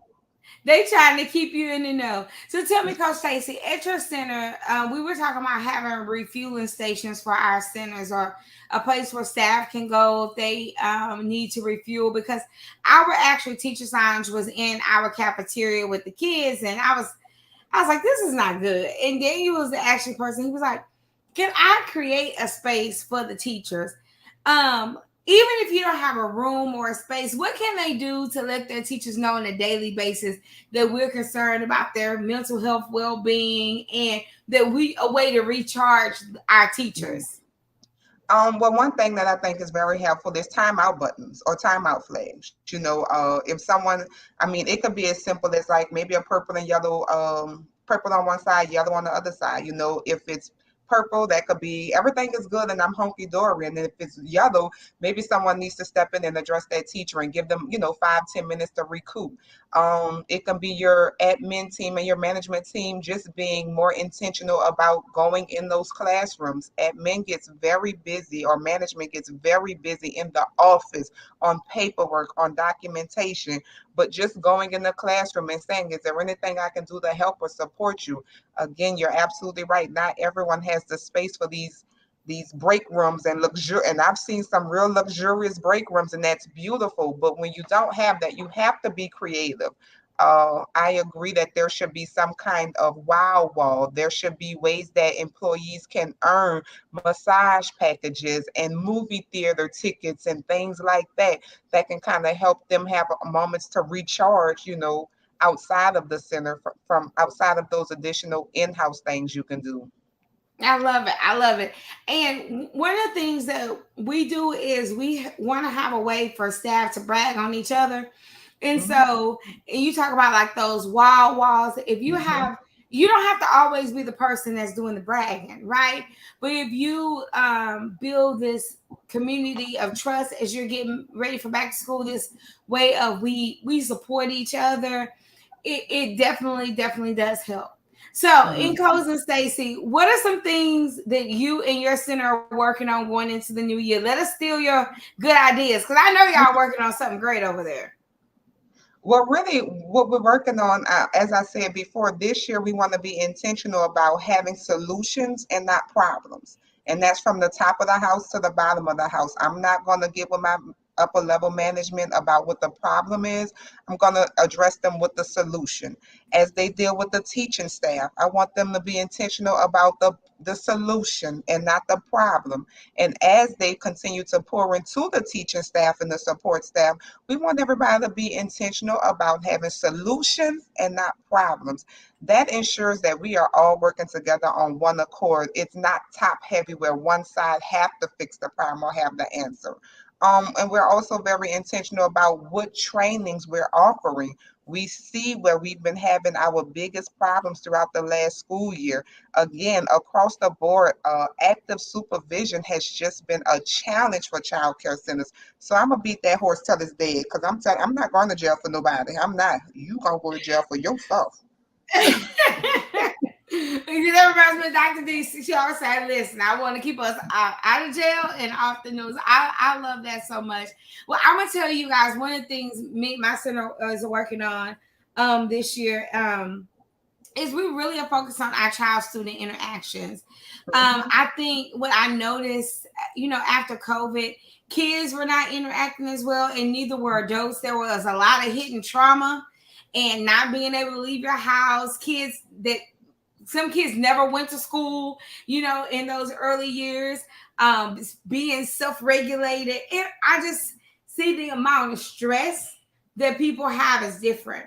So we are really being conscious about our interactions, not just with students, but being intentional. So our tone, our volume, how we purposefully, on purpose, giving compliments throughout the day. So that's one of our biggest things. And, just being financially responsible, making sure our buildings are fully enrolled. But if I could sum it up, we carried over the Don't Wing It, Win It theme into our school this year. But even breaking out for that, it was just like, we gonna stay ready so we don't have to get ready, right? Mhm. And we're gonna have a certain amount of love and respect for what we look, not just on surface of what people are doing, but look at some of the underlying issues. And if we do that, we tend to deal with people a little bit better. So, Coach Stacy, if you had one tip of advice for the rest of the year, what would it be? One tip of advice. Everything is not so serious. You know, childcare is a very hard industry. It takes a lot of brain power. It may not be as physical, but it is very mentally demanding. But don't bottle and internalize everything. Everything is not so serious. Each new second, each new minute you get, that's the opportunity to make a different decision or feel better about something or make a change in someone. So I just wouldn't take everything so serious and so personal. Go into this new season more lighthearted, more easier steps. That's that one piece of advice. Just be more free in this new season. I love it. Y'all, I think my one thing literally would be, don't let you being good keep you from being great. Great. I know we talked about earlier not living off of yesterday's success or yesterday's failure, but find a way literally to say, how can we be greater and better in our school every day? And if you're already great, how can you be greater? And if you're greater, how can you be greatest? You know, really focusing on improvement and not judgment about what other people are doing and what other people have set up. If you're improving daily, that's all that matters, right? And so if 50% of your teachers on staff and now was on time every day and now it's 70, y'all are improving. If y'all used to have 10 incidents a week and now you're down to 2, you're improving. If that one teacher that wouldn't say good morning is not saying good morning, you're improving. You know, and just focus on that daily improvement. We kind of discount how much we can do over time because we're trying to see how much we can do in a short period of time. But if you focus on getting better every day, if you focus on being calmer every day, focus on being more loving every day, more intentional every day, it really does add up. It really does add up. Well, thank you, Coach Stacy, for stopping by and giving us this little time. We're not going to hold you. We hope that you have a beautiful time in Florida, and we cannot wait to see you in LA. Mwah. Thank you. I appreciate you all. Thank you, V. So, guys, literally, this is Coach Stacy. We didn't ask them. I didn't ask you one question.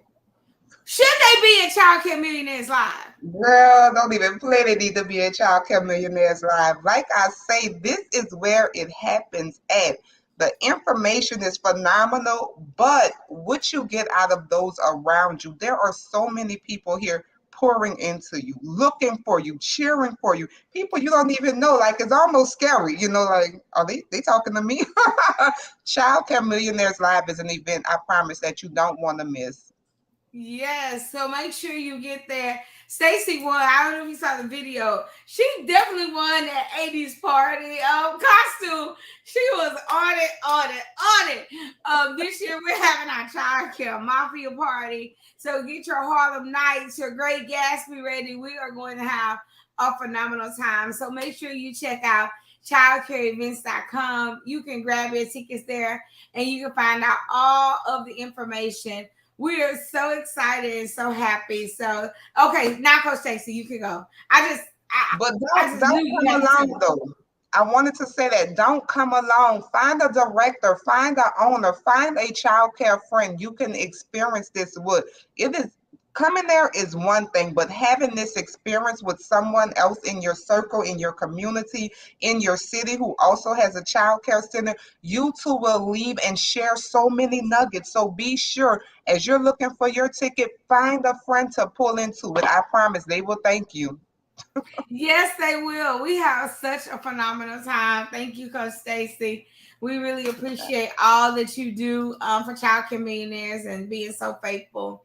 So, guys, that wraps up our day. I know that we had a lovely day. Listen, we definitely want you to win. We want to see you at Childcare Millionaires Live. We want you to be a part of the great things that we're doing over here. It's so much that we do to support owners and directors. I could not do this day without my team. So big shout outs to all of our coaches, Coach Stacy, Coach Connie, Coach Natalie, Coach Shamika, Coach Shannon. Major shout out to Christina, who's been with us for the last 2 days. We really appreciate you and all that you guys do. And we cannot wait to see you in Houston. It's going to be phenomenal. Don't even miss a day of it. We'll see you on top. We'll see you at Childcare Millionaires Live. Have a wonderful, wonderful, wonderful day.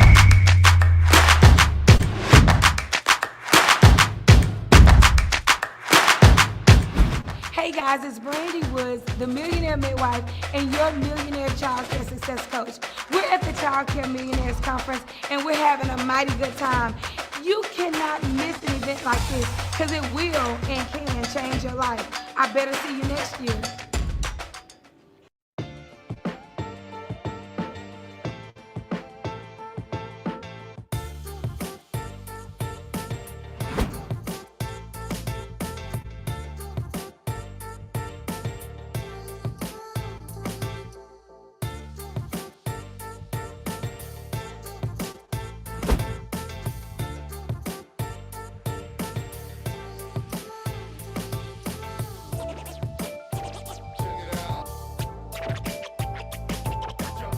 Listen, if you missed this conference this year, I told you last year, you need to be here.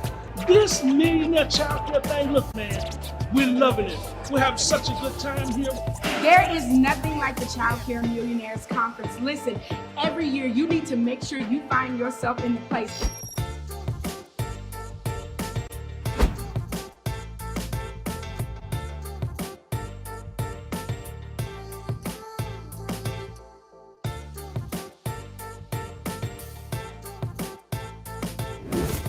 Submit to each and every one of you that we are aggressively in a 10-year build.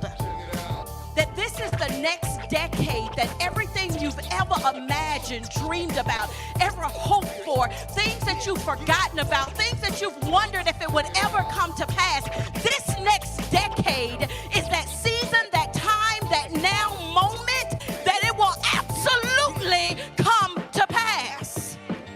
In times such as this, the number one thing you have to do is get around a community of like-minded people. Get around a community of people that are determined to reach success. Everybody say success. But the Newton's first law of motion says things at rest stay at rest, but things in motion remain in motion. And then there's some, it says unless something stops at a net force. But see, those net forces, those obstacles are what we have to move out of the way. Once you begin to move, you can't stop the movement. Once you begin to enroll that waiting list, Naria, he was like, listen, I don't got no kids. And he was like, listen, I don't got no space. Right? Because things in motion do what?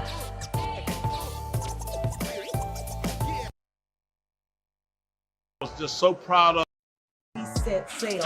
Brandy brought some industry experts and they dropped so many gems to help us chart our way to success. I'm telling you, the child care industry will never be the same. The conference this year was amazing.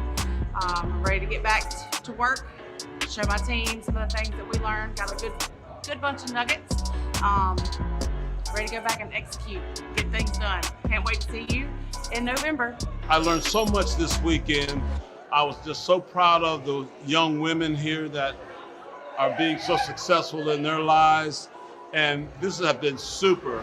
And what it has done for me, it has put me in a mode where I'm gonna step in and be 100% behind my wife.